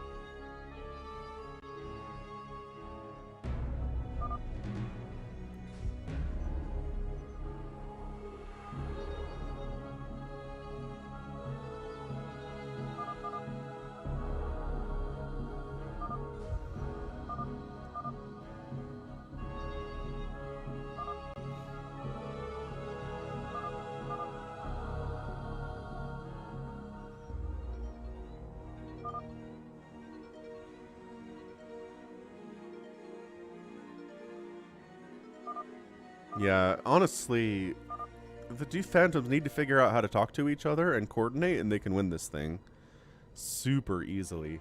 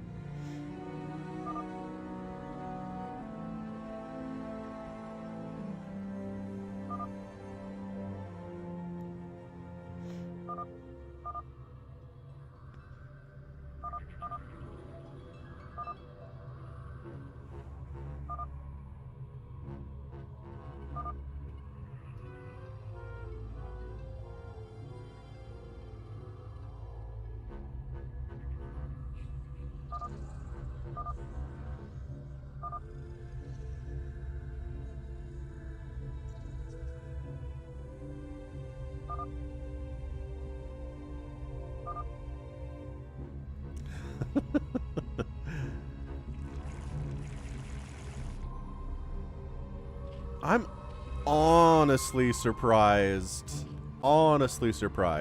that we haven't seen a Phantom make a move yet. If it was RJB, he would have gone by now. I mean, unless he's completely changed his strategy of how he does this thing, how he approaches Phantom. Oh, Plague, ooh. EMPs getting tossed down all over these plagued... Oof. All over these plagued units here. Good grief. Purple attacked me first. It's hard to know. It is hard to know who attacked who first. Someone killed my dropships, says RJV. Finally, says Brigada be kidding. He's been feeling crazy about this. Because he knows who the Phantoms are, and they've been very passive.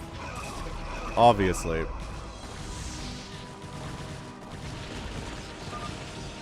Mako Bear just comes to the stream every week for scouts, basically. Understandable impulse, honestly. Yellow killed my dropships? No! Says Psychonauts. I definitely didn't. So everybody's going against War Piggy here. Look at him. I'm looking at him. What about him makes him a Phantom? He's not producing anything else. He's not making more scouts.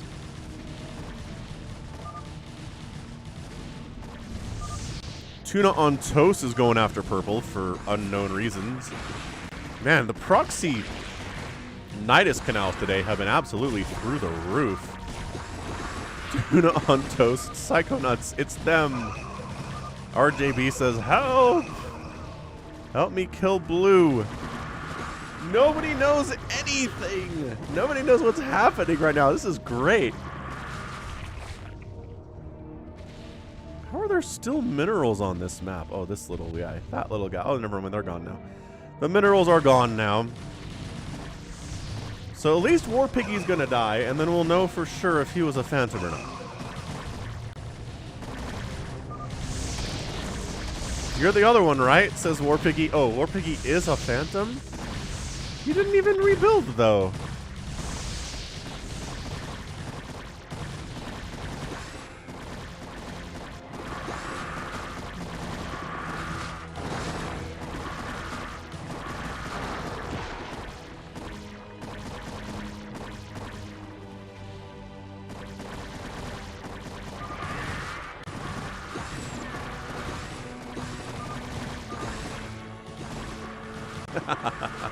Just in case there are scouts, Mako Bear comes to the channel every day.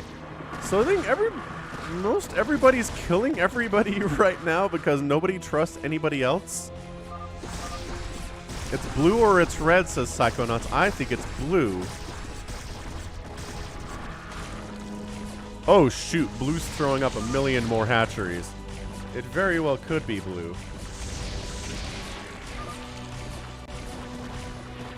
It's a private message to Toast. I shouldn't. No, I can't read private messages. Yellow spamming units, but is it yellow and blue? Blue is spamming units. Yellow, get him. He's floating his buildings over to try to distract or something. I don't know. Coming down, working together. Blue's backed into a corner here. These are private messages and you can see them. That doesn't make any sense. Why would I be able to see those? They're private messages.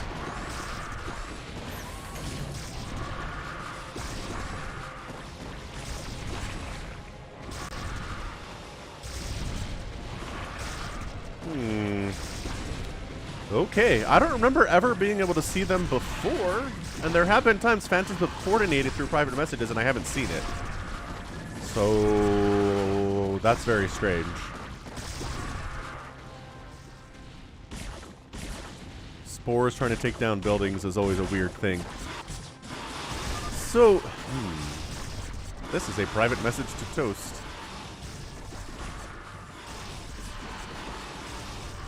So he just basically needs to hold here, and I think he can do it.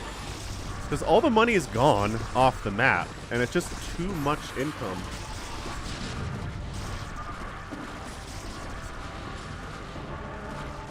Hydras are dying, but I mean, you can replace the Hydras is the whole trick here.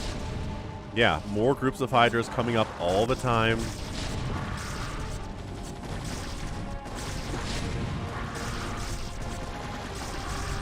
Got Dark Swarm Hydras now. The siege tanks aren't going to be very happy about that. Does plague the tanks to help them die more quickly.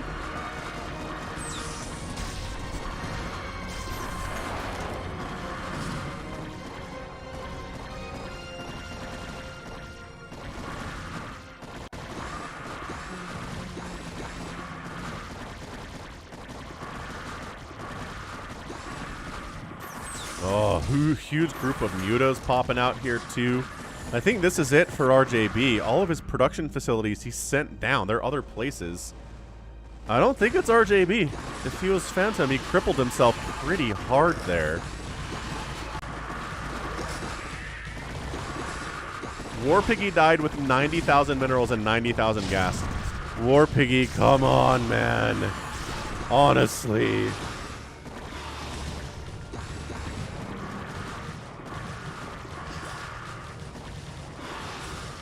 Yeah, Phantoms that die with all of the resources known to mankind are not good Phantoms. And that's okay. Tuna on toast. Well, Phantom's guaranteed to win after the 3 Slayers died, yeah.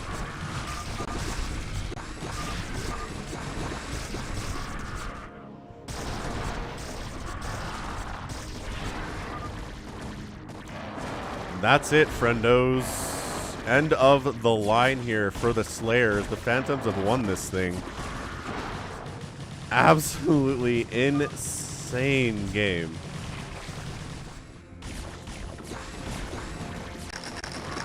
You know what I mean, War Piggy. Oh, so private chat in-game versus private BattleNet message? Interesting. I've rejoined the game and turned invisible, says Rhaegar. Lurker's killed too many of my tanks. Also, you can't beat a Phantom by yourself. Oh, look at all this production down here.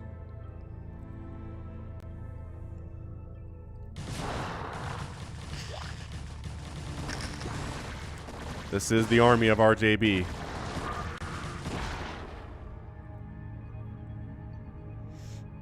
This is the right call to die? Why? What about... I do not understand this argument, War Piggy.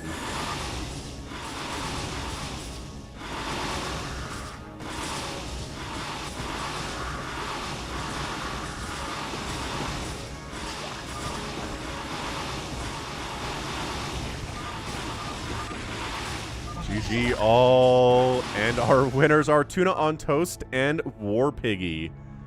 in 53 minutes. A no paladin phantom.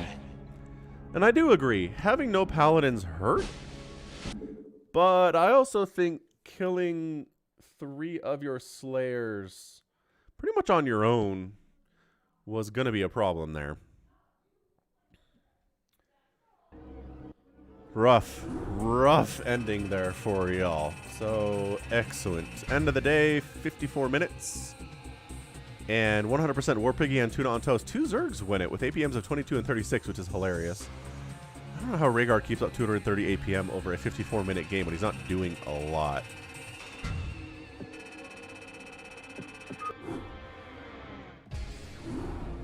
That was amazing. All right, we'll do one more Phantom, and you know what? I think that might be it for today.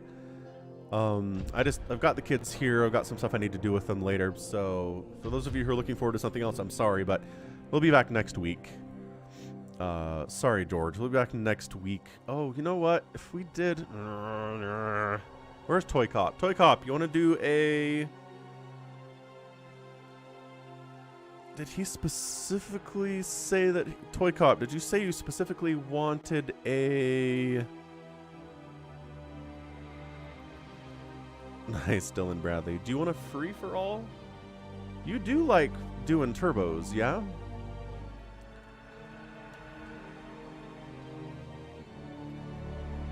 Where are you, Toycop? Toycop. Toycop. Ooh, a turbo on... What says die in the middle? I never noticed that before. There's like a 2 over here for some reason. That's weird.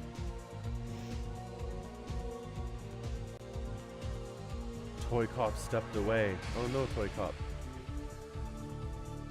You wanted Phantom. Are you okay with... I'm going to type it.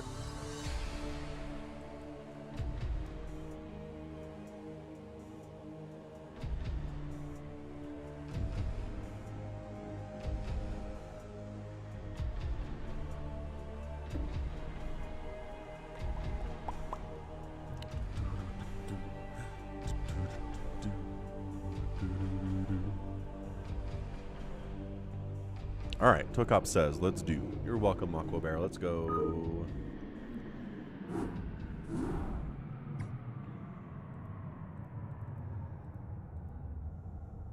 Ultra Super Noob in the house. What's in the box? Toycop, Avcatinus, ready to roll out. Tuna on Toast. Bob Dole here too?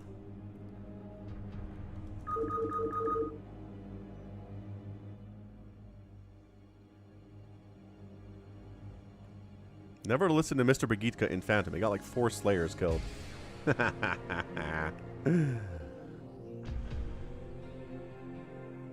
Here, welcome, Luis. Thanks for being a member, by the way. Appreciate it. Thanks for keeping that membership up. All right, is there anybody in here that we want? FMY was in the last game. Mr. Bagitka wants OBS.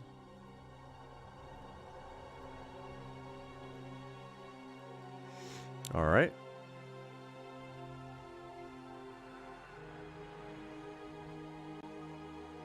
Oh, Psychonauts wants OBS too. Okay, so I got 1 empty spot here.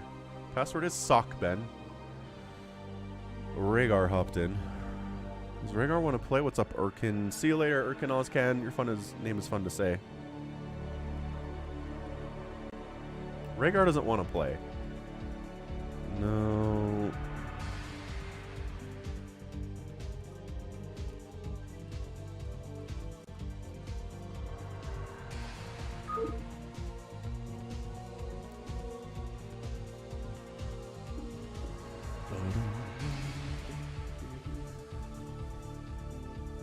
Even though Toycop killed me last week, I'm rooting for him.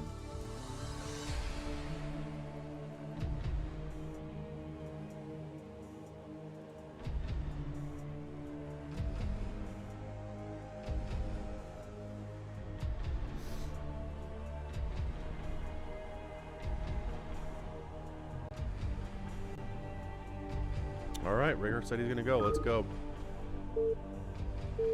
So this is turbo free for all. Things build very quickly. Buildings, units, everything's really cheap.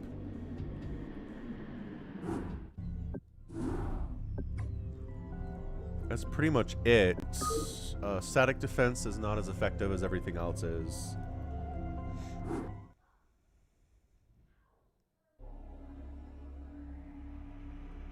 Alright, let's introduce the players. We've got Toycop up north. Next door to him is RJB. Got What's in the Box, who I think is John Doe here. We've got Rhaegar. Also, Ultra Super Noob, who's won this thing before. Got Avcatinus. Very good free-for-all style player. Tuna on Toast. Being Zergy Zerg. And then we've got Ready to Roll Out. Rounding us off at the end.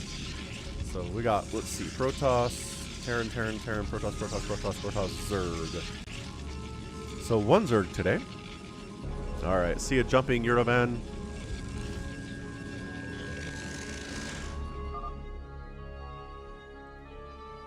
Got our little Artosodon here. Looking like a penguin in the CARBOT skin, obviously.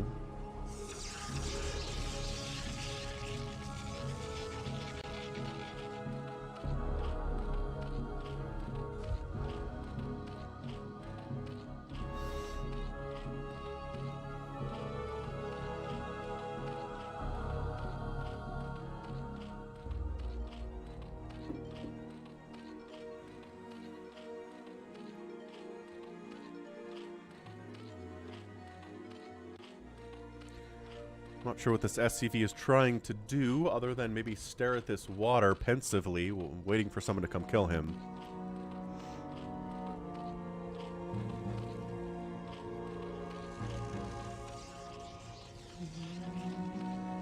But yeah, smart players will expand quickly.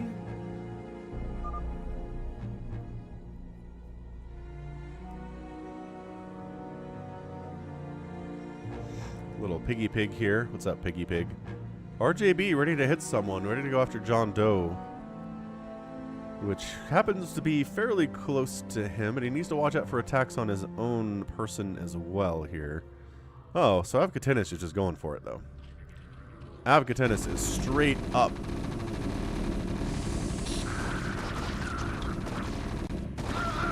Let me zoom out. Jeez. Bunker to fall back to.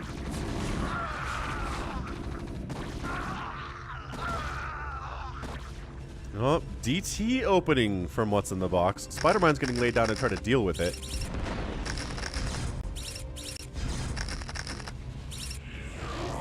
Kinda works. Does he have detection back home? He does not have detection back home. It's gotta be Spider-Mines, but laying Spider-Mines inside of your own mineral field is a terrible idea. So DT's going to work here. Meanwhile, the continued pressure from Avcatinus down here is pretty strong.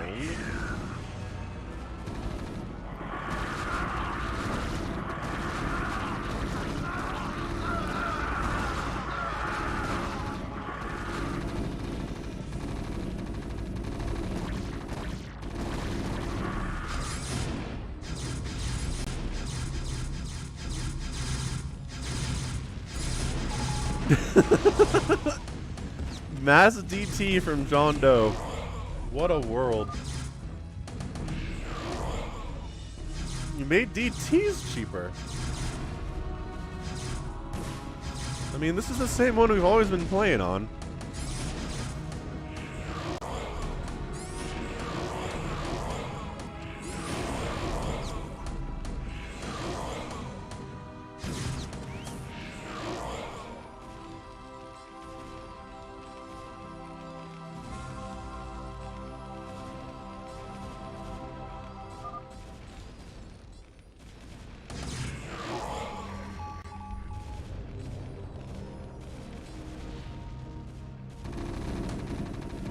And Tuna on Toast gets wiped out by Avcatinus with his yellow. Do love the yellow so much. Oh, and then bam, big time attack on Rhaegar down here. From Ultra Super Noob wiping him out. So two players going down pretty quickly. Rhaegar is donezo.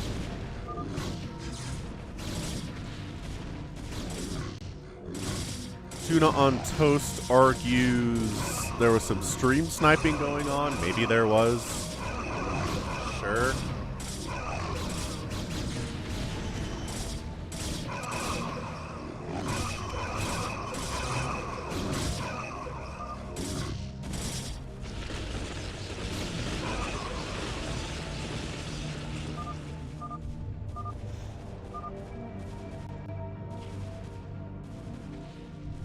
Ah, the saltiness. The saltiness is real. So that is the important thing here in this free-for-all. Is killing a neighbor and taking their resources. If you can do that, you can win. If you're stuck on your 2 bases worth of money and that's it, you're probably gonna die.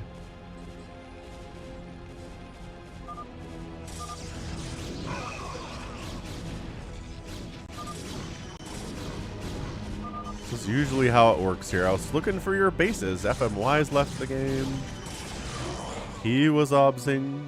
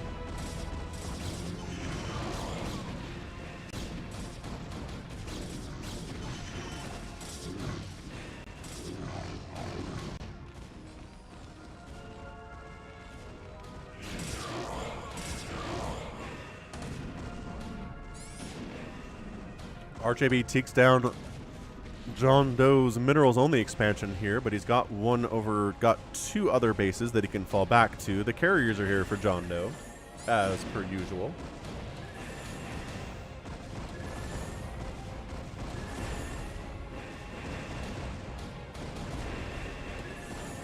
Trying to get some Goliaths out to deal with it.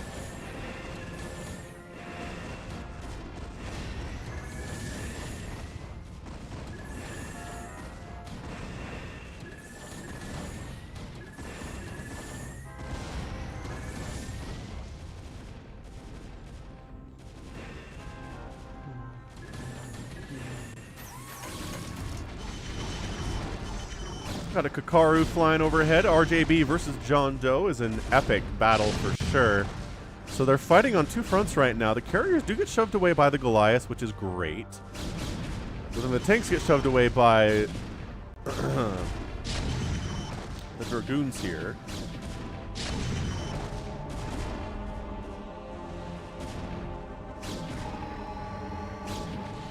Meanwhile, carriers from Toycop are moving pretty hard against Ready to Roll Out here. Ready to Roll Out, traditionally, he has won this before, but I think he's backed into a corner. He's not going to be able to get out here.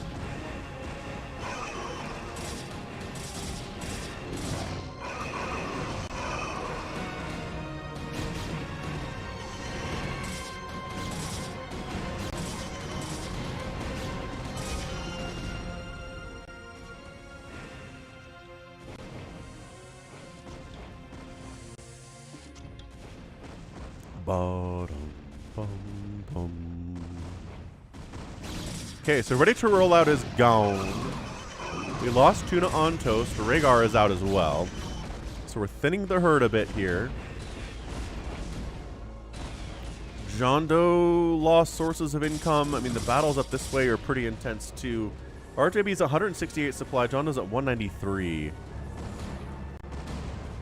Plus, RJB does not have the extra sources of income that he would want in this situation. And that's a lot of Goliaths, though.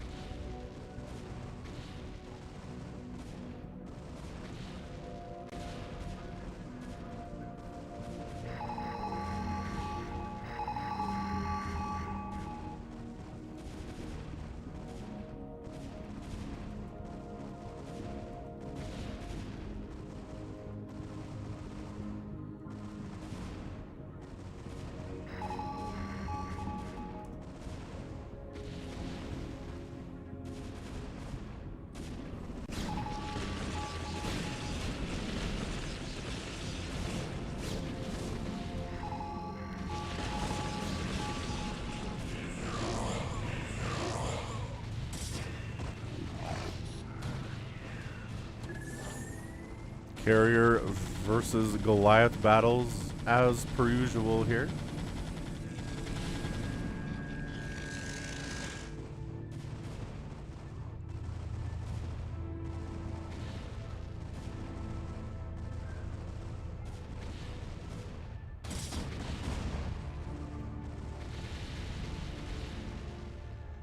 Ready to roll out, trying to stay alive as long as he can here, but his buildings are all toast. He has enough money to build a Nexus. That's the thing. Having 700 minerals, everything's cheaper in this version. So 700 minerals does not mean 700 minerals.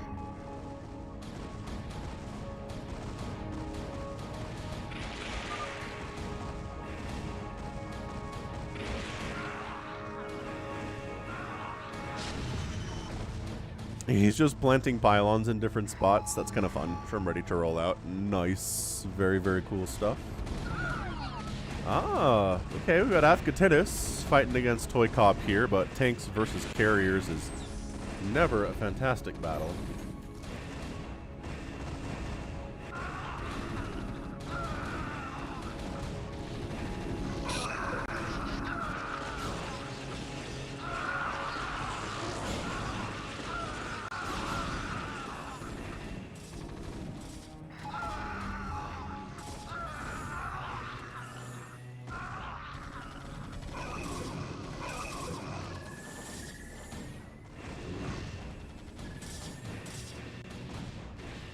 Hey, Tuna. It's cool, man. We all get salty in Brood War, for sure.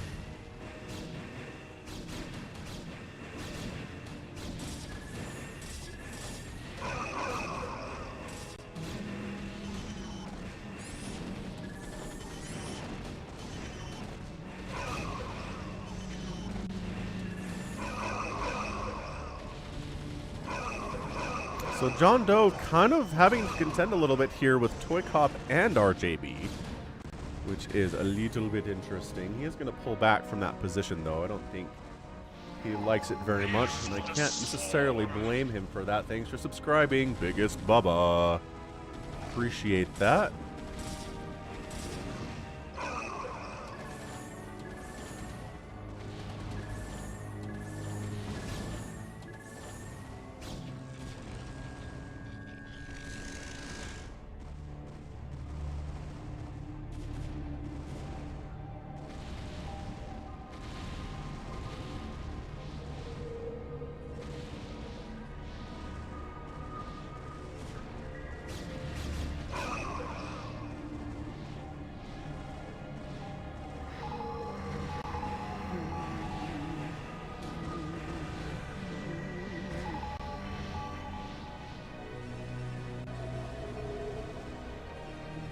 So as per usual, we've got the usual suspects here. Avcatinus, RJB, Toycop, John Doe, Ultra Super Noob. All of these players have won before.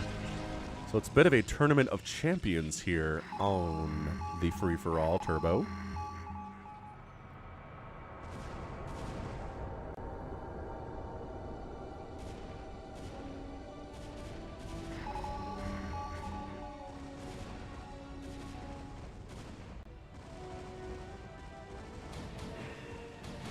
Ah, trying to go Valk here against the carriers.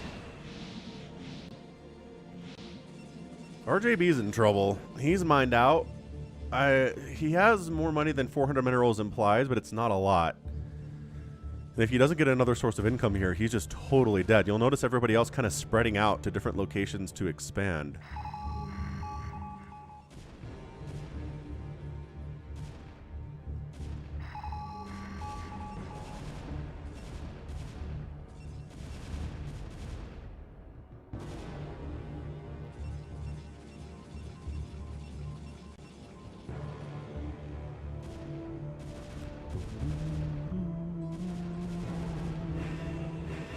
Hey, Dark Archon up. Mind controls a carrier. Nice.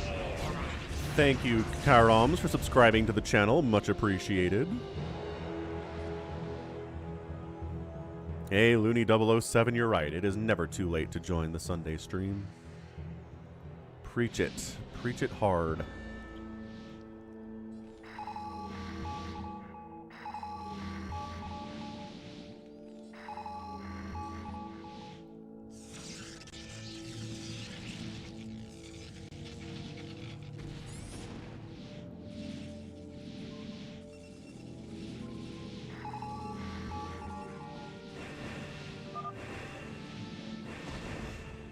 Ultra Super Noob maxed out. He's got a bigger bank than anybody else right now. He has, yeah, really taken a whole bunch of sources of income.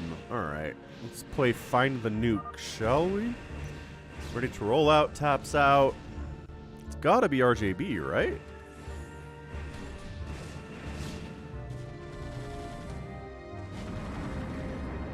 Well, it certainly landed.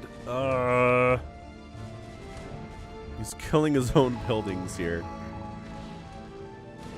I have no idea where that nuke was. We got the giant carrier armies going at it.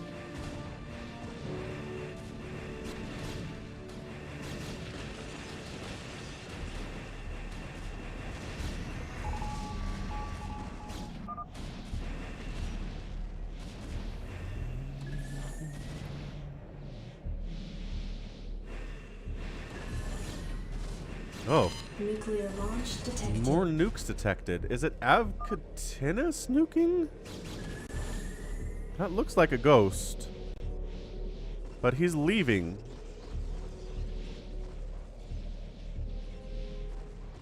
Did he cancel that one? He might have canceled that one.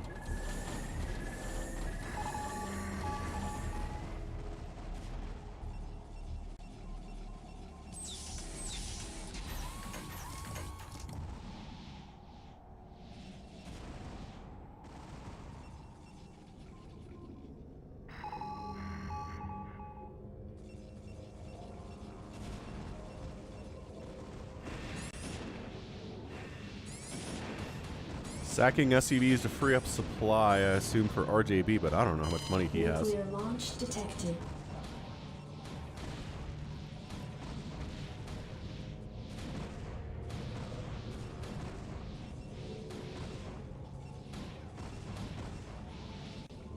Oh, okay, there's a nuke. Got it. Got the CARBOT nuke on this stream. Nailed that.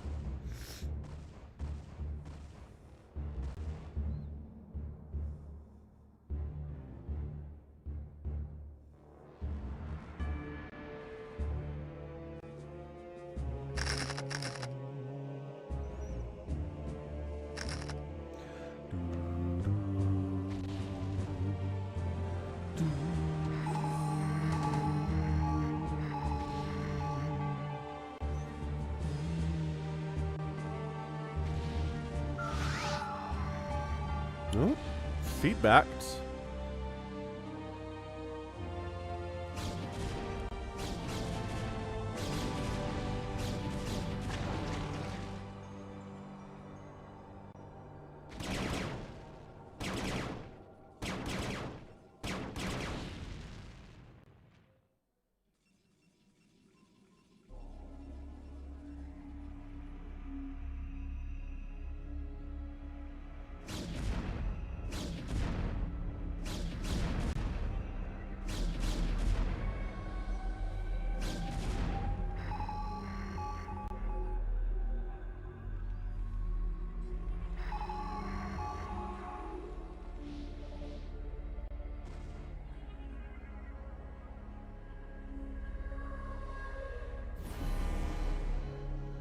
Nuclear launch detected.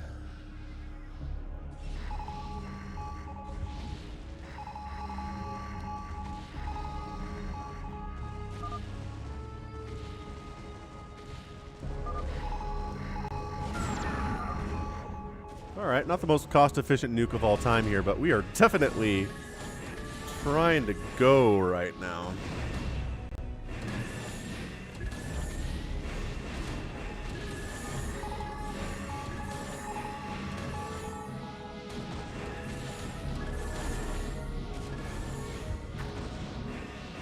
John Doe really trying to make sure that RJB is dead here, but I think Ultra Super Noob is his bigger threat when it comes right down to it.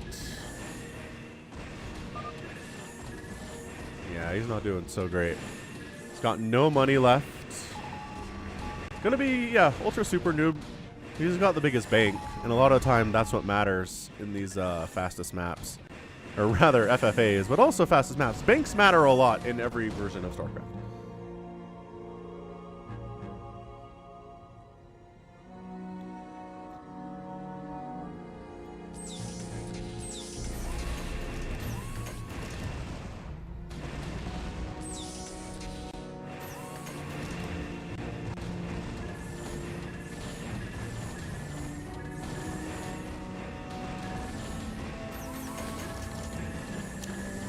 Ah, carrier control.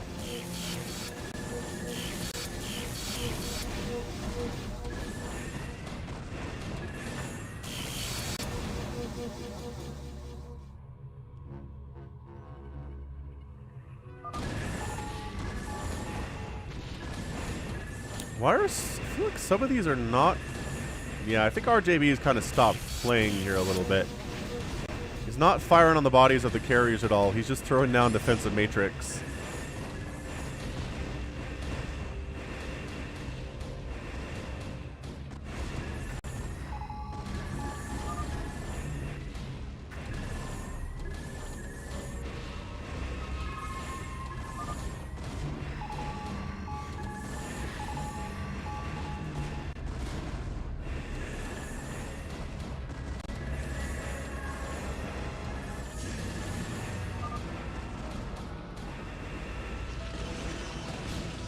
Nuclear launch detected.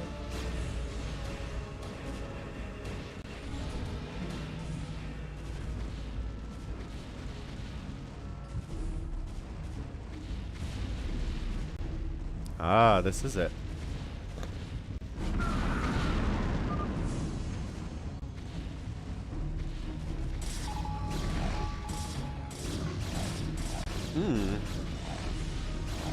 Avcatinus gets recalled on pretty heavily. Supply blocks him, which is interesting. What's up, Smash?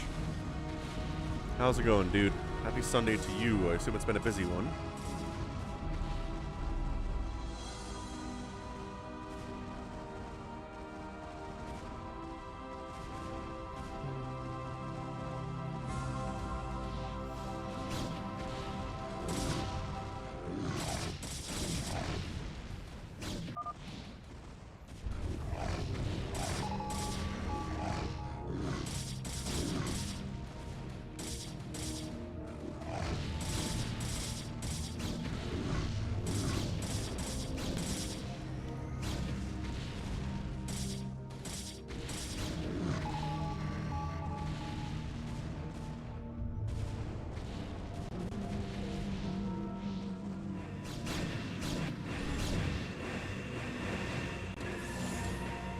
Toycop in the mix with his maxed out army and his bank, trying to make some dents in what John Doe's got going. The stasis is getting tossed down all over the place, which again is exactly how this works.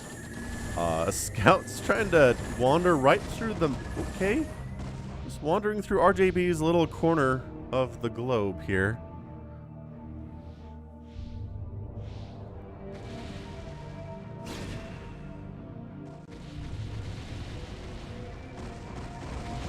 And then final gasp of RJB. That's all he wrote. No money, 23 supply. He's got some Goliaths under his buildings. It's worth an effort, but you know.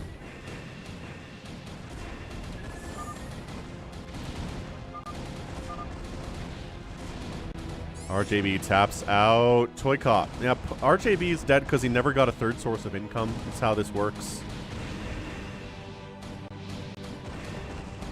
If you can't get a third source of income on this map, you're just dead. That's it. That's the rule of thumb. I'm not going to say you will survive the whole game if you have a third source of income, but not having one means you die.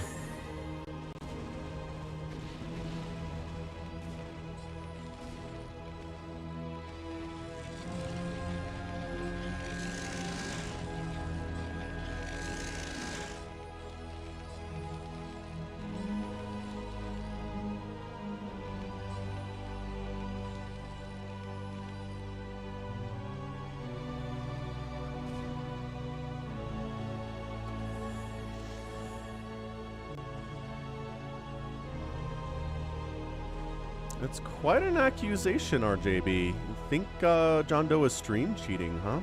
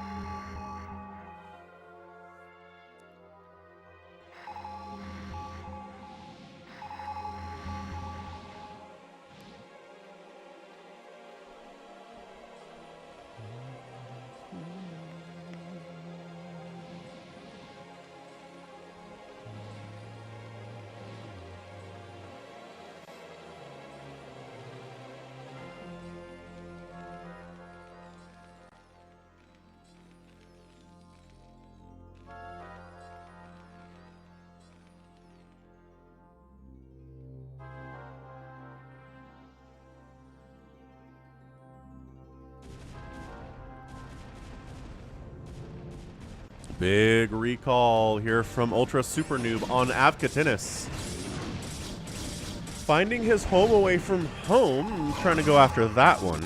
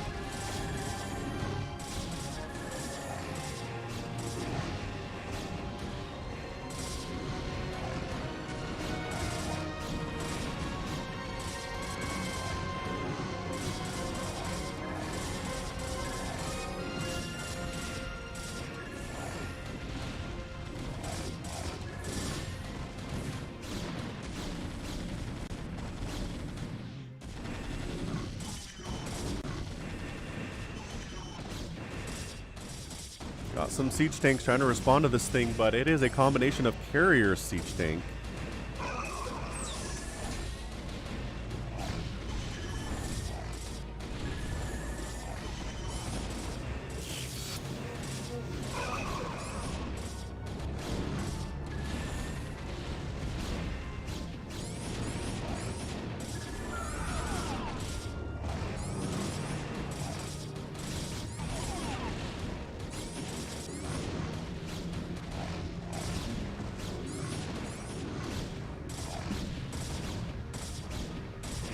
Good question, Tuna. I actually don't know how cheap everything is exactly in Turbo. I just know that everything is real cheap.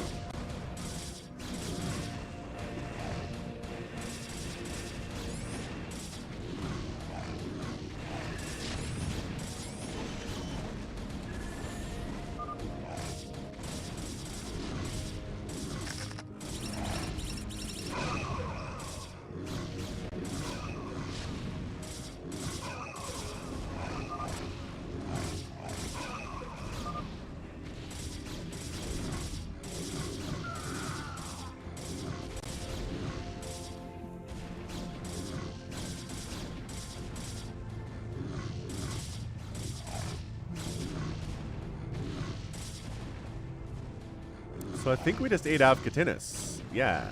Wow. Died with 6,000 minerals and 2,000 gas in his bank. That's a rough way to go. So now we've got John Doe kind of backed into a corner here. Again, Ultra Super Noob looking good. Toycop looking pretty good too. And as per usual, it's kind of a 3 Protoss show here.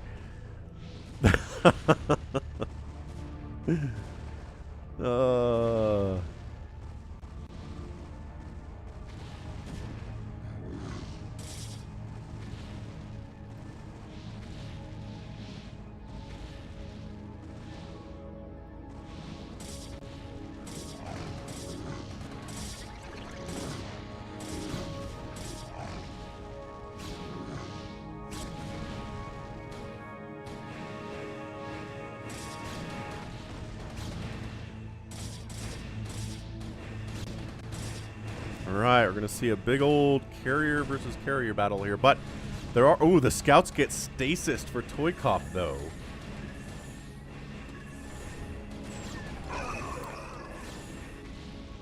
What scouts are here need to be going after arbiters. Arbiters are a big target here for the enemy. Another stasis goes down. So both sides have a lot of stasis units here. It is hard to tell who is necessarily on top in this scenario. But carriers are dying. Carriers are dying. The scouts that are coming up for Toycop are not target firing anything. They're going after interceptors, which is not great.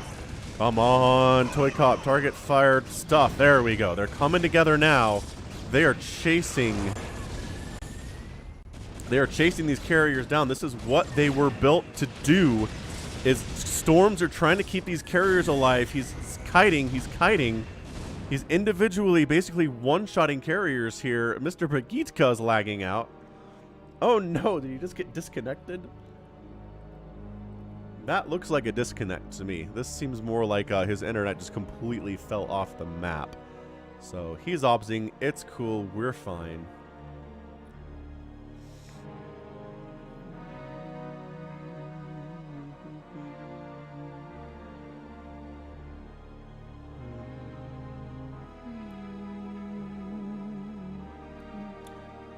But, hey, RJB, you have the map, right? You want to edit it and change stuff so it's more even? We'll play with it next week if you want.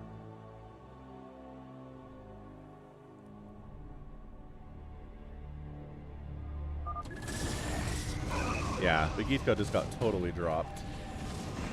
Kara not... Oh, the scouts stopped attacking individual Toycop. Did they get distracted somewhere else there? I don't know what happened. We're too busy with the carrier battle down here. Are interceptors attacking interceptors? Because that's funny if they are. Storm's going down. ACC's going down too. You can't get SMC draft to work anymore? Aw.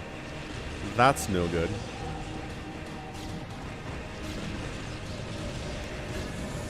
Well, maybe you can hire somebody else to make the edits for you. I really am curious to see what your version of this map would be. Because you have complaints about it, different complaints about it every time. So yeah, if you come up with your version of Turbo, that'd be great. Oh, smash.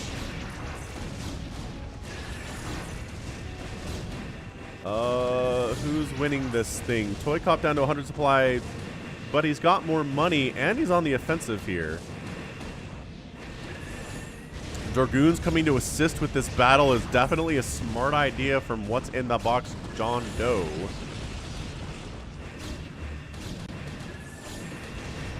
But he should be able to reproduce back home a few more times compared to what John Doe has. See ya, Psychonauts.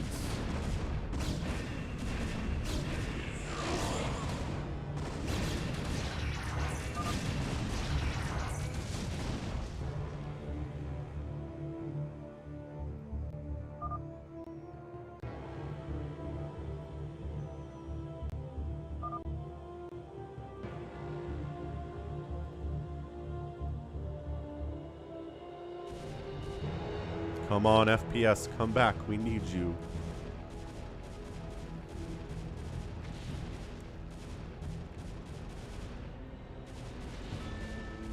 Dragoon Scout Army here. I like that a lot. Oh, the recall, though. Ultra Super Noob coming in with the recall right on top. Oh, the production facilities are in a lot of trouble here.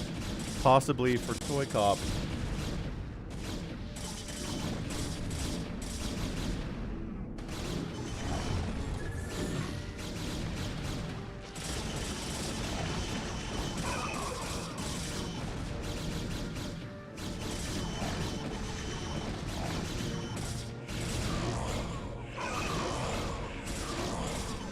The recall pretty effective here. Resources are, man, still favoring Ultra Super Noob though. He's got 3 times the resources of Toycop. John Doe might not win this one. I like that Ultra Super Noob is an equal opportunity murderizer. Good stasis. Going after Stargates, going after gateways.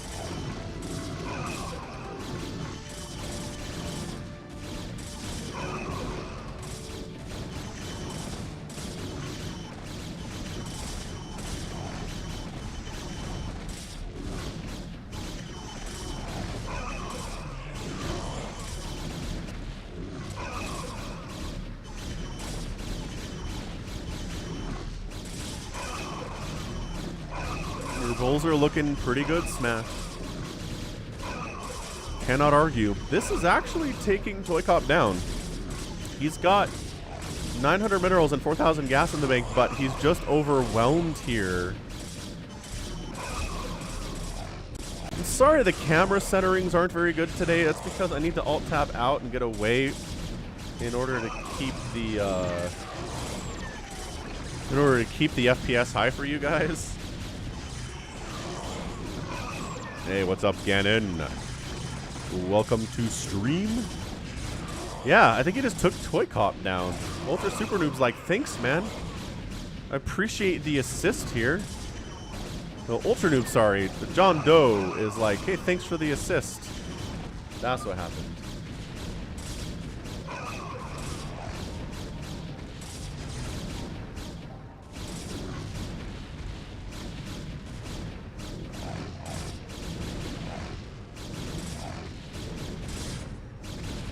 Wow, that recall was way more effective than I thought it was going to be. So, Dragoons, good in PvP, it turns out. So, next up, we just kind of consolidate our forces and go take down John Doe, and I think that's going to be it. This might be, like, the fastest turbo free-for-all we've ever had. No, that's a lie. We've had ones that are, like, 40 minutes before.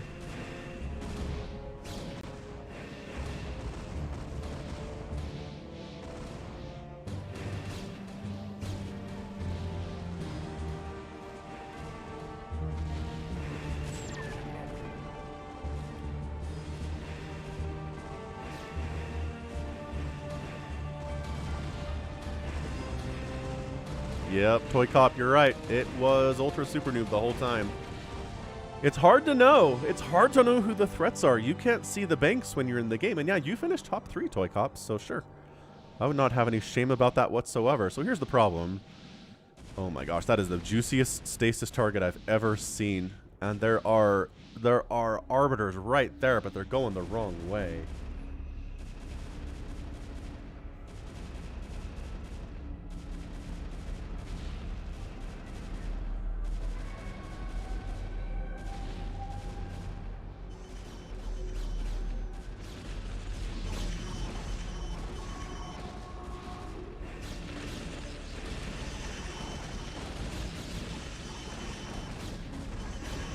Yeah, this is the problem. I mean, you look at that and say 400 minerals and 100 gas is not a lot, but it is on turbo. So, okay, ends up stasising stasising John Doe's carriers all just got stasis. Oh no. Alright, the push is real now, but oh, are we actually going to base race a little bit? This is not a bad choice for John Doe, considering the fact that he doesn't have a bank. A base race will end this thing with more of a chance to be in his favor. This is pretty crazy.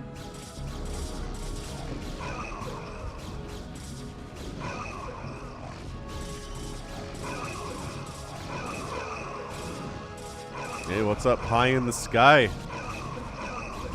Welcome to stream. We're at a pretty intense potential finale here, but did he just... Oh, he just handled it on his own. Okay, never mind. So the push is real. Ready for another stasis? I'm ready for another stasis. There it is. Great stasis. John Doe is out of cash, man. He's got 10 minerals in the bank, and these Dragoons are just going to win it.